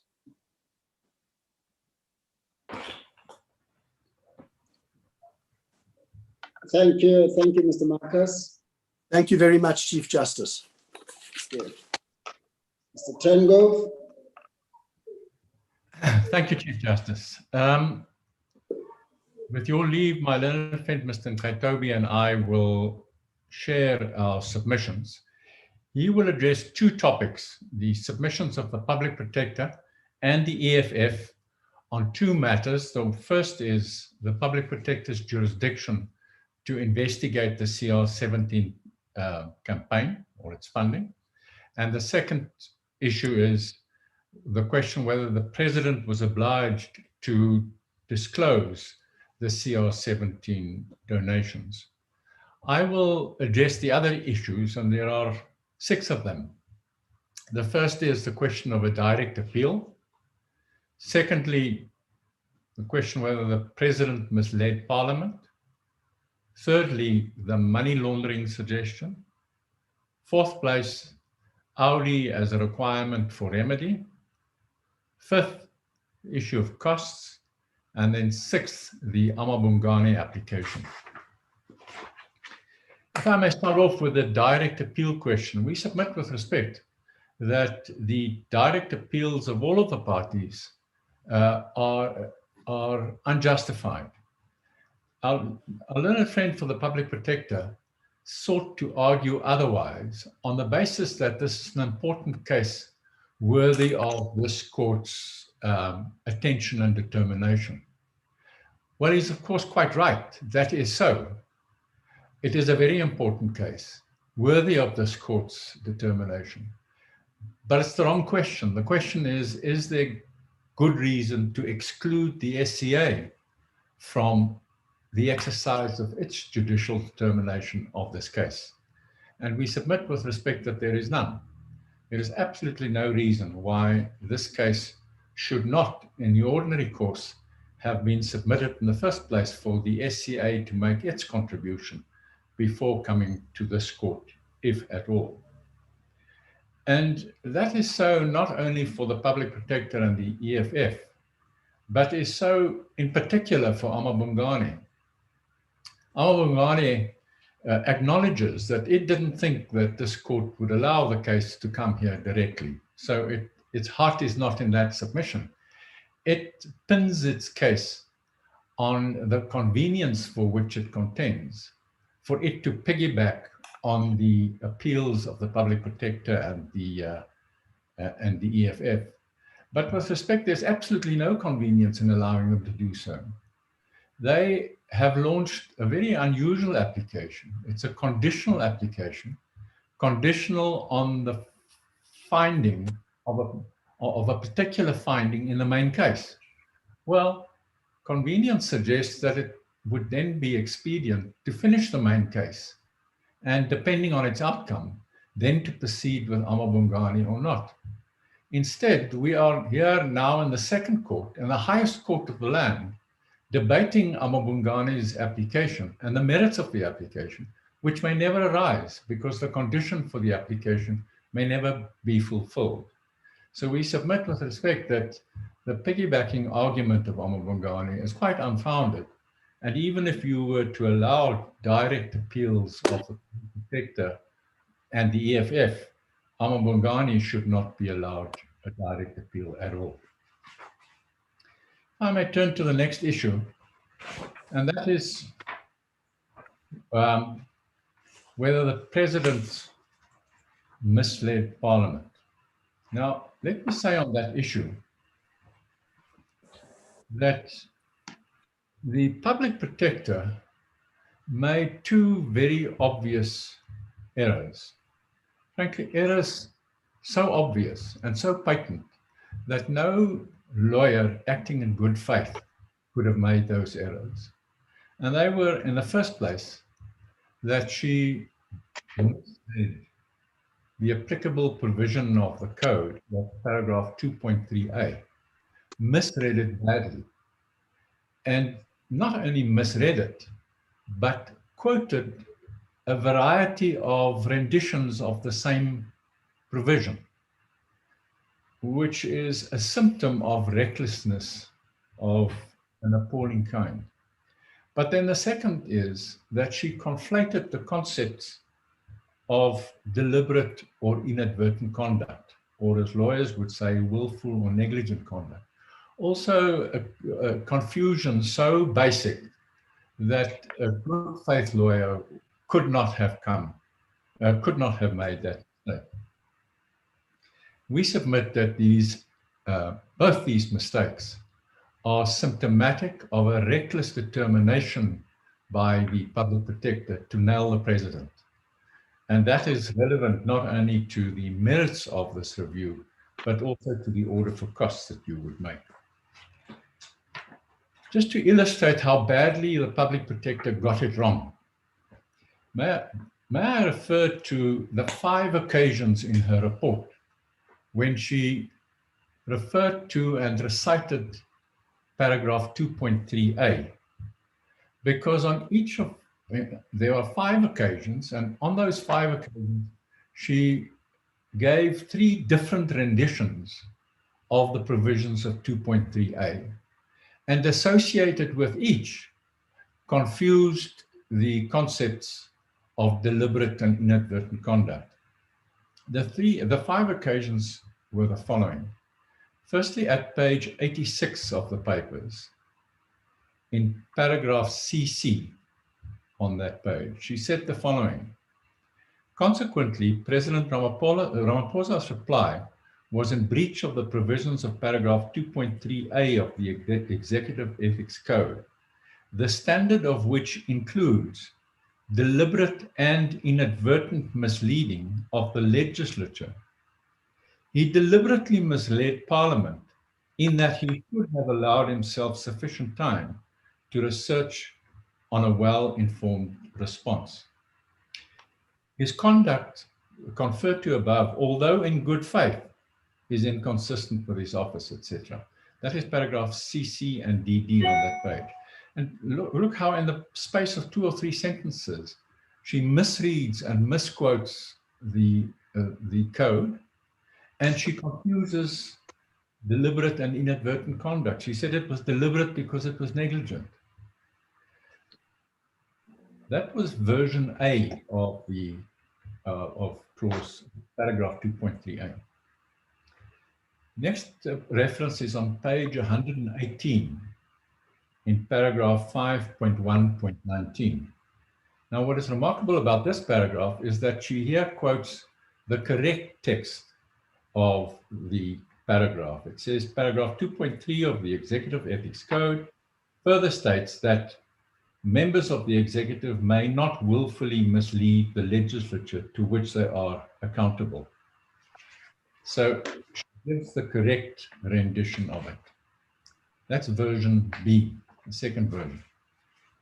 The third time she refers to it is at page 120 in paragraph 5.1.28, where she says the following. However, in the absence of such explicit rules dealing with such corrections or amendments, regard must be had to section 2.3 of the code, which states that members may not, and then she open quote, she actually purports to give a direct quotation, which reads as follows. Members may not deliberately or inadvertently mislead the president or the premier, or as in this case, the legislature, close quotes. Well, it is not only a wrong rendition, but the phrase as in this case is clearly made up. So, so that is version C, the third version. The fourth time she refers to the clause was at page 121 in paragraph 5.1.34, where she says, consequently, President Ramaphosa's reply was in breach of the provisions of paragraph 2.3a of the Executive Ethics Code, the standard of which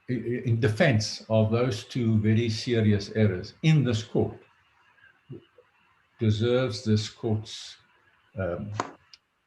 displeasure by an order for costs on the attorney and client scale. May I turn to the money laundering issue? Now, on the money laundering issue, the public protector held that there was prima facie evidence or suspicion of money laundering, a devastating finding to make of the president of any country, that he was somehow associated with money laundering. But a completely and utterly spurious finding.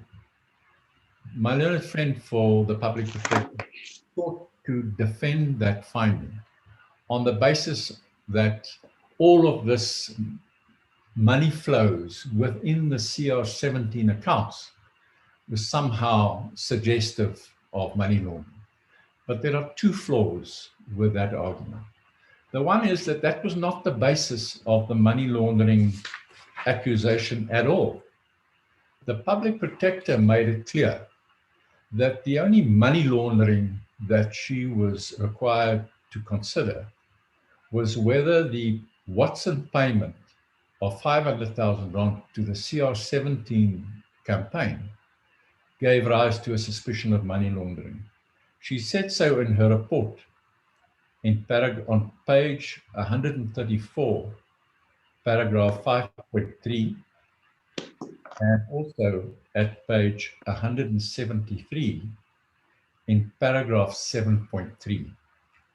And on that transaction, she had absolutely no evidence of money laundering at all. In fact, one of her staff interviewed the officers of the Financial Intelligence Center, who told them that there was no evidence of money laundering in that transaction, and added that as far as they can see, the 500,000 rand was lawful money and not the proceeds of crime. In other words, the evidence was inconclusive, but such evidence as she had was that there was no money laundering involved in that transaction at all. Even if one were to look at the bigger inquiry my learned friend argues for, and that is all of the money movements within the CR17 campaign, not a shred of evidence that any of that constituted the proceeds of crime. No question even asked about the lawfulness of that money.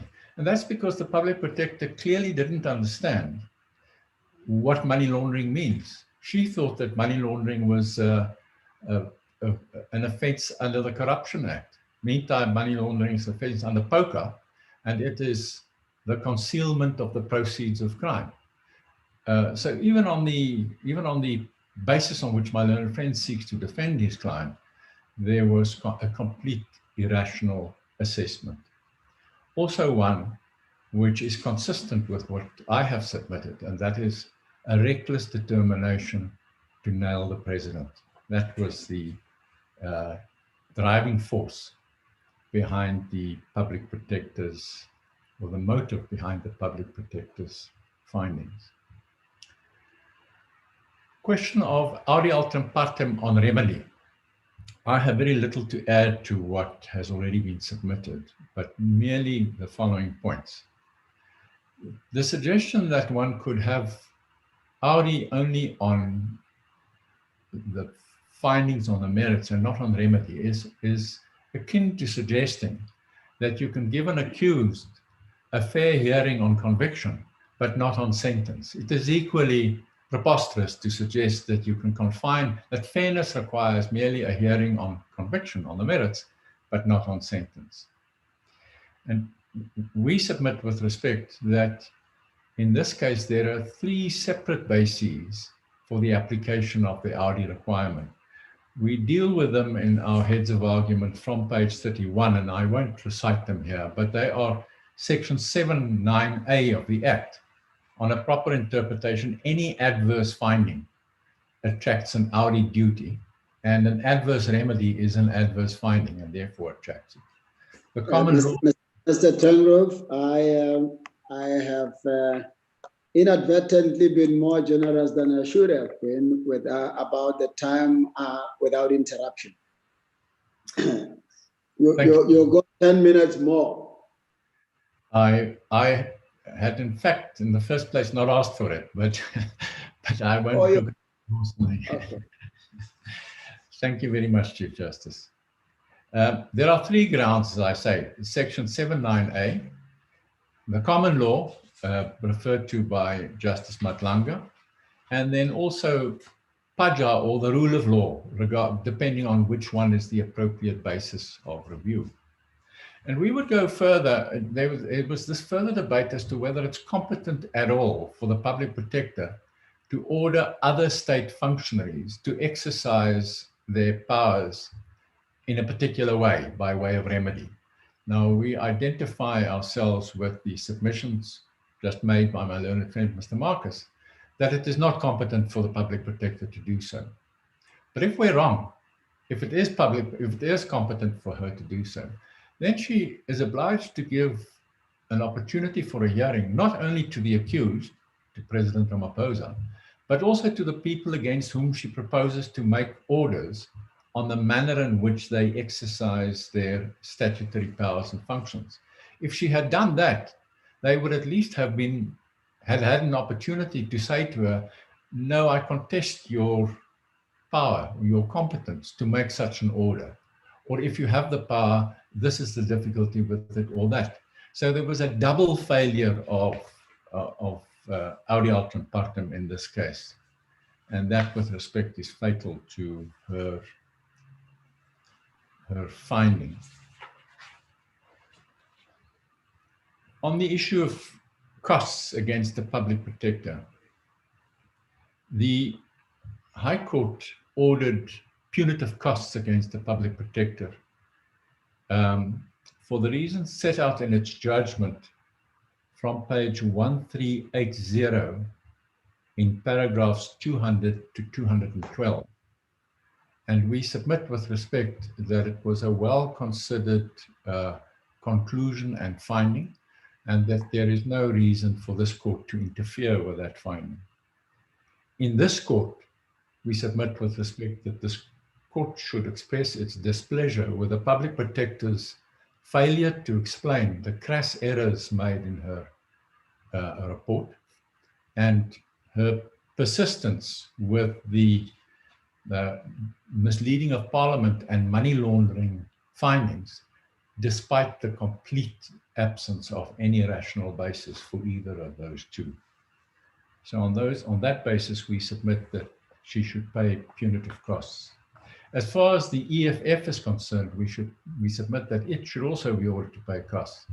The BioWatch rule doesn't operate in the main application as between the President and EFF. They are private parties, and for that reason, the BioWatch rule ought not to determine costs as between them. As between the President and the Public Protector, BioWatch would apply. May I turn then to the Amabungane application? And there are two parts to the application. And that is this. Amabungane brought their... Mr. Trengove, part of why you said we should not entertain the appeal, you said the condition may never be fulfilled. But what if on our approach it is fulfilled? Why can't we entertain it? Well, I'm not suggesting that it wouldn't be competent for you to entertain it. Yeah. What the question still is it appropriate for Amabungane to appeal directly to this court and exclude the SCA from exercising its jurisdiction?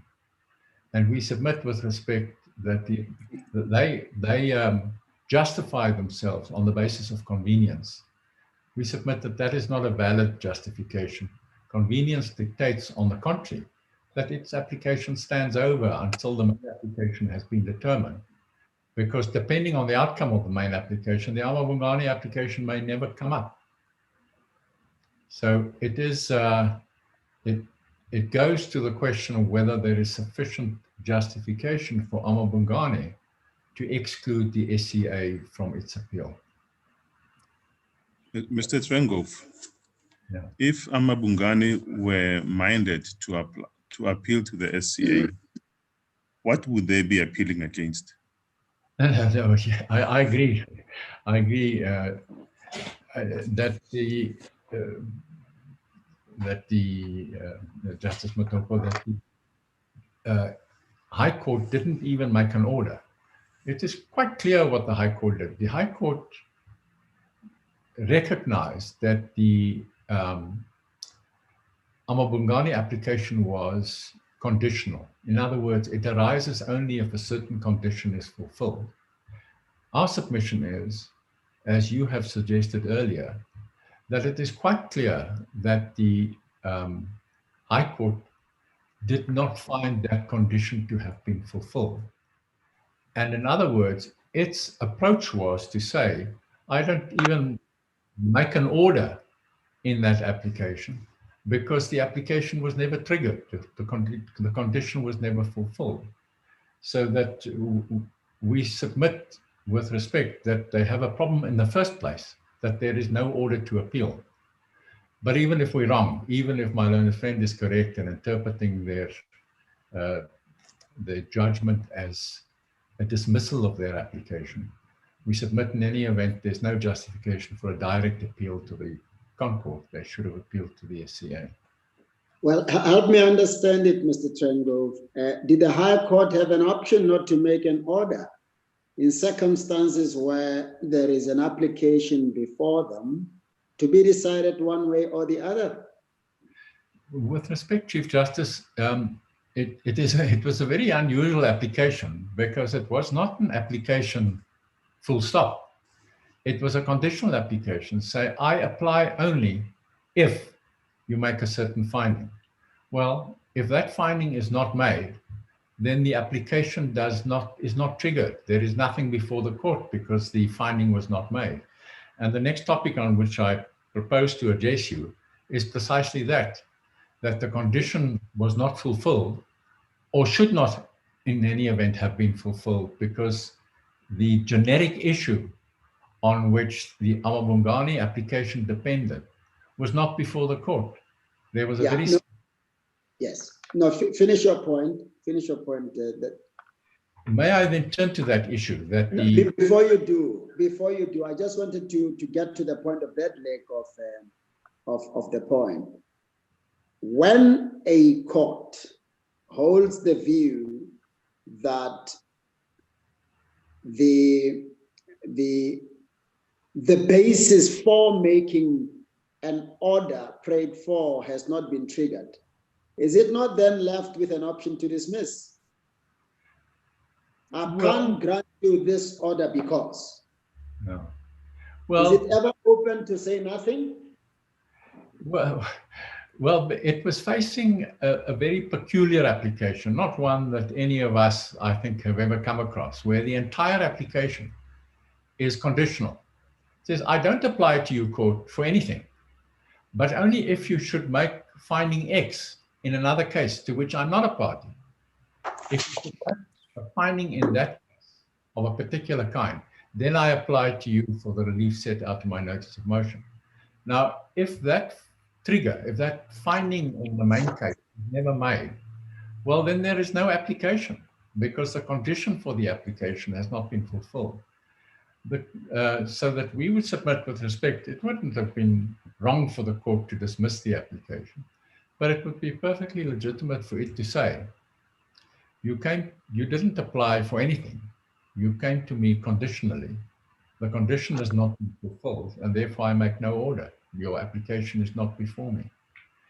But in effect, does it not mean that your application is dismissed? Well, you could, because it's always open to you to challenge their decision one way or the other. That is why a court is required to make a decision on an application before it. No, with respect, the Amabungane was not a party to the main case. Sure. So no, I understand. Yes. It did not have standing to challenge the finding in the main case. Yes. The only its own, I'm confining myself to the application brought by Amabungane. Yeah. Is it not entitled to lodge an appeal as it seeks to do in this matter? Assume for the moment the High Court held, I know there is debate about the ambiguity of its judgment, but assume for the moment Amabungane says, I apply to you only if you make finding X in the main case. And then in the main case, the High Court does not make finding X, and it says, I do not make finding X. When it then turns to the Amabungane case, it says, well, I have here an extraordinary animal called a conditional application. The application is made only on condition of finding in the main case. Okay. And if it didn't make finding X, then that is it. Now, what is the meaning of the first line, the first sentence of 195? The ultimate result is that we find that the constitutional challenge must be dismissed. Does it apply to Amabungane's case or not? Yes, it does. What is the meaning of that? How can you dismiss without a resultant order? Why is Mr. Butlander not entitled to conclude that his application has been dismissed, even if there is no order? Chief Justice, that's because there is contradiction in the High Court's judgment. And I accept that that is what they say in that sentence. But there is no order to that effect. Why? Okay, I'm sorry, I'm interrupting you because I want clarity before you go any further. If there is a contradiction, why should Amabungane become a victim of the High Court's own contradiction? Sorry, I'm sorry, Mr. Trengov, please go ahead. Well, I submit with respect, it's not a victim at all, because the High Court did not make the finding on which its application was predicated. So an outcome for which it catered from the outset, and that is that finding would not be made, and then its application would not arise. But Chief Justice, may I perhaps just make this submission? Sure. I'd like to step away for the moment, if you would allow me, from the question of what the High Court actually found to what this court should find on this issue. Because we submit with respect that whether the High Court was right or wrong, and if you are minded to entertain the Amabungane case, at least to consider whether the condition for the Amabungane application has been satisfied, then we submit that you must find that the condition for which they contend has never been fulfilled. And if I may just address you on that issue. The condition on which it brought its application is set out in its notice of motion. It is at page 1598 in prayer 1, where it said the following: in the event that the Executive Ethics Code 2000, the code, is held not to require the disclosure of donations made to campaigns for positions within political parties, it is declared that the code is unconstitutional, unlawful, and invalid to this extent. In other words, the condition on which their application was predicated is a generic finding, a finding about all donations made to campaigns for positions within political parties. It is a completely general and a generic finding. Now, we submit with respect, and my learned friend, Mr. Ntakobi, will elaborate on it, but that generic issue, the general issue, was not before the court. The issue that was before the court was whether the president in the CR17 campaign received financial benefits which are disclosable under the code. So it was a very specific issue relating to a very specific political campaign. And the essence of the High Court's finding, which we submit is the correct finding, is that it did not trigger an obligation to make disclosure because the president, in this case, did not receive any financial benefit from those donations. So the issue before the court is not the generic one for which the Amabungani contended, and we submit with respect that there is no justification for a finding in those generic terms, which is the predicate for their application. And in the absence of such a general finding about internal political party elections generally, the Amabungani application doesn't arise because it is tied specifically to the generic application. The generic application is not before the court. The very specific one was before this court. So that we would submit with respect that however you interpret the High Court judgment, and however, whether the judgment was right or wrong, the fact of the matter is... Mr. Trengo, didn't the High Court get to a finding that is specific in terms of the CR17 campaign, but based on a principle that could be made to apply generally? Now, with respect, that's the part that my learned friend, Mr. Nkatobi, will address you on. But we submit with respect that the essence of the court's finding is that President Ramaphosa did not, in the context of this campaign, receive any financial benefit.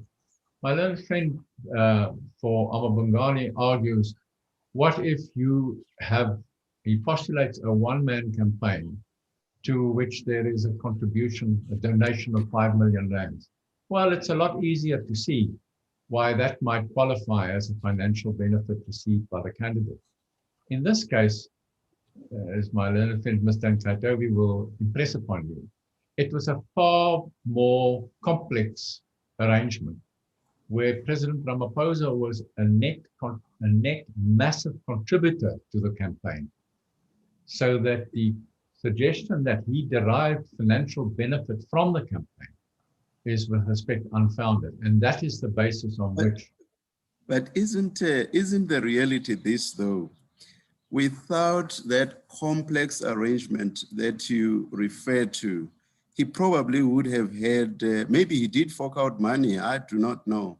But without that complex arrangement, he probably would have had to fork out much more out of his own pocket. But because of this arrangement, he either forked out nothing or forked out significantly less. Isn't that a financial benefit? With respect, Justice Matlanga, the president forked out I'm missing a lot. really large sums of money, and I don't want to embarrass him by even mentioning those sums on air, but they run to very many millions of rands. We did deal with them in our heads of argument. Let me just find it. It is on our heads of argument, page 12, paragraph 32. You will see that he was a massive funder of the campaign. And all of this funds went into a kitty over which he had no control. And it was mixed with other funds received from other people of which he had no particular knowledge at all and was controlled by other people. So the question at the end of the day, did he receive not some intangible benefit, but did he receive a financial benefit from this fund? The High Court held not. My learned friend, Mr. Nkatobi, will just persuade you that he did not. Maybe I'll debate the issue further with Mr. Nkatobi then. Thank you, Mr. So that we submit with respect that the condition, i.e. the condition of the Amabungani application, that general rule was never upheld because that was not the issue before the court and that was not the effect of the finding. And I don't want it to turn on an interpretation of what the High Court held. What we submit the proper finding is, what this court should find is that the generic issue is not before the court. The very particular Ramaphosa CR17 issue is the one before the court. And it is not typical of domestic election campaigns at all. May I then turn to the merits of the debate, assuming for the moment that the condition was fulfilled and that you are seized with the merits of their contention that the code is unlawful. One must then bear in mind that their contentions, although tied to domestic private election campaigns, would not only apply to the election campaigns of political parties, because what they postulate is the participation of a member of the executive in any campaign which receives financial support from others. In other words, what they contend for would apply if a member of the executive has a campaign for any other election, to be on the committee of a sports club, or to be on the committee or a church council, or any other campaign. There's nothing peculiar about political party domestic campaigns. It would apply to all election campaigns. And there is no justification for their argument, which is tied to the campaigns for private elections within political parties, because that's got nothing to do with it. The question remains in any case whether the candidate received a financial benefit. That is what the question is. And then it doesn't matter whether it's a soccer club or a church council or a political party, or for that matter, any other debate. The political party connotation gives it a veneer, an aura of something of public interest, but their argument is not one which has anything to do with the fact that this is a political party campaign. But on the merits then, they raised a number of challenges to the code in their papers and also in their heads of argument. The main grounds of attack were constitutional attacks. The first attack was under Section 32 of the Constitution. That's Section 32 read with Section 19. The second attack was based on Section 96 of the Constitution. My learned friend did not today persist with any of those constitutional attacks, and he confined himself to the attack under the Ethics Act. And the sole basis of the attack is that the code doesn't do what the Ethics Act requires it to do. Now, we address that contention at page 25 of our heads of argument from paragraph 71. But it's actually a very simple issue. If one looks at the Ethics Act and its requirement, then the only relevant requirement is the one in Section 2(2)(c)(2),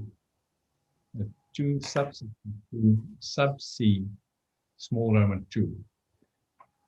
And that requires members of the executive to make disclosure of, and I quote, any financial interest acquired after their assumption of office, including, and I emphasize that word, including, any gifts, sponsored travel, pensions, hospitality, and other benefits of a material nature received by them.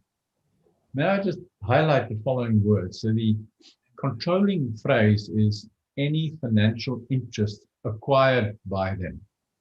And then it says including, but all of them have to be financial interests acquired. And then it says including, and the only relevant part is other benefits of a material nature received by them. So the question is, does the code require disclosure of all financial interests acquired by members of the executive, including benefits of a material nature received by them? Well, the code does so. The code itself is at page 418 of the papers, but we submit with respect that it satisfies this requirement in 2 paragraphs. That's paragraph 6.2a and 6.4. They are both paragraphs of a larger provision that requires members of the executive to disclose various financial benefits. My learned friend, Mr. Barlander, correctly said that the starting point is paragraph 5, which says every member must disclose to the secretary particulars of all financial interests as set out in paragraph 6. So it's a disclosure of financial interests. And then if you get to paragraph 6, it also starts off by saying members must disclose the following interests and details. That's the governing provision. And then 6.2a, the source and description of direct financial sponsorship or assistance from any source other than the member's party, which benefits the member in his or her personal and private capacity.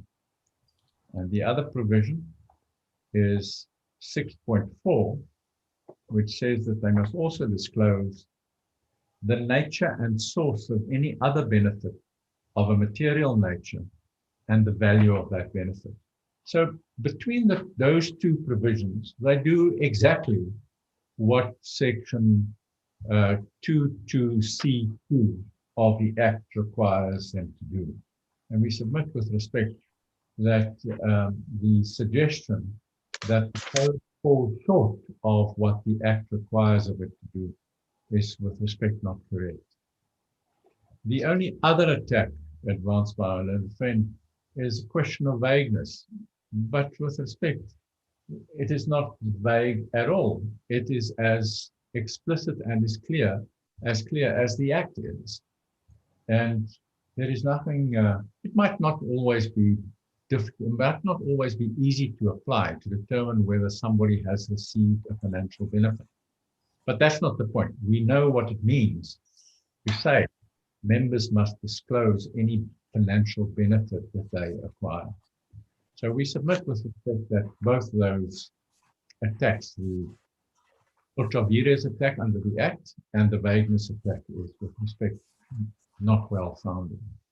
Lastly, on Amabungani and costs, my learned friend is quite correct. BioWatch would apply, and there wouldn't be any justification for an order for costs against BioWatch in these circumstances.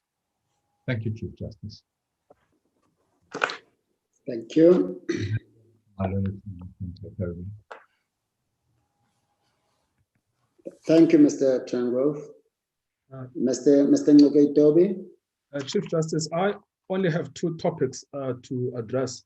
The first one is the jurisdictional topic. The second is the disclosability topic. I will start with the jurisdictional topic.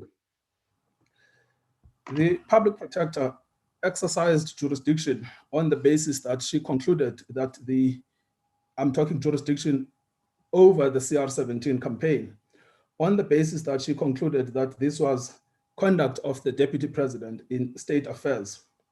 She asserted, the court will see from the report at paragraph 3.13 at page 96 at volume 1, that no party had objected to her jurisdiction. The truth, however, was that the president had objected to her jurisdiction. Nevertheless, the fundamental problem is that she acted in breach of the Constitution because she has no jurisdiction to investigate a campaign such as the CR17 campaign by virtue of section 182(1)(a) of the Constitution. If we can start with the section itself, the court has a copy of the section. The section provides that the public protector is entitled to investigate conduct in state affairs or in the public administration in any sphere of government. The public protector does not contend that this was conduct in the public administration or conduct in any sphere of government. What we are left with then is whether conduct in state affairs can anchor the jurisdiction of the public protector. The distinctive feature, at least linguistically, of section 182(1)(a) is that it focuses on the nature of the conduct rather than the identity of the actor. If the conduct is in state affairs, even when undertaken by persons outside of the state, the section will apply. But that with respect is as far as the broad nature of the language goes, no further. The purpose of the phrase state affairs is plainly to limit the jurisdiction of the public protector. Without this limitation, the public protector would potentially have unlimited jurisdiction to investigate private affairs of each and everyone, as long as in the future they may engage the state, which is the suggestion made by Mr. Semenya, essentially that because the ANC election can be regarded as preparatory for the national election, therefore the public protector's jurisdiction is engaged. That we submit with respect is fallacious. To understand state affairs, because we do not have the definition of state under the Constitution, we have to look at organ of state. This is what the Supreme Court of Appeal did in the case of Woleni. We have not cited the case. It's the case of Woleni versus the Land Bank, which had to engage with the meaning of state. And the reported judgment is a 2009, volume 4, SA 437 SCA. Primarily, what Justice Nafsa said is that we do not have a definition of state in the Constitution, but organ of state is the closest approximation, and therefore it is highly relevant, as contained in section 239 of the Constitution. What we know from organ of state is that it contains two elements that are worth noting. The first one is that an organ of state is a department of state in the national, provincial, or local sphere of government. We are plainly not in that zone. But an organ of state may also be another functionary, whether public or private, but only where it is performing a public function or exercising a public power in terms of legislation or under the Constitution. So even in relation to the conduct of a private party, there is still a restriction. That private party must be performing a public function or exercising a public power under the legislation or the Constitution. And Mr. Marcus is right when he reminds us to look at the example of all pay, because although in the all pay scenario, CPS is a private party ostensibly engaged in a private contract with the government, the mandate that it undertook to discharge was a public mandate, the distribution of grants. So when the CR17 campaign raised funds for an election in an ANC NEC, 80 people, not one person as it has been wrongly suggested, it was plainly not performing a public function under legislation. It was plainly not exercising a public power under the Constitution or legislation. It was plainly not using any public funds. And so the only feature that remains to bring this into the rubric of public is the identity of the actor, that the Deputy President was one of the 80 actors. But Chief Justice focusing on the actor goes against the text of this section, because the text is about conduct in state affairs, not conduct by state actors. This was the finding, a similar finding, not the exact finding, made by this court in President of the Republic of South Africa versus Sarfu. And the judgment is 2000, volume 1, SA, page 1, at paragraph 141. When this court said, in the context of the definition of administrative action, that what matters is not so much the functionary as the function. The question is whether the task itself is administrative or not. So the jurisprudential focus must always be on the nature of the function, not the identity of the functionary. Otherwise, that conflates the president with the campaign. The same applies here. The question is whether or not, based on the nature of the conduct, it falls within or outside of state affairs. The public protector's sole justification for the conclusion is that because the deputy president is one of the actors, it follows that that conduct is in state affairs. This was the same point argued today by Mr. Skakane, but it is an utterly fallacious argument. The president, at the time, the deputy president, was a member of the ANC. He was participating in its activities under Section 19 of the Constitution. When he did so, as this court noted in Ramakatsa, he did so privately, contractually, bound by the terms of the ANC Constitution, which is a voluntary association. He performed no public functions, did not discharge any statutory obligations. In this court, in My Vote Counts, the Chief Justice will remember, I think he was the author of My Vote Counts, at paragraphs 65 to 67, the explicit finding made that political parties, for the purposes of PIA, are private bodies, not public bodies. So as such, in reality, the CR17 campaign did not entail conduct in state affairs as envisaged by Section 182 of the Constitution, even though one of the players in the campaign, which we concede he was a player in the campaign, obviously not as involved as our learned friends want us to believe, even though one of the players was the deputy president. The mere focus on the identity of that actor confuses the legal test, which is conduct in state affairs, in the same way as SARFU, looking at the definition of administrative action by focusing on what function is being performed. So, Chief Justice, what this means is that you do not have to decide a generic case. You only have to decide this particular case. There are other functions, as Mr. Semenya correctly pointed out, such as the selection of the mayor by the ANC, the selection of the president of the country by the ANC. Those may be sufficiently close to public power. Those may be sufficiently close to state affairs. And in those cases, one would concede that where the ANC decides to remove a mayor, or where the ANC decides to remove a president, those may be sufficiently close to state affairs and therefore would be covered within the rubric of state affairs. But the distance between CR17 campaign and those instances is simply too wide. Another argument raised in the heads of argument by the public protector, not pursued orally, relies on the text of the Public Protector Act. That debate is potentially better left to another day, because the public protector's explicit basis for exercising jurisdiction was state affairs. It was repeated here. There was a flirtation by the Public Protector's Counsel with political science. Luckily, that flirtation was not taken to its conclusion. This is a court of law, of course. The sections 6.4 and 6.5 of the Public Protector Act do not add much into the debate. And the fact that Section 96, as Mr. Semenya pointed out, of the Constitution regulates the standard of behavior expected of members of cabinet adds nothing into jurisdiction. The court must remember jurisdiction is an anterior question. It is not regulating the subject matter. It is the question of power. If there is no power, it doesn't matter how misbehaving politicians may be. It may be that the legislature has chosen that politicians will be regulated differently. The question here is how far can the concept of state affairs go? So we submit with the greatest of respect that Section 6.4 and 6.5 of the Public Protector Act add nothing to the debate. What that then means is that we are left with two other bases for jurisdiction. One is the nature of the complaints under the Executive Ethics Act. We have looked at the Mr. Shivambu complaint.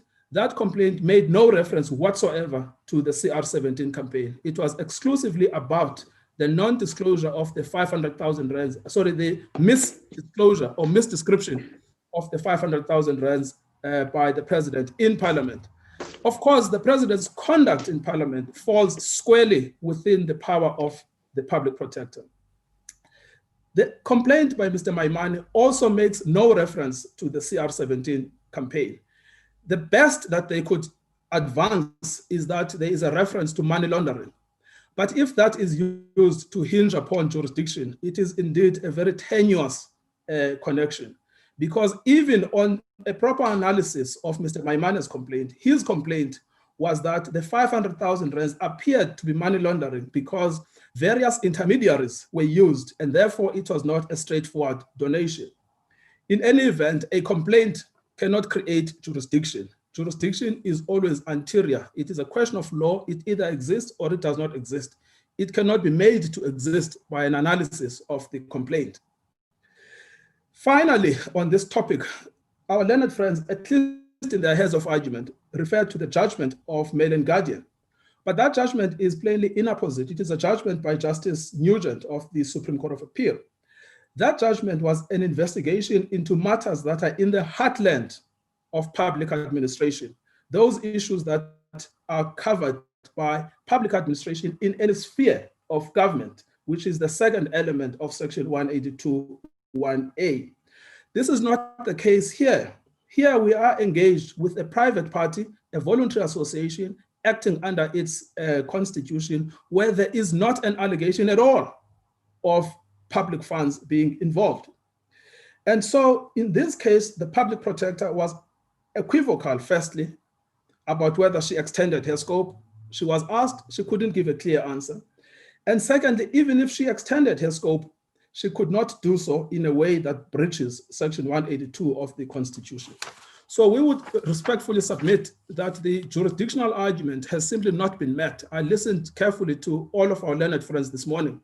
They have simply not met the jurisdictional argument. The High Court's conclusion on this topic is correct. It creates no precedent to instances that were described by Mr. Semenya. Those instances would still fall within the remit of state affairs.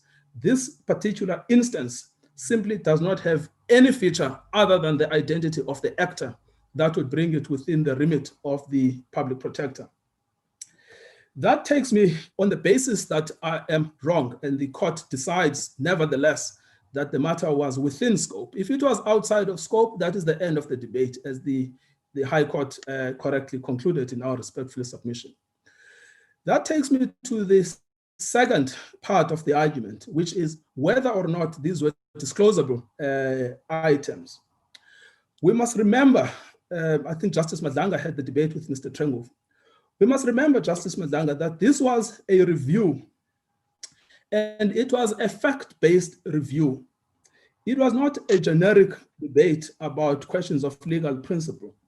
The narrow question, which is what the High Court focused on, was whether the finding that the monies received by the campaign constituted the president's personal financial interests, and on that basis were disclosable. We can see this at the way in which the public protector framed her own conclusions. We see this at volume 2, page 130, sorry, I think it's volume 1, sorry, it's volume 2, page 132, at paragraphs 5.22 to 5.25. In those paragraphs, what the public protector does is firstly, or there is also another part which is at page 171, which is the same volume, paragraphs 7.23, 7.24, and 7.25. What the public protector does there in those paragraphs, in essence, is to make two conclusions. The first is that she concludes that the monies paid to the CR17 campaign were personal, direct financial interests of the president. And she uses the term sponsorships, but what is clear is that she says these were direct personal financial interests of the president.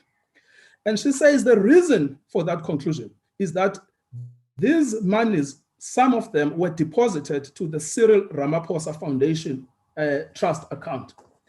That finding is also persisted with by our learned friends in their heads of argument.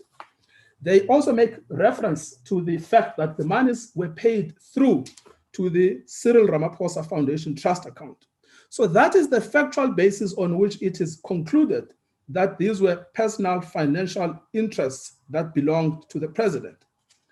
The problem is that these conclusions bear no relation to the evidence that was before the public protector. And that is the question on review. It is not the generic question that Amabungane seeks to have answered. what was the evidence before the public protector?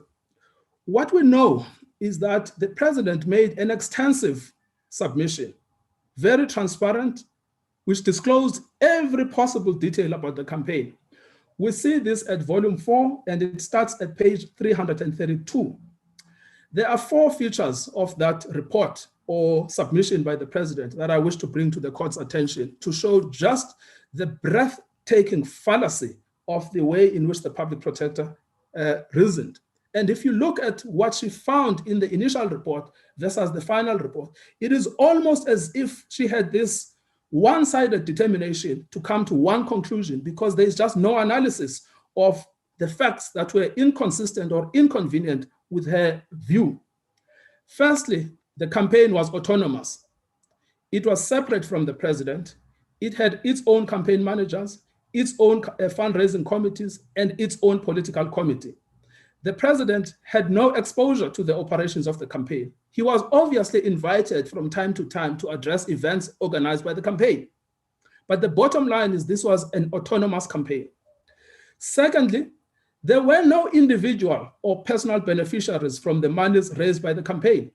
The monies were used to defray the expenses of the campaign. Of course, salaries were paid, but those were salaries of the runners of the campaign. Thirdly, President Ramaphosa received no financial benefit from the monies received by the campaign, let alone personal. No money flowed from the campaign to him. In fact, the facts were he had no rights to those funds at all. So far from this being a personal financial chattel of the president, the campaign had some 80 members for the positions in the NSC, and its driving values were the moral renewal of the ANC. Fourthly, the president was a substantial donor to the campaign. Mr. Trengov was embarrassed to mention the figures, but I am not. The president paid 31 million rands to the campaign. He paid another 6.2 million rands to the campaign. Out of that, only 21.5 million rands was paid back as a loan. The balance, which is 15.7 million rands, was pocketed and used by the campaign. So the net financial position of the president was negative rather than positive. And there was no countervailing evidence. The public protector could not dispute these 4 key elements to the campaign. Yet, when it came to her conclusion, she completely disregarded them.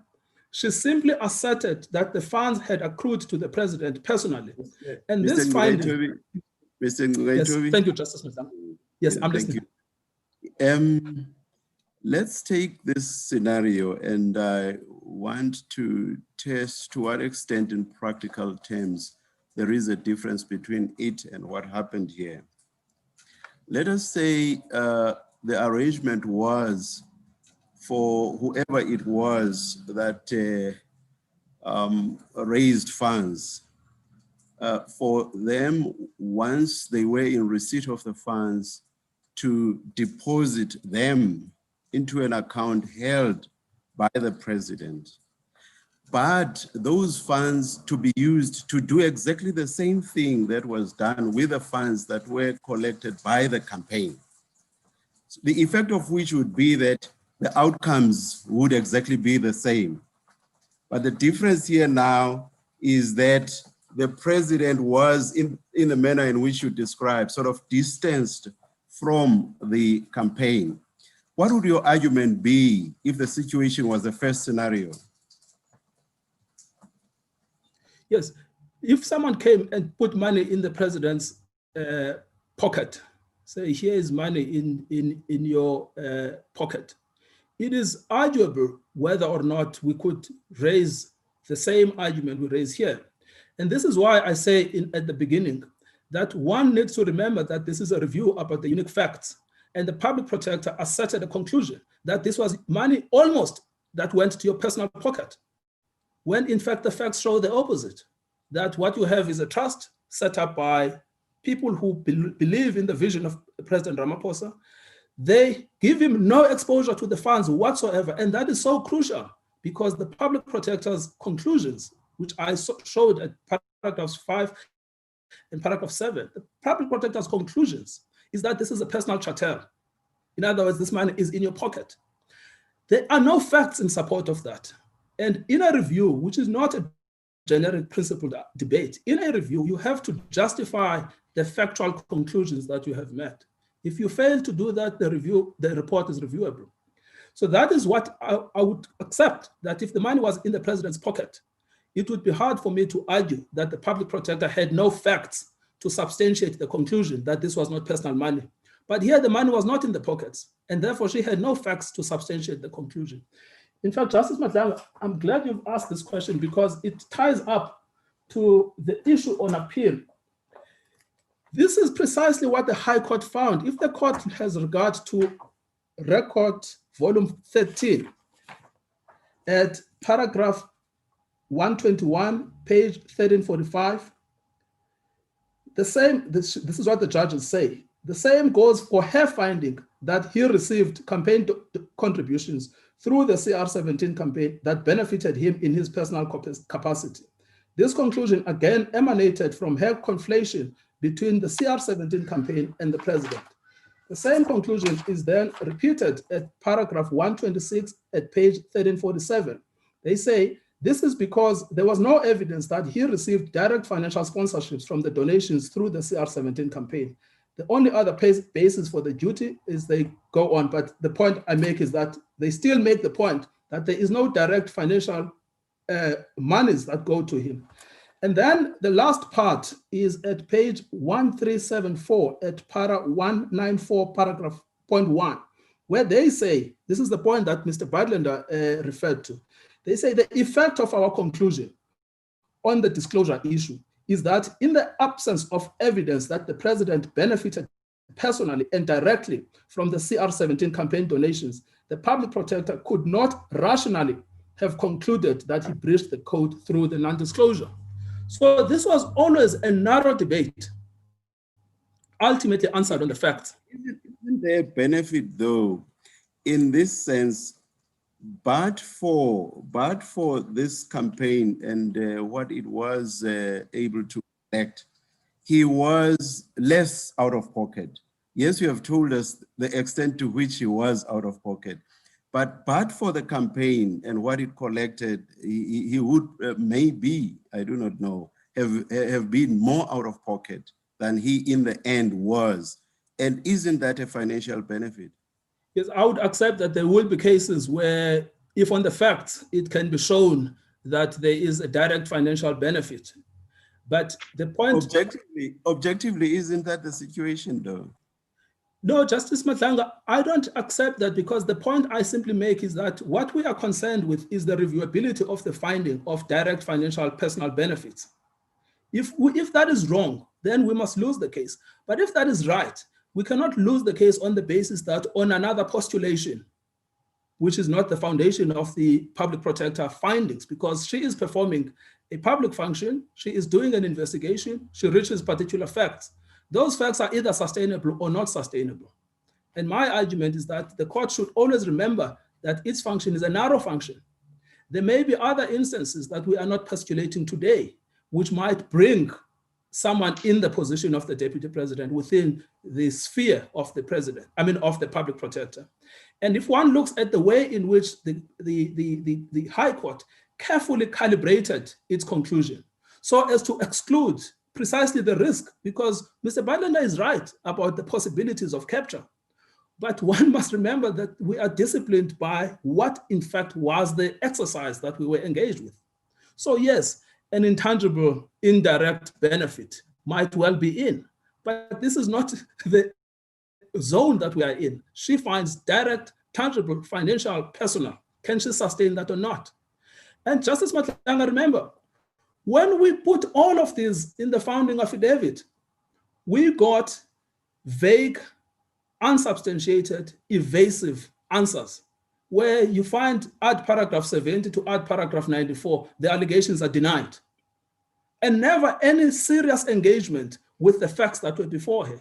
It is the same thing as if you go through the heads of argument of the public protector, reams and reams of paragraphs, which simply record what happened, and no argument whatsoever to countermand what we say.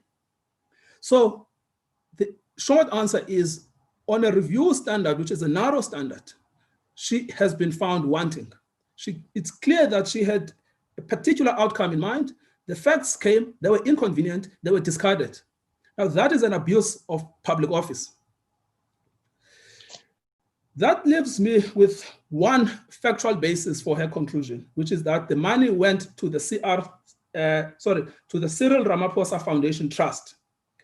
Now, again, the facts that were put before her, you will remember, were that this trust used to be called the Shanduka Trust.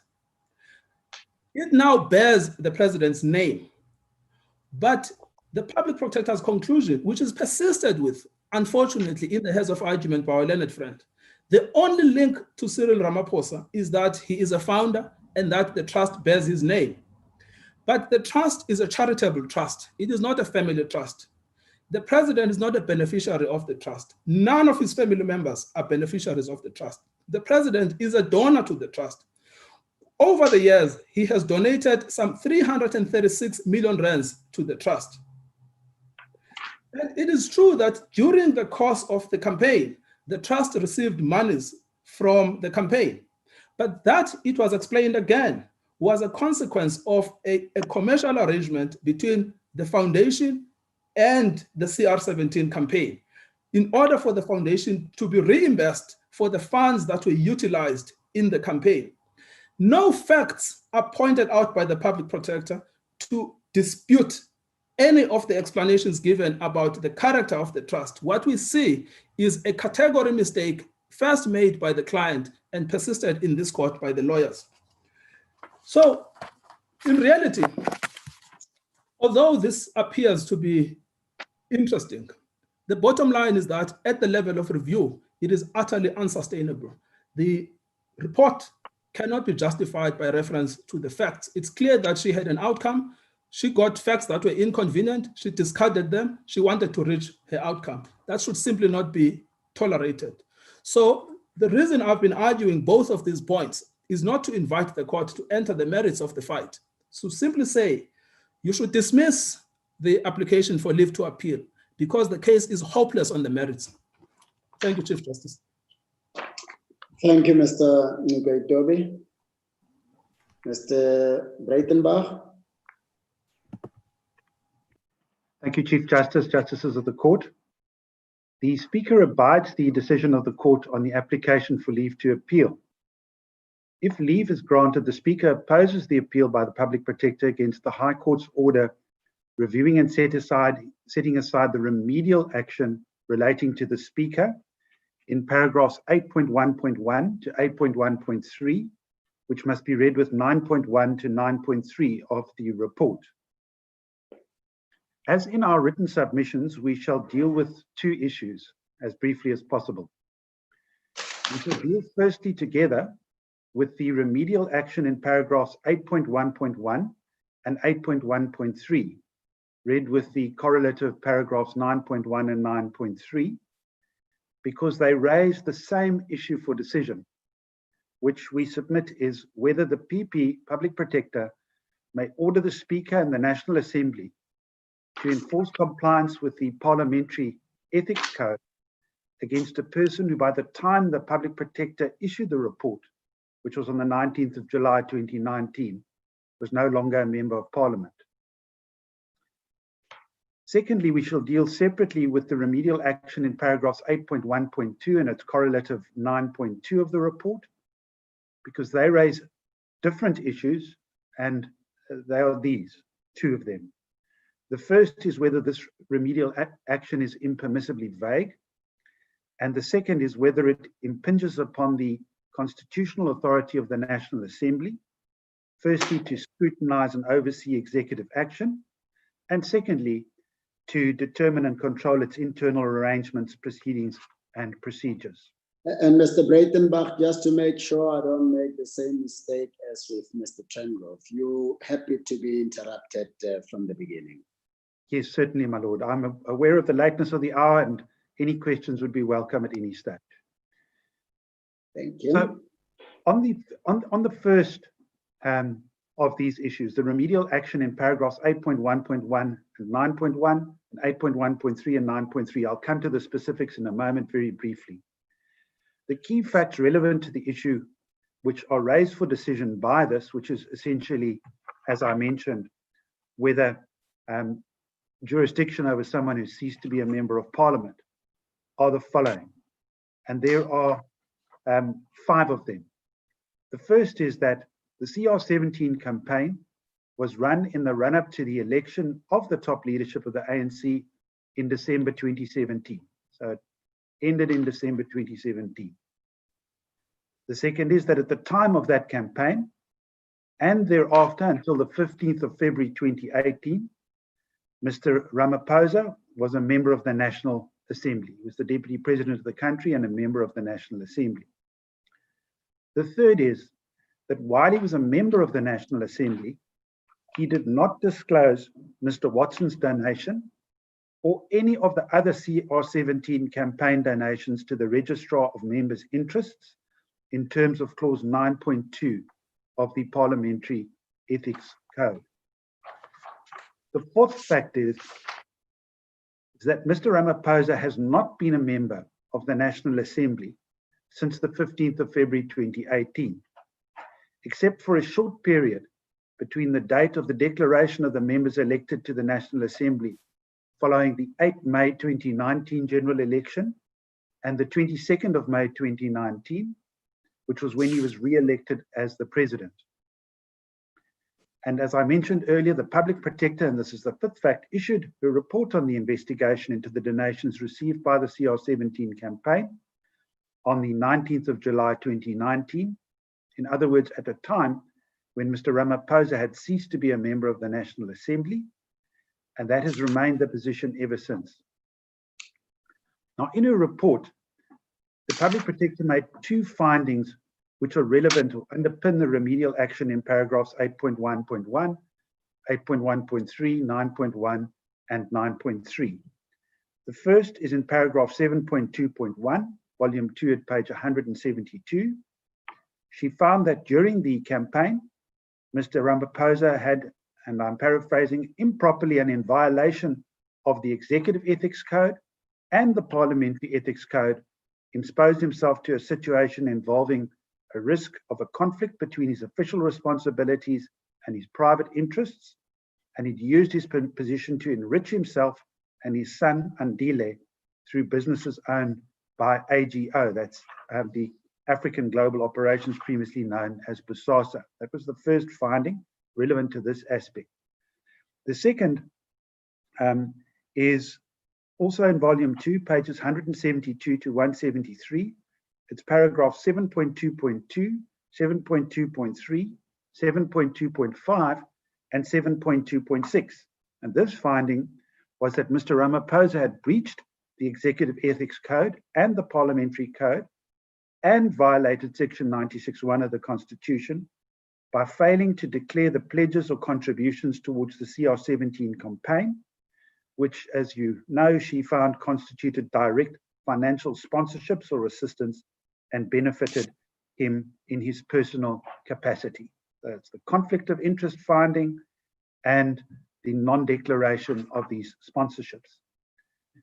That then brings me to the 2 remedial actions, and they are to be found in the record at pages 174 to 175.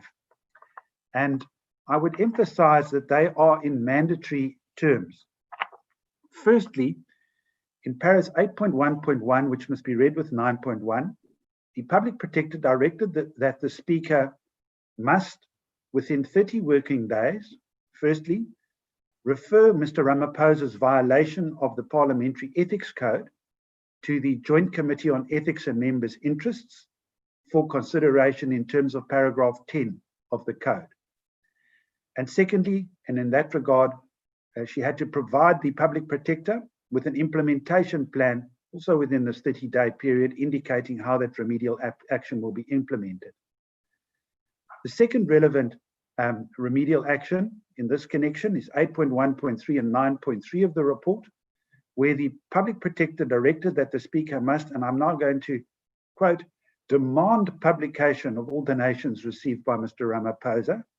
And she then gave a reason for it, because he was because as he was the then Deputy President, he's bound to declare such financial interests into the members' registrable interest register in the spirit of accountability and transparency. But the key here is that the Speaker was instructed to demand publication of all of those directions, and again, in the correlative paragraph 9.3, within 30 working days to provide the Public Protector with an implementation plan indicating how that remedial action will be implemented.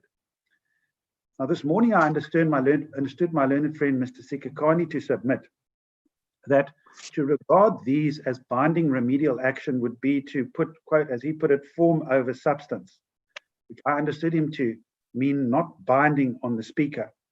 Rather, it was just a referral or a recommendation, such as is contemplated by Section 6(4)(c)(2) of the Public Protector Act.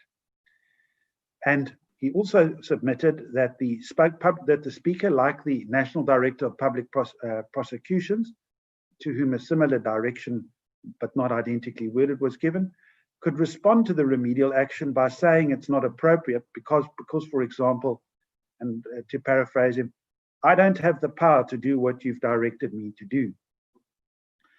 With the greatest of respect, as the Chief Justice pointed out, when one is directed to do something by the Public Protector, then you have to do it. It is binding, and that was the key finding of this court in the Nkanda judgment, sometimes referred to as EFF1.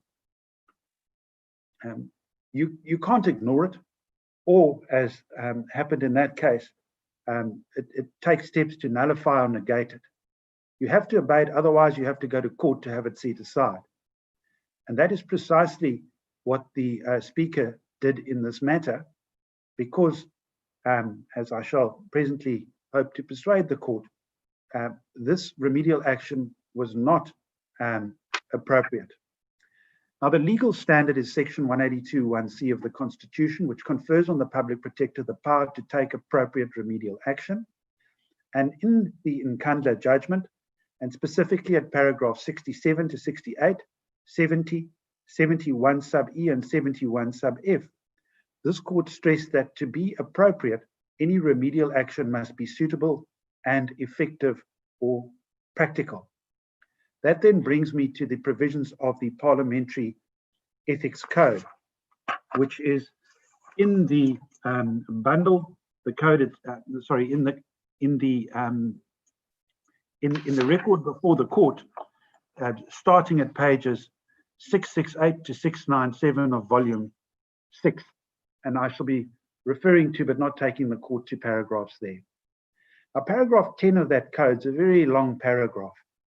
It governs the process of investigation of alleged violations of the code by this joint committee. It's a joint committee of the National Assembly and the National Council of Provinces. And it also sets out the sanctions which may be imposed for breaches of the code. And we submit that, as the High Court correctly found in its judgment at paragraphs 166 to 169, with one exception, which is not presently relevant, deals with the abuse or improper use by former members of members' facilities or any other benefit provided to former members in their capacity as such. Paragraph 10 of this parliamentary code does not apply to former members of the National Assembly, like Mr. Ramaphosa was at the time of this report. The remedial action was issued. Time-bound remedial action. Within 30 days of this, do the following in relation to someone who had ceased to be a member of the National Assembly. As regards the process, why we submitted refers to members, there are repeated references to the phrase the member and the affected member in, for instance, paragraphs 10.2.2, 10.3, and 10.7. And as regards the sanctions, see in particular the penalties which are listed in paragraph 10.7.7.1, none of which can be applied to former members of the National Assembly. And it follows from that, we submit, that the Public Protector's direction that the Speaker refer what she called the violations of this code she found Mr. Ramaphosa had committed to this committee for consideration in terms of paragraph 10 of the code, her words, is indeed ineffective. And essentially for the same reason, the Public Protector's direction that the Speaker, again, demand that Mr. Ramaphosa disclose to the Registrar of Members' Interests in terms of paragraph 9 of the Parliamentary Ethics Codes, all the pledges or contributions towards the CR17 campaign during 2017 is also ineffective. Mr. Ramaphosa has not been a member of the National Assembly at any time since the issuing of the report on 19 July 2017, and consequently the Speaker submits, she has no authority to demand that he now disclose these CR17 donations to the Registrar of Members' Interests. So that is essentially the reason why we submit the remedial action in paragraphs 8.1.1 and 8.1.3, read with 9.1 and 9.3 is inconsistent with section 182(1)(c) of the Constitution. May I add that had this been drawn to the Speaker's attention, in line with submissions you've had about procedural fairness, it would doubtless have been pointed out to the Public Protector, and this review would not have been necessary. But we emphasize again that when an organ of state, like the Speaker, is directed to, words 8.1 starts of this report, the Speaker of the National Assembly, to, within 30 working days, etc., then she either has to obey or take the matter on judicial review. And we respectfully submit that any appeal against the High Court's finding in relation to this aspect of the remedial action must fail. That then brings me to the second point, the remedial action in paragraphs 8.1.2 and 9.2. Before getting to the remedial action, I shall again deal briefly with the key aspects of the report underpinning it. There are two key facts. They've been much discussed today. The first is that on the 6th of November 2018, President Ramaphosa, who by then was the president, gave the answer he did, the incorrect answer he did to Mr. Maimani's question. The second is that on the 14th of November, he wrote to the Speaker explaining that he'd subsequently found out that his answer was wrong, in that the payment hadn't been made to the CR17 campaign, and he added that he didn't know about Mr. Watson's payment at the time he answered Mr. Maimani's question in the National Assembly. Perhaps I could add that the Speaker did nothing further in that regard. She received this response, and that was the end of the matter as far as she was concerned. The second relevant aspect of the report is in paragraph 6, where the Public Protector made 6 what she calls observations. This is at volume 2, pages 170 to 171 in paragraph 6. I shan't read them to the court. The court knows well what they are, but I should simply say the following in that connection. The first 5 of those observations are general observations about the posing and answering of questions, posing to and answering of questions by members of Parliament, which are addressed to members of the executive. I haven't put that very well, but it's the posing of questions by members of Parliament to members of the executive. She has certain general observations based on complaints that she's received under the Executive Members Ethics Act. The last of those general observations, it's in paragraph 6.6, is about officials avoiding risks of conflict of interest. So she made these general observations. In paragraphs 8.1.2 of her report and 9.2, which is again directed at the Speaker, this is now the remedial action, she said that the Speaker must within 30 days, and here I'm going to quote because the wording is important, consider within her discretion for deliberations by members of Parliament in terms of the rules of the National Assembly, issues relating to my observations under paragraph 6.1 to 6.6 of this report for possible review and amendment thereof. And then in paragraph 9.2, she followed that with the requirement, again, that within 30 days, the Speaker provide the Public Protector with an implementation plan indicating how that remedial action will be implemented. Now, we submit that there are 2 fundamental problems with this. The first is impermissible vagueness. In our written submissions at pages 24 to 26 and paragraphs 54 to 56, we submit that in our constitutional law, there is a generally applicable rule or principle against vagueness, which requires, in the case of the public protector, that her remedial action must indicate with reasonable certainty to those who are bound by it what is required of them, just as a court order must do. Also, a law. We've not heard any submissions to the contrary today. Now, we submit for two reasons that the remedial action in 8.1.2 and 9.2 of the report is impermissibly vague. The first is that it is not clear what is required by two related parts. The first is the phrase in paragraph 8.1.2, which says the Speaker must consider within her discretion for deliberations by members of Parliament in terms of the rules of the National Assembly, these observations to which the Public Protector refers. The second is that is coupled with a supervisory direction in 9.2, which says the Speaker must provide the Public Protector with an implementation plan within 30 days, explaining how that remedial action will be implemented.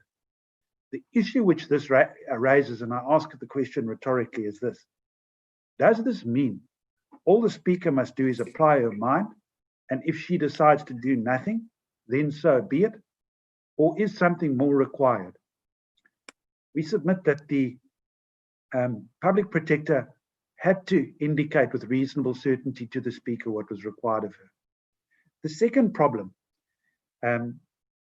this difficulty of knowing what is required, is compounded by the vague reference in 8.1.2 to, quote, issues relating to my observations under paragraph 6.1 to 6.6 of the report. And then secondly, if one has regard to the details of those paragraphs themselves, they are with respect imprecise. The second constitutional difficulty with this aspect of the remedial action concerns the separation of powers.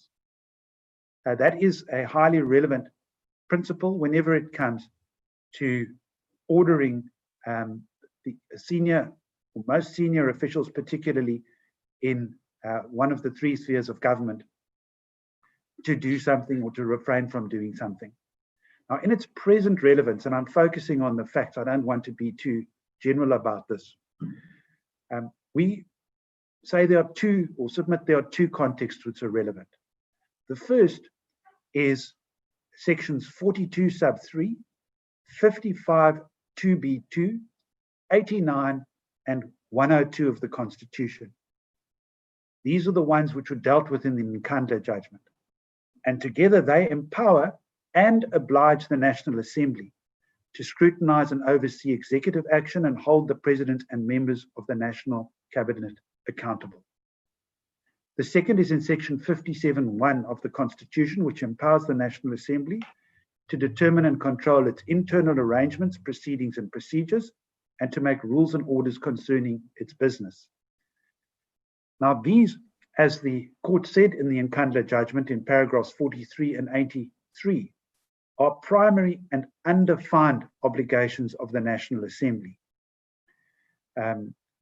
This statement was made particularly in relation to the first of one, the power of the National Assembly to oversee executive organs of state.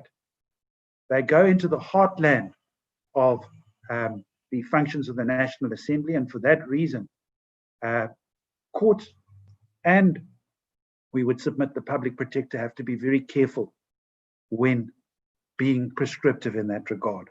What is our submission?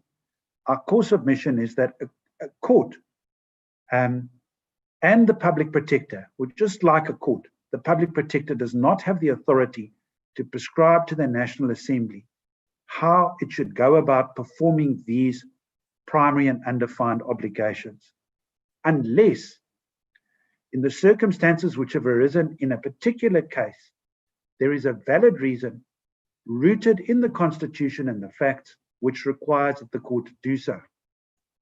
And that was the situation which had arisen in the Nkandla matter in relation to the actions of Parliament subsequent to the issuing of the Public Protector's report in that case.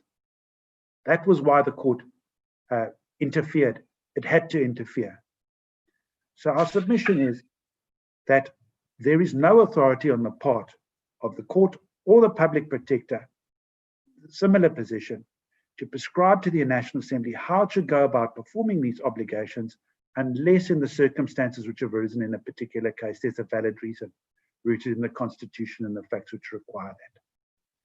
And we submit that the direction in paragraph 8.1.2 and 9.2, its correlative supervisory power, whatever its precise meaning, encroaches upon this aspect of the principle of separation of powers, because there was and is no valid reason for the remedial action. We say that for three reasons. Firstly, if one looks first at the public protector's observation in paragraph 6.6 about officials needing to avoid the risk of conflicts of interest, the point there is that the Parliamentary Ethics Code provides that Parliament in detail how and why members of Parliament must avoid that. I refer in particular to paragraphs 2.4.1, 2.4.2, 2.4.5, and 4.1.4, which are quoted in our heads of argument, and they are in the record volume 6 at pages 672 to 673. Secondly, dealing with the other 5 observations that she made, the ones concerning the posing and answering of questions by members of Parliament, which are addressed then to members of the executive.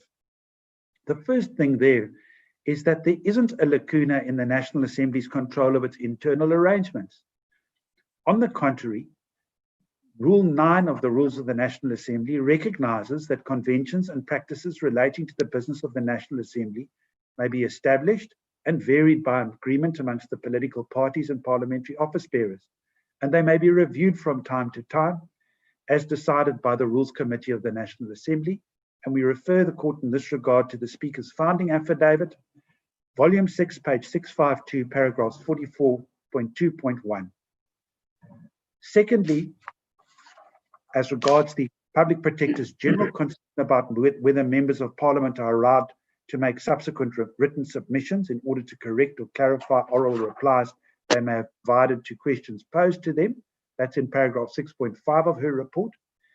The evidence of the Speaker in volume 6, page 652, 44.2.3 is that there is an established practice in the National Assembly that allows members of the executive to supplement or clarify in writing oral replies given in the National Assembly.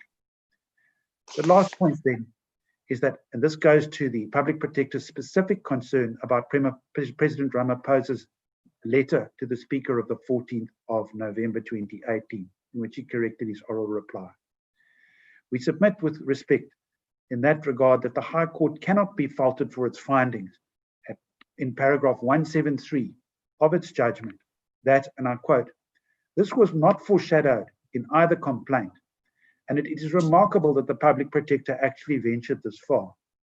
The fact of the matter is the Speaker received the President's subsequent written clarification without demur. That was the end of the matter. We failed to grasp what just cause the public protector had to deal with this aspect, especially as the Speaker had no issues with it." So in conclusion, we submit that the High Court was right with respect to hold that the remedial action relating to the Speaker in the report failed to be reviewed and set aside. We further submit that as the public protector has litigated in her official capacity, if she fails to persuade this court to overturn the High Court's order reviewing and setting aside the remedial action relating to the Speaker in the report, she should be ordered to pay in her official capacity the Speaker's costs of these proceedings, including the costs of 2 counsel, which we submit were justified in the circumstances. Those are our submissions. Thank you, Mr. Breitenbach.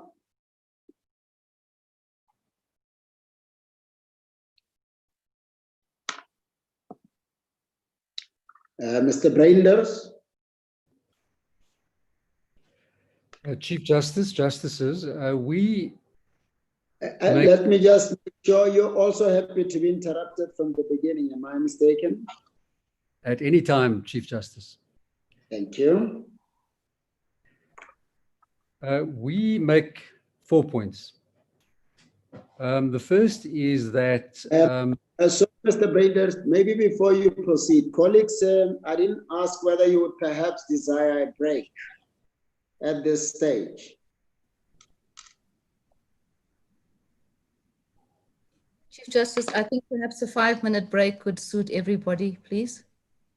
Thank you. Let's take a break until 7 minutes past 5.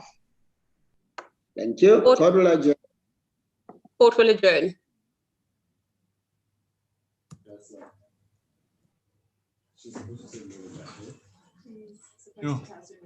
Yeah.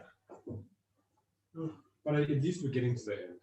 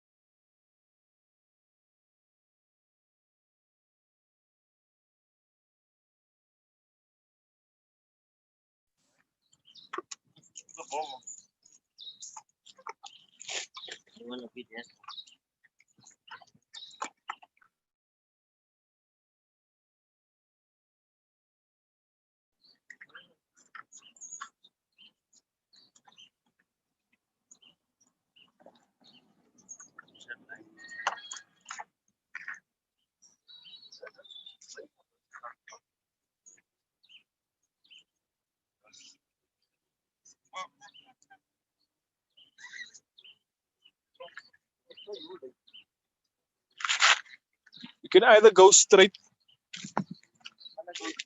in the middle.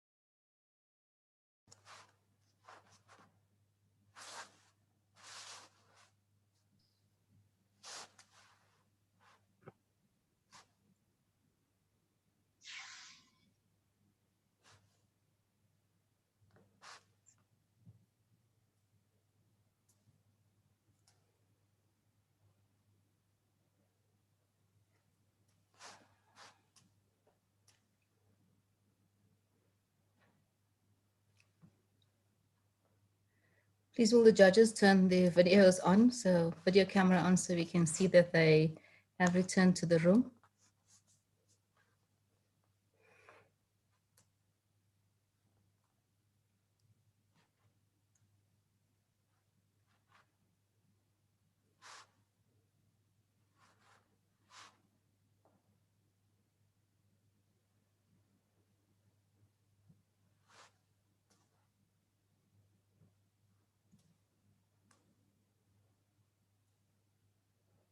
Justice Matopo, will you turn your video camera on, please?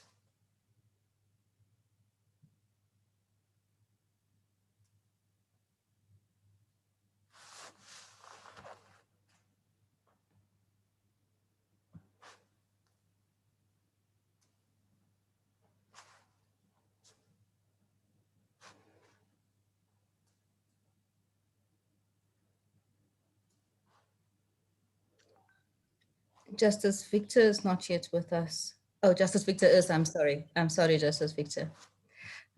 Chief Justice, the judges are back and counsel are all online. You may proceed. Thank you. Mr. Brainders, you may proceed. Thank you, Chief Justice. Justices, we make 4 points. 1, the full bench got the facts right. 2, the full bench got the law right. 3, the case advanced this morning is not the case advanced hitherto by the public protector, and 4, that warrants the costs order sought. Why do we submit that the full bench got the facts right? 2 remedial orders were made against the NDPP. The first 8.2 is at page 175 of the record, volume 1. The second 9.4 is at page 176 of the record, also in volume 1. The first remedial order directs the NDPP to investigate an allegation of money laundering against the president, his family, and Bosasa. The second remedial order directs the NDPP to, within 30 days of the issue of the report, submit for the approval of the public protector and to her a plan setting out how the NDPP intends implementing the investigation. Now, we're not going to read out those remedial orders. We say they're at pages 175 and 176, and we say that the full bench was correct in finding that they say what we can read at 175 and 176 in the report. As to the law, we say the full bench got it right because, and I'm not going to take you through the scheme, but very briefly, we ask the Constitutional Court to note the following. And some of these points have been made, some not. 182 of the Constitution confers on the public protector a general power to take appropriate remedial action. And section 182 also contemplates the conferral of remedial powers on the public protector by national legislation. Section 64A of the Public Protector Act provides for matters falling within the investigative competency of the public protector. Section 64B confers remedial powers on the public protector, presumably in relation to the matters she is competent to investigate under 64A. 64C2 confers on the public protector powers to refer any matter having a bearing on her investigation to the appropriate public body or authority and to make any other appropriate recommendation she deems expedient. 64D provides for remedial powers relating to a complaint related to the operation or administration of PAIA. And 64C1 is the only provision that provides for remedial powers against the NDPP. And we say that fact alone, that is that 64C1 is the only provision in the Public Protector Act that provide for remedial powers against the NDPP. That fact alone means that the full bench was correct. But we say that that must mean that the provision of remedial powers elsewhere don't apply to the National Director of Public Prosecutions because the legislature has specifically provided for such a power against in 641C. These points are made in our heads. I'm not going to spend too much time on them, but that interpretation by the full bench is consistent with the prosecutorial and investigative independence of the NDPP. Now, what happened this morning was that Mr. Sikakani appeared to suggest that what justices you can do is you can take out everything that goes beyond mere referral in the remedial orders against the NDPP. Take that out, but leave intact the mere referral. Well, there are two problems with that. The first is it's internally contradictory, because if the orders are not unlawful, then there's no reason to excise part of the remedial orders. But if they're asking, or if the public protector asks that you excise really what is the bulk of the remedial action against the public protector, that must mean that her orders were unlawful. But the second problem with that is that that's not the case advanced so far, because in the review affidavit at pages 763, paragraph 18, and 791, paragraph 2, paragraph 73.10, what the public protector said there was that she does have the power to order 8.2 and 9.4, but the NDPP could, in her discretion, ignore the remedial orders made against her. That was in the review affidavit. In the leave to appeal affidavit before the Constitutional Court, at page 1500, paragraph 75 and 76, what she says is this: all the remedial orders require is an acknowledgement of receipt, an indication that the referral has been allocated for further investigation, or informing her whether the refusal to investigate was legally justifiable or not. Now, of course, that's not what 8.2 and 9.4 say. In the heads before this court, what the public protector says is, or submits, is this: at paragraph 100 of the heads, it is submitted on her behalf that paragraph 8.2 of the remedial action does not take away the autonomy of the NDPP to decide whether or not a particular criminal conduct should be prosecuted. The remedial action merely refers the matter to the NDPP to conduct further investigation. That's at paragraph 100. At paragraph 102, the submission is made that the monitoring measures contained in 9.1 to 9.3 are measures necessary to ensure that the remedial action is effective. Of course, the remedial order against the NDPP is the one in 9.4, not 9.1 to 9.3, and nothing is said in the heads about 9.4. How does all of that square up? And no doubt, Justices, you're aware of it because the full bench dealt with that and the letters are in the record, but how does that square up with the position last year in August, after the NDPP got wind of the letter by the public protector to the president's attorneys, and obviously saw the report and read the remedial action against her? Well, what the NDPP did in August last year was, and this is at 1112, she said, "I'm concerned, though, that the wording of paragraphs 8.2 and 9.4 of the report appear to record the exercise of a power which perhaps you never meant to exercise."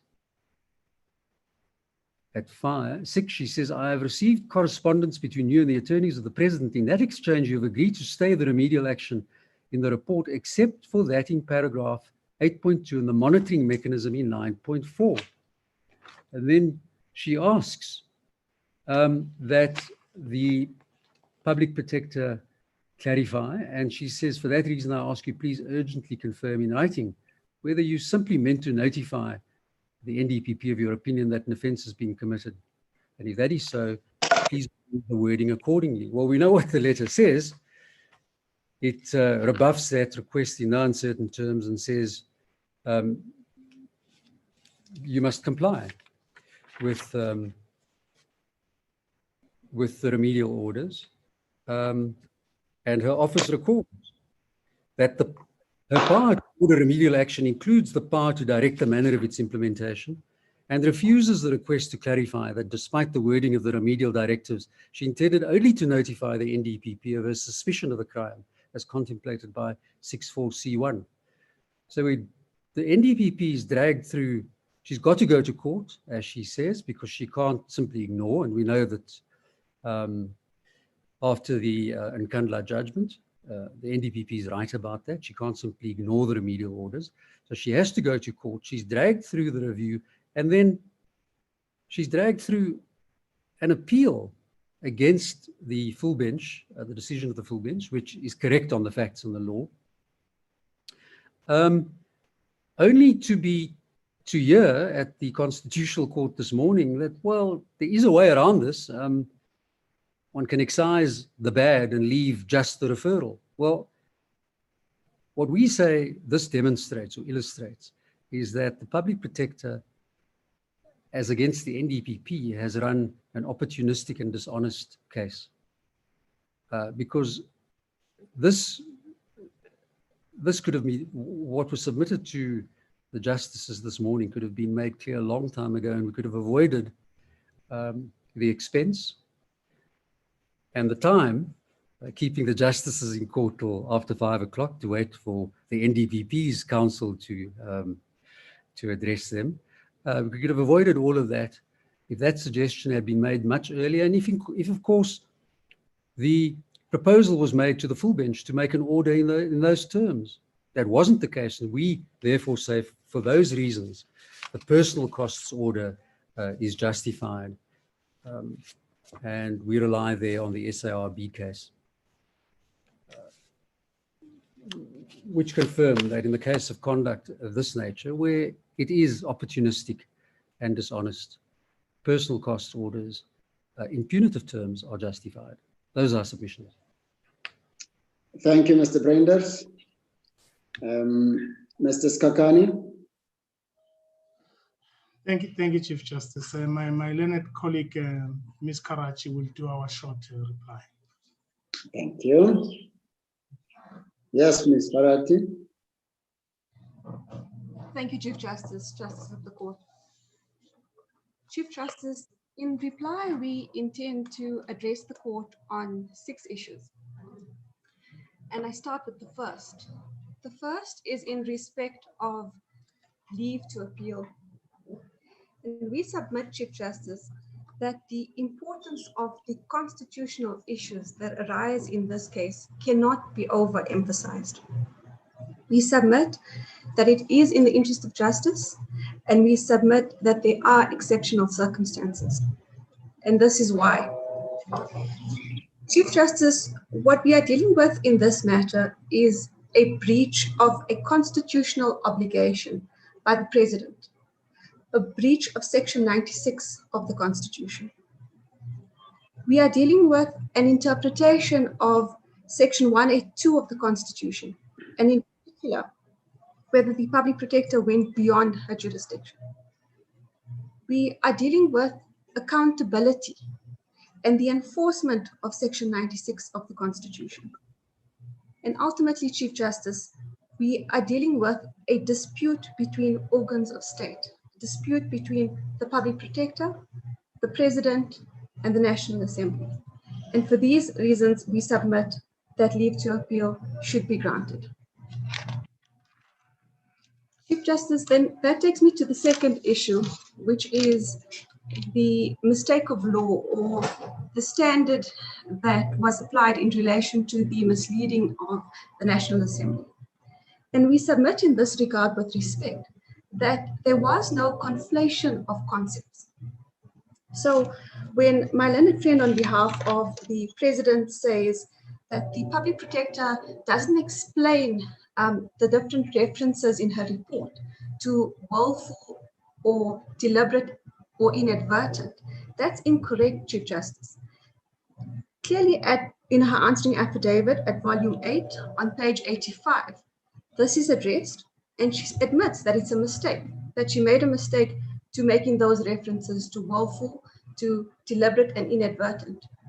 But Chief Justice, she says that her ultimate finding was that it was a deliberate misleading of the National Assembly. And this is clear in the way the complaint is dealt with. The complaint specifically deals with the deliberate misleading of Parliament. The issue that the Public Protector defines specifically states that it was the deliberate misleading of the National Assembly. And in the finding that she makes, she says that it was a deliberate misleading of the National Assembly again. So there was no conflation in that regard. Chief Justice, in respect of whether she was correct to make that finding, this goes to the issue of rationality.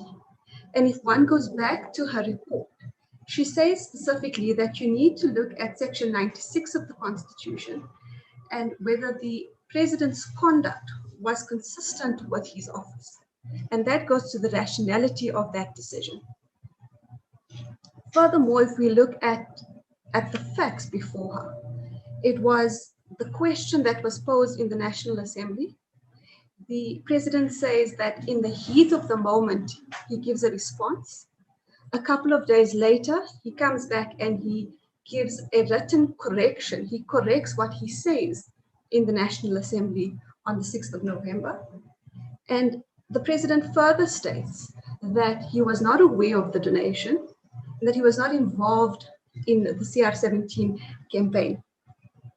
But clearly when the Public Protector gets into this and she gets the evidence, she sees that indeed the President was actually involved in the campaign. He was asked to attend various dinners. He was asked to speak to various donors. And on that basis, the Public Protector makes these findings. So we might not agree, we might not say that, we can say that she was right or wrong, but that's not the test. The test is whether on the facts before her, was it rational for her to come to this conclusion? And we submit that it was. In respect of jurisdiction, my learned friend on behalf of the President says that the Public Protector states in her report that no party disputed the issue of jurisdiction. But that is clearly incorrect. The Public Protector deals with the issue of jurisdiction specifically at volume 2, page 158, and she says that the President disputes that the fact that she has jurisdiction, and she addresses the issue. Just very briefly on the issue of jurisdiction, I just want to refer the court again to the Constitutional Court's decision in the EFF matter, in the Nkandla judgment at paragraph 65, where the court says that complaints are lodged with the Public Protector to cure incidents of impropriety, prejudice, unlawful enrichment, or corruption in government circles. And that the Public Protector specifically makes reference to this judgment in her report. The fourth issue, Chief Justice, is the issue of money laundering.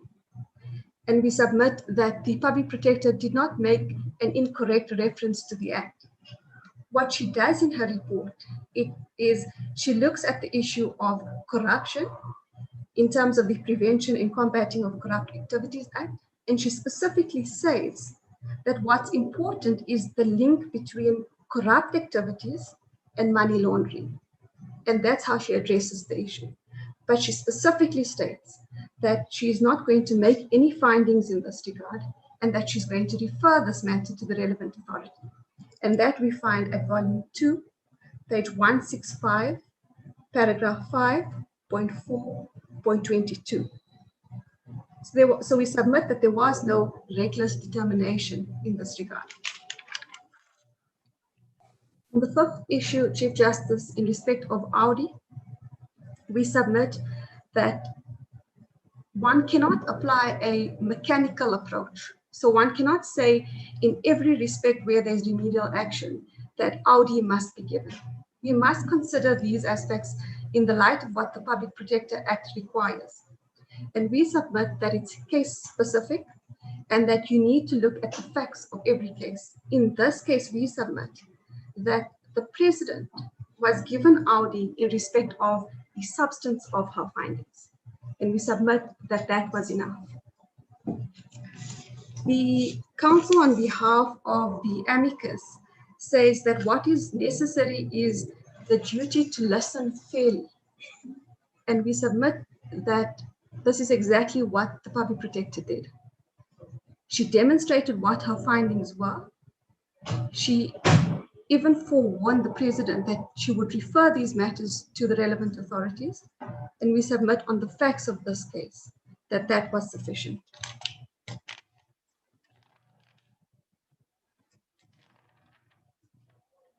In respect of audi of the organs of state that she refers these matters to, the relevant authorities that she refers the matters to, I think it was on behalf of the president that Mr. Chengov argued that even these authorities should be given audi in respect of the remedial action. And we submit that that's not what is required in terms of the Public Protector Act.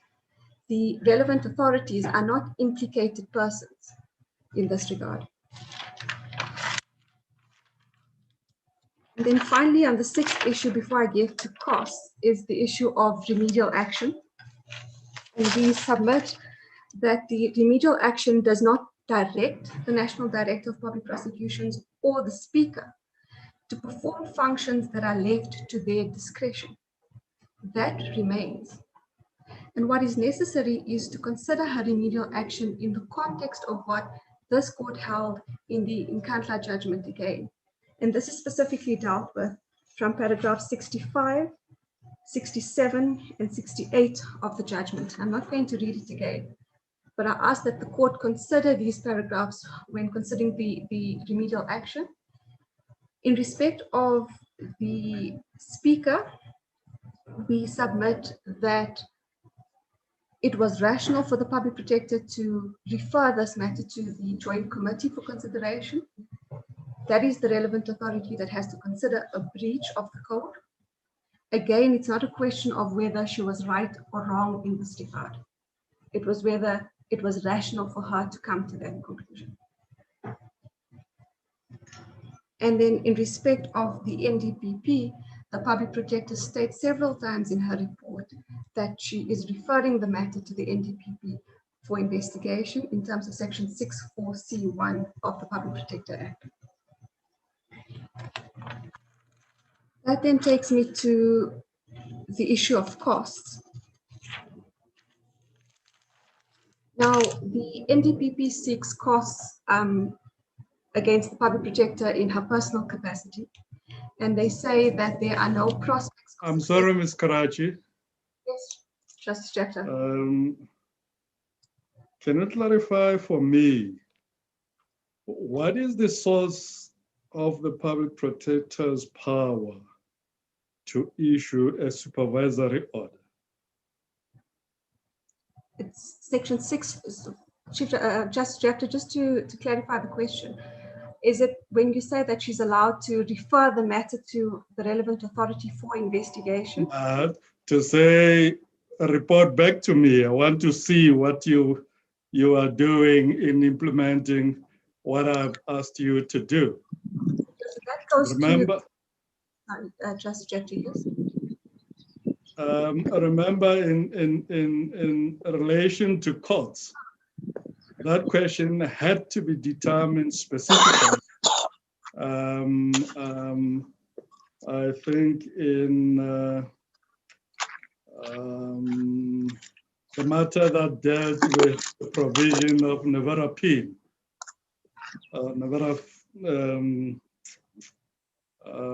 I just forget the name of the case. The court had to determine where the power of issuing supervisory orders came from. So I'm just wondering whether here we do have a similar provision that authorizes the Public Protector specifically to issue supervisory orders, because supervisory orders are meant to see whether the organ of state that has been directed to do something has done that which they have been directed to do. Justice Jeffrey, it comes directly from the Constitution itself and the Public Protector Act. Which provision in the Constitution? Section 182 that speaks to the effectiveness of her remedial action. And this Effectiveness means inclusive of supervisory orders. Is that the argument? It goes to the binding nature of her remedial action. So we submit that where the public protector refers a matter to another organ of state or to the relevant authority to investigate, she's not directing them on what to do. She's saying, I'm referring this matter to you, but where she says, I have a supervisory, the monitoring provision, it means that once you've considered it, come back and tell me whether you're going to investigate or not, and tell me why. But that goes to the binding nature of her remedial action. It goes to what this court has dealt with in the Nkandla judgment at paragraph 67, 68. And maybe I should read those paragraphs where the court says the obligation to assist and protect the public protector so as to ensure her dignity and effectiveness is relevant to the enforcement of her remedial action. The public protector would arguably have no dignity and be ineffective if her directives could be ignored willy-nilly. So even if the public protector refers the matter to the relevant authorities for investigation, they must, if they choose not to investigate or not to charge, in this case, for example, with the money laundering, they must have a rational basis for not doing so. And that's where the monitoring provision comes in, the monitoring provision. Do you accept that the monitoring is a separate power from directing that something be done? So in respect of the referral, I wouldn't say that it's separate, that she refers the matter to the relevant authority and then comes in the monitoring provision to say, are you going to investigate? Tell me, what are you going to do with this matter? Okay, thank you. Ms. Karachi, following on the question from my brother Justice Jafta, you say you rely on the public protector relies on section 182 for that power. If we look at section 182, it says she has the power to investigate, to report, and take remedial action. Does not talk about monitoring. Justice Throy, it comes through where it says to take appropriate remedial action. And what is appropriate remedial action? And that goes back to the issue of the binding nature of her remedial action. If it was just to say, I'm referring the matter to the relevant authority for investigation and leave it there, does that then mean that that is appropriate remedial action? Does it satisfy the requirement that her remedial action be effective? So therefore we aren't there other avenues open to the public protector, for example, to approach the court to enforce a remedial action? That's fine, but the context in this is what we say is that, again, it has to be rational. So every decision that is taken by the relevant authority has to be rational. And if what we're saying here is that, tell me if you're going to comply or not, and tell me why you can't.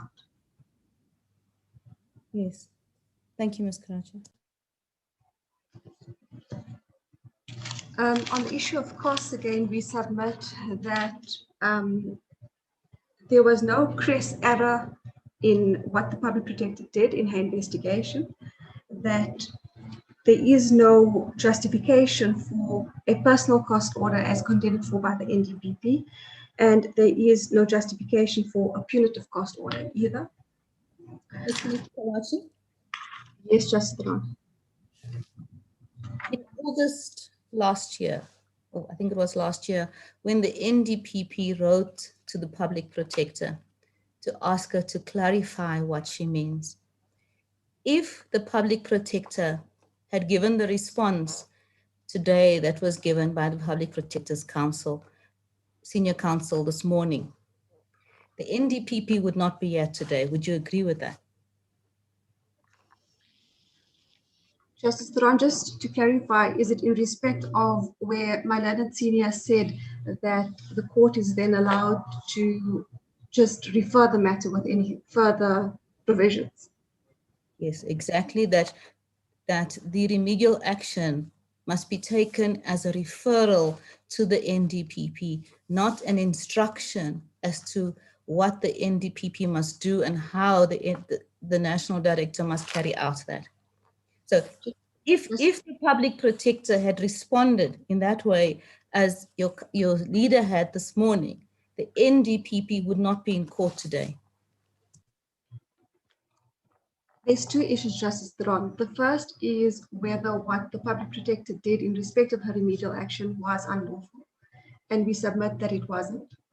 And this is clear from the public protector's response as well to the NDPP, where the public protector specifically says, this is what I state in my report. I don't make any findings. What I do is I refer the matter to you in terms of section 64C1. But the public protector also says, she talks about the bindingness of her remedial action as well. And that goes back to the Nkandla judgment on what I just addressed the court earlier.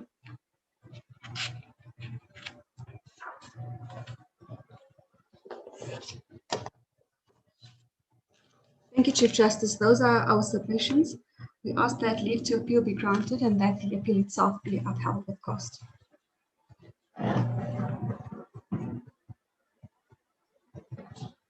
Chief Justice, you're on mute, Chief Justice.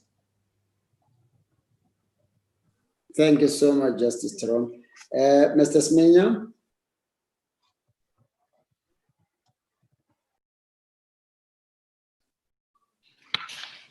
Thank you, Chief Justice. My leader, Mr. Semenya, has asked me to reply. You may proceed. Yeah. Thank you, Chief Justice. Members of the court, I intend to be brief, fully aware that I'm doing the graveyard shift. And if I am particularly brief, I invite the court to please engage with me. The first issue I'd like to address is the question of direct access, because that's related to the question of costs.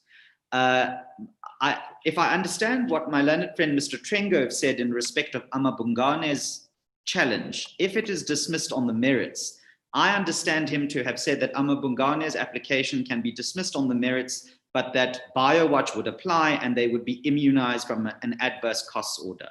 With respect, if my client, the EFF, gets into the territory of merits and we're ultimately unsuccessful, then we say that BioWatch should continue to apply because we raise constitutional issues. And in that regard, I would refer the court to the court's recent judgment in EFF versus Gordon, particularly at paragraph 83. However, with respect, and I'm quoting directly from the President's heads of argument, the President's heads of argument take the position that the EFF's application is an abuse of process, and accordingly that an adverse cost order is justified from this court in these proceedings. And with respect, I must disagree with my learned friend, Mr. Trengove, because the way in which the EFF's application, conditional application, arose, and this is common cause, is that the EFF filed its application for leave to appeal in the High Court within time to get an audience in front of the SCA. After that had occurred, the public protector filed its application to this court for a direct appeal against the High Court's decision. In those circumstances, and regarding whether or not my client's conduct would warrant an adverse cost order, you must, with respect, ask yourself whether our client behaved reasonably in the circumstances to lodge the conditional application for leave to appeal. And I'm not going to read out anything in that regard. I'm just going to give the court, with respect, a reference at page 1557 in volume 15, paragraph 9 of the EFF's founding affidavit for conditional leave to appeal. And the justification then as to why we approached this court is set out there, and with respect, that demonstrates the reasonableness of my client's conduct and why no adverse cost order should be awarded against us, even if the leave to appeal is dismissed. May I then turn, I'm Chief sorry, Mr. Bremet. Yes, Justice Jafta. On the applicability of the Biowatch principle, I understood the argument by Mr. Trengove to be this: as between the President and the EFF, in these proceedings, they are both acting in their private capacities, and therefore Biowatch doesn't apply.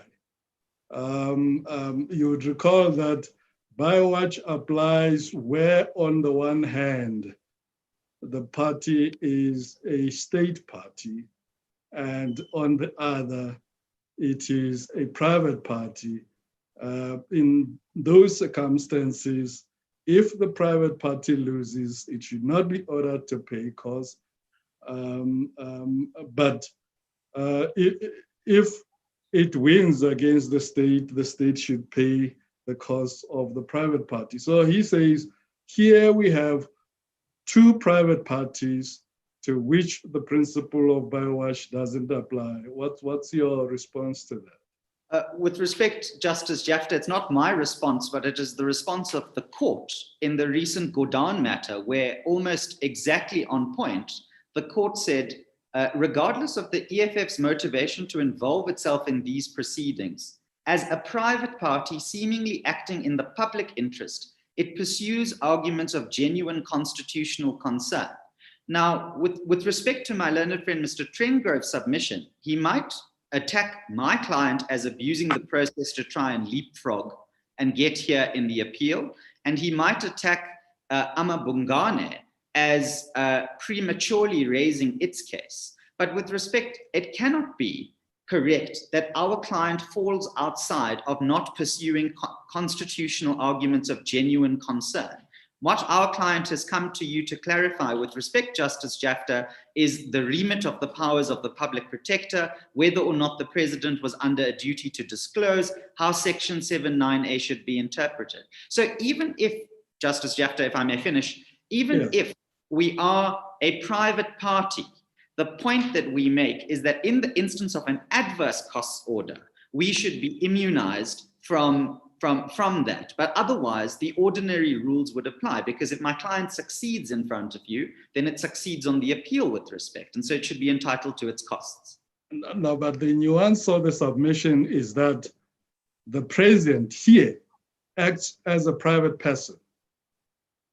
I'm not quite sure in the Godan matter whether the minister there was acting in the private capacity. So that is the distinction that Mr. Trengove is trying to draw.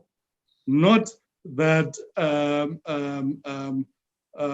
the EFF has not raised issues of constitutional importance. I think everybody accepts that.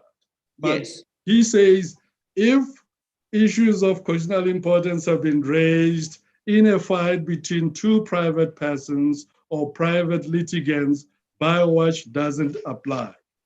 So that's the trust of the submission.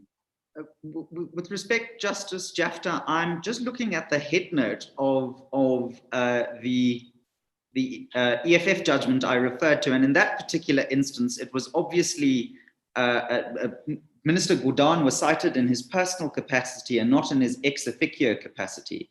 But with respect, Justice Jafta, I think the point is this. The point is that the president in these proceedings in front of you is not with respect acting in his private capacity. He's cited here as the president because the public protector's findings emanate from two breaches, she says. One is what he did as the deputy president, and two is what he did as the president. So when the president is here as a litigant, he's not here with respect as a private individual. He's here, obviously, and he has some private interest in how this litigation unfolds, but he's here in his ex officio capacity because the breach that the public protector finds, which the High Court overturned, was that he breached the obligations flowing from, inter alia, the Executive Ethics Act. but perhaps, sorry, Justice Jafta, I don't know if you wanted to engage further. No. Thank you. I got your answer. I wasn't sure whether the president is acting in a private capacity. I just wanted you to confirm.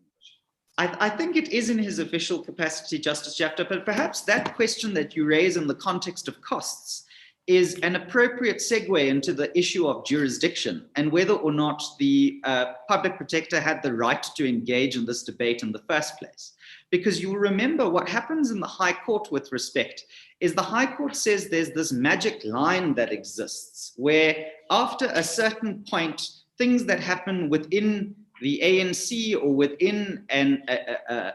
within a state functionary's private life cannot be looked into by the public protector. And my learned leader, Mr. Semenya, this morning addressed you on how the look-through principle comes about, because he emphasized to you that the question is not the identity of the individual per se, but is whether or not they are the subject of a public duty and a public obligation. And there's no doubt in these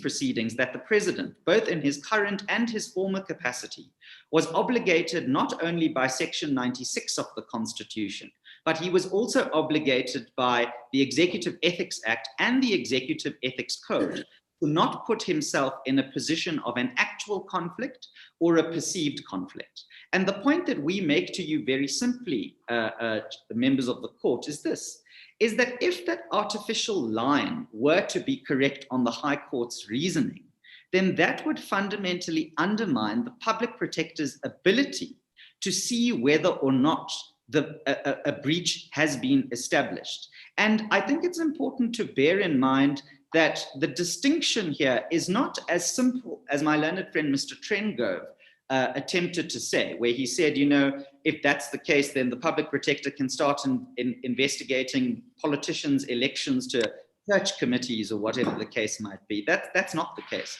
We're talking in these circumstances about the ruling party of the country that is on everyone's version, its president is almost inevitably going to be elected as president of the country. So borrowing what my learned friend, Mr. Mukaitobi says, this is within very close to state power. Actually, it is about state power when you have regard to what benefits the president, who is still the subject of those public duties, is receiving in his so-called private capacity. And we say that the effect of the High Court's order would be to limit, artificially limit with respect, the public protector's ability to look through and to find whether the breach has been established. And there was an interesting debate that my learned friends, both Mr. Trengove and Mr. Mukaitobi, had with Justice Madlanga, and it unfolded in different ways, but it was about, you know, does the president benefit or not benefit? And the answer was given, well, you know, he contributes to his own campaign and he's a significant contributor and whatever the case might be. And I think the argument was to the effect that this cannot qualify as a benefit because he also contributes to his campaign. But that, with respect, is a misnomer. And it's a misnomer because the code makes it abundantly clear that disclosure, and this then ties into the point of jurisdiction with respect, is in respect of assistance from any source other than the member of the executive in his personal and private capacity. So in other words, and the High Court recognized that with respect. The High Court at page 1347 of the record, para 125.1, and it set out the correct test. So if, with respect, it's correct that if money comes from any source other than the individual, it's neither here nor there that the president contributes to his own campaign. The moment that the campaign receives money for the president's benefit, not necessarily money going directly into his own pocket, but money going into somebody else's pocket that is expressly for the purpose of supporting the president's election, then that's the benefit that he derives. And that triggers not only the public protector's jurisdiction in this matter, but it also triggers the president's obligation to disclose. If I may if I may move on a little bit, the other point I would make to the court in respect of Audi is this. And if the court would have regard to page 41 of the EFF's heads of argument, paragraph 89, the section 7.9 is reproduced there. And it's important with respect that the court has regard to the wording of section 7.9, because in the debate that unfolded with my learned friend, Mr. Sikakane, Justice Victor, if I'm not mistaken, took up the point and effectively posited to Mr. Sikakane that in order for the 7.9 process to be rational, it must include the remedy portion that the public protector concludes on. And with respect, that is not supported by the plain text of the legislation. And I'll make two textual remarks, if I may. The first one, and I'm reading from page 41 of our heads of argument, that's where I'm reading the reproduction of the act, is it says, if it appears during the course of an investigation. And what we'd say quite simply is that the remedial action only flows after the investigation has concluded. The public protector can't midstream determine what the remedial action is and then tell you, then trigger your Audi rights. The point is that the Audi obligation is during the course of the investigation, and the remedial action flows after the investigation has concluded. That's the first point. The second point I would make is this, is if one reads further down, the act says that such implication may be to the detriment of that person, or that an adverse finding pertaining to that person may result. The public protector shall afford an opportunity to respond in connection therewith. So there are two separate but very important textual things that arise from there. The first one is that this duty is explicitly in the context of an adverse finding. The act goes on in different places to distinguish between adverse findings and findings on one hand, and then it talks about things like remedial action, recommendation, and views. For the benefit of the court, this textual analysis that I'm referring to appears at page 47 of the EFF's heads of argument. But the point I'm making is very simple. The point I'm making is that where adverse finding, that the obligation only exists in respect of adverse finding, the fact that other things like remedial action, recommendation, and views are left out by the legislature demonstrates with respect that you cannot magically read in those words to give the Audi obligation to those aspects where the act tells you something very different. So textually, we'd say the public protector did what she was statutorily empowered to do so. And that is with respect to give Audi in respect of the adverse findings, and that she did. And on this question of whether or not common law can then be resorted to, may I refer this court to a judgment it gave, which is Tshwane Link Africa. I apologize that I don't have the full citation. I'm going to ask my learned friend, Mr. Siboto, to find it. But in the matter of Tshwane versus Link Africa, which, let me say upfront, is on very different facts. It's about servitudes and how the servitude right is engaged. But what was an issue in the court is section 22A of the Electronic Communications and Transactions Act. And it was really about, and this court split on whether or not the phrase used in section 22A, the phrase applicable law, included the ability to rely on common law or didn't. The majority, which is per Justices Cameron and Froneman, said that applicable laws was wide enough to include the common law, whereas Justice Jafta, if I'm not mistaken, it was you and Justice Chikli who dissented and said that, and please forgive me if I'm being parsimonious to your view, but the view expressed by the justices was that the statute overtakes the common law, and that because it overtakes the common law, it is the statute that must have been had regard to. And you cannot look through the statute into the common law. And that's on my reading of the judgment where the court split. The point I make is very simple. The point I make is flowing from the court's illustration of how common law is dealt with, is that both of those views of the court support my contentions regarding 7.9 and Audi, because the absence of any phrase in section 7.9 to incorporate common law on the majority's reasoning means that the common law cannot be relied upon to invent a right of Audi in respect of remedial relief, which is excluded from the text. That's the first point. And the second point is that if the minority view in Tswana is followed, then the statute prevails over the common law position. And if the statute prevails over the common law position, the absence of remedial action, views, and recommendations means, with respect, that the common law duty of Audi cannot attach to things that are not listed in the statute itself. But the minority view doesn't constitute the decision of the court, does it?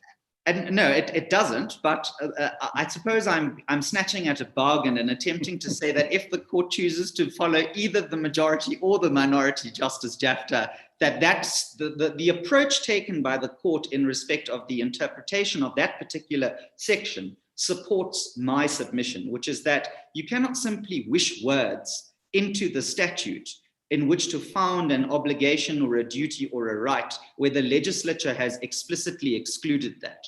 And absent... No, but Justice Madlanga raised a common law principle, which is not controversial, that unless a statutory provision explicitly or expressly excludes Audi applies. Yes, but so you don't need to have incorporation of Audi in the provision in the similar way as what happened in Link Africa. Yes. The law as we know it says Audi applies in all situations where a decision adverse to the interest of another party is taken. Yes.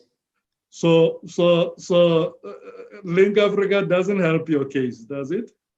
Well, if Link Africa doesn't help my case, Justice Jafta, I'd say that the explicit words of the act itself then do help my case, because the act, and I'm not going to repeat the answer. I think Justice Jafta, you agreed it. You're moving in circles now. then let me help myself and make some progress, Justice Madlanga. Thank you. Insofar as our learned friends for freedom under law is concerned, the court would have seen our submissions in response thereto. The only point I would make in that regard is on the question of whether it's the standard of paja or legality that applies. In the first instance, it's inappropriate for the court to overturn the SCA's finding on the facts of this case. Secondly, having proper regard to the scope of the public protector's invasive powers, that is more attuned to non-administrative action as the court defined in Motau, and that has with respect to straitjacket the public protector under the heads of review contained in Paja would, in our submission, undermine the efficacy of the public protector to give effect to her constitutional obligations. In conclusion, may I just say this to you, Chief Justice and members of the court, and this is very important. At the heart of this case, but something that no one has really addressed in Maine, is to what extent are our public officials accountable for the money that they receive, be it in their private capacity, particularly in their private capacity where there is the threat of the receipt of that money subjecting them to either the risk or an actual or perceived risk of a conflict of interest. And with respect, that's what the public protector found. And we submit that if the narrow and, with respect, overly technical interpretation exercise engaged in by the High Court is endorsed by this court, that would be inimical to accountability and the obligations that this court has repeatedly emphasized in cases like my vote count 2 and others, that Our public officials are accountable, and where they are accountable, that is in vindication of their constitutional obligations. And for those reasons, we would commend to the court upholding our client's application for leave to appeal, and obviously if we get into the terrain of merits, to find in favor of our client. Thank you, Chief Justice. Thank you very much, Mr. Premet. Mr. Why am I forgetting your name? Mr. Badlander, Chief Justice. Mr. Badlander, are you going to do it yourself? I am indeed, Chief Justice, and I'm going to be brief, if I may. If Mr. Premed had the graveyard shift, then I have no idea what shift I have drawn. But I'm fully alive to the fact that it's 6 o'clock and it's been a very long day. And so I will confine myself, if I may, to 4 discrete points and deal with them crisply. You people better not talk about graves, during this COVID-19 era. Yes, I think the less I say, the better at this point, Chief Justice. So I'm just going to move on. Chief Justice, members of the court, we propose to deal with 4 issues. The first is a further point on Justice Theron's query about the minister responsible for the administration of the Act. The second is, what did the High Court actually do? The third is the merits of the challenge and the failure of the President's Council to squarely address that. And the fourth is one word on costs. Chief Justice, on Rule 10A, on the question Justice Theron raised, we would simply direct the court's attention to the actual wording of Rule 10A, which is the relevant rule. And what Rule 10A says is that in any proceedings before the court where the validity of a law is challenged. Sorry, Mr. Badlander. Justice Theron, do you think that the Chief Justice is still with us?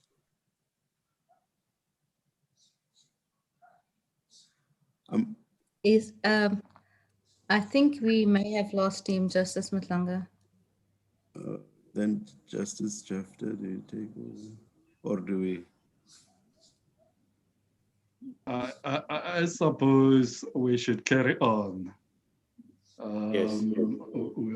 At the tail end of the hearing, and the arrangement is that if the Chief Justice would have missed something, he would have recourse to the recording. Indeed. Thank you very much, Justice Jafta. You may carry on. Thank you very much, Justice Jafta. So the point that we make is that in Rule 10A, it provides that if in any proceedings before the court, the validity of a law is challenged, the party challenging the validity of the law shall join the provincial or national executive authorities responsible for the administration of the law. Now, the law which is being challenged in this case is the code. And the party that is responsible for the code, its making, and indeed its administration is the president. If we had challenged the act, I immediately accept it would be different, but we didn't.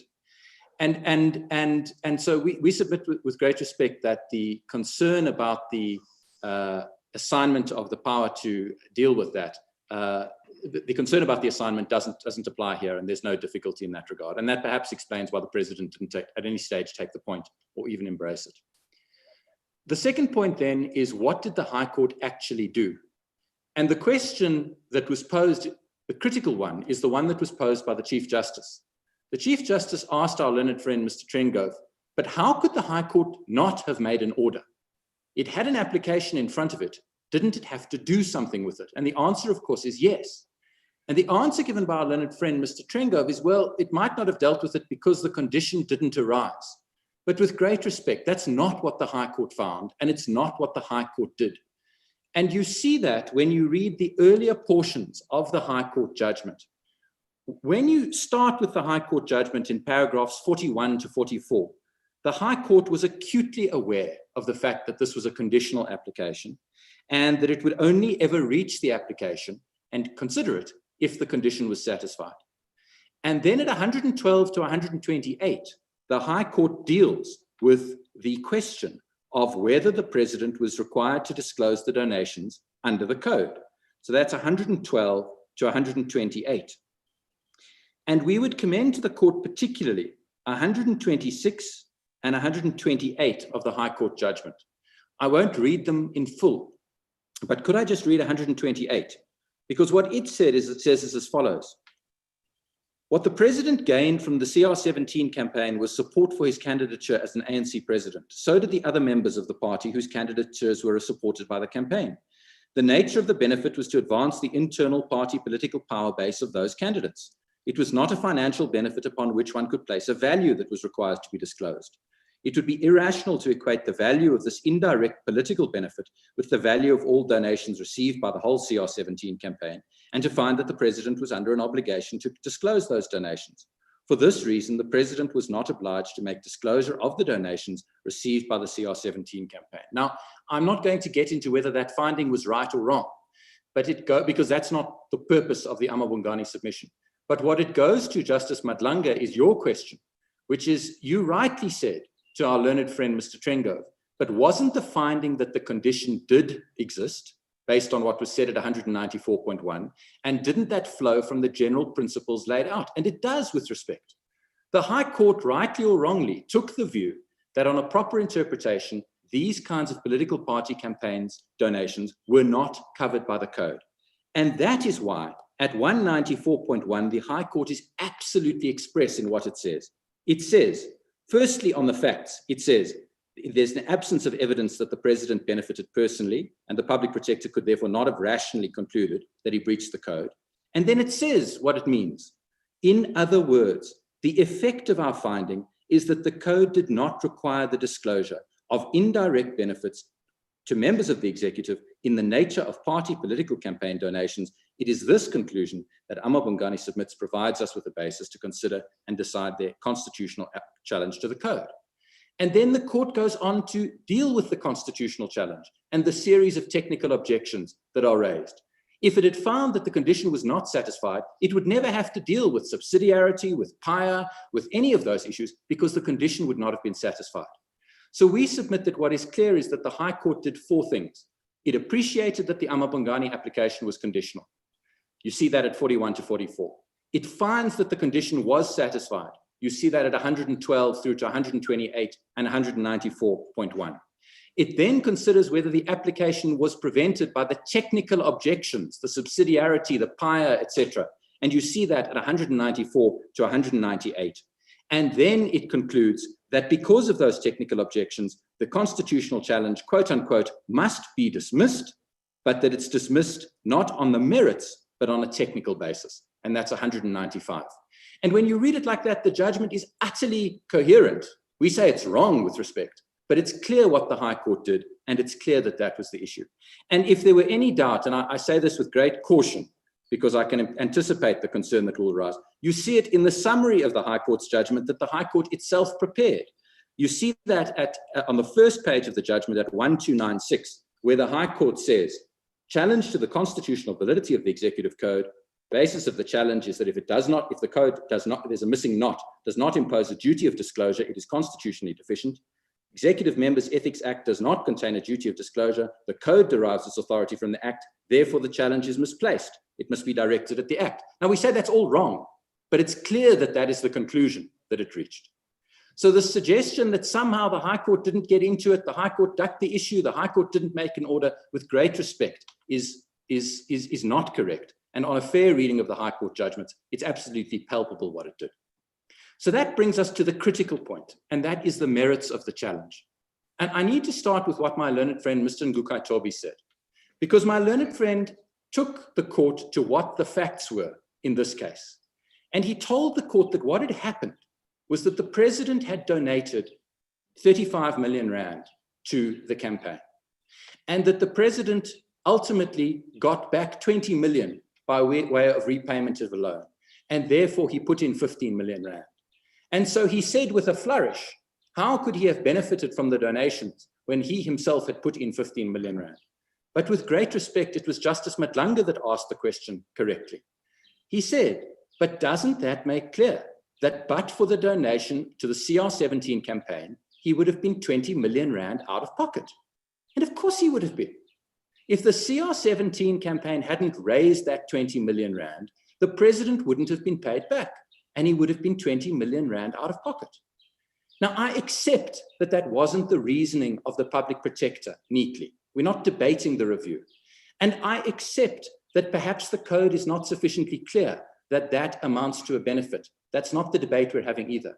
But I do submit that the notion that someone, that the most senior member or one of the senior members of the executive can loan 20 million rand to something, and whether he gets paid back depends on whether that entity gets paid and who they get paid by. The notion that that doesn't put those 20 million rands of payments that result in him being paid back don't produce a financial benefit, I submit is if that is what the code means, and again, I say nothing on what it means, but if that is what the code means, then the code does not fulfill the requirements of the Act. Because how can it be, and I go back again to the example, how can it be that when I give the president 2 bottles of wine, he has to tell the country? But when I make a donation of 20 million rand to his campaign, which results in the loan from him being satisfied, and where he'd otherwise be out of pocket, he doesn't have to tell the country. And that is the point that has never been answered. And I told the court, and I told it with some caution because I was anxious about it, because my learned friend is a venerable and extraordinarily able opponent. And so when I said to the court, you will not hear an answer as to why there is a difference between the bottle of wine and the 5 million rand donation or the 20, I was anxious that there would be an answer. But there was no answer. There's no answer in an answering affidavit because they didn't file one and they elected not to do so. There's no answer in the heads and there's no answer today. And so you are left, Justice Jafta, members of the court, with a code which is designed to cover all forms of financial interest in order to ensure accountability and transparency in the rest. And that code, on the interpretation of the High Court, doesn't cover this situation merely because it's in the context of an internal political party campaign. And that, we submit, is patently unlawful. And we say with respect that the mere fact that a political party might be regarded as a private organization and not a public organization is irrelevant.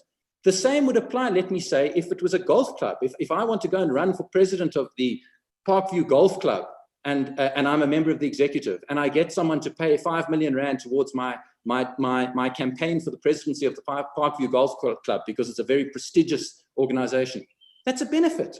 It's a benefit that has to be covered by the code. And if it's not covered by the, and therefore I have to declare it. There's nothing improper, but I have to declare it.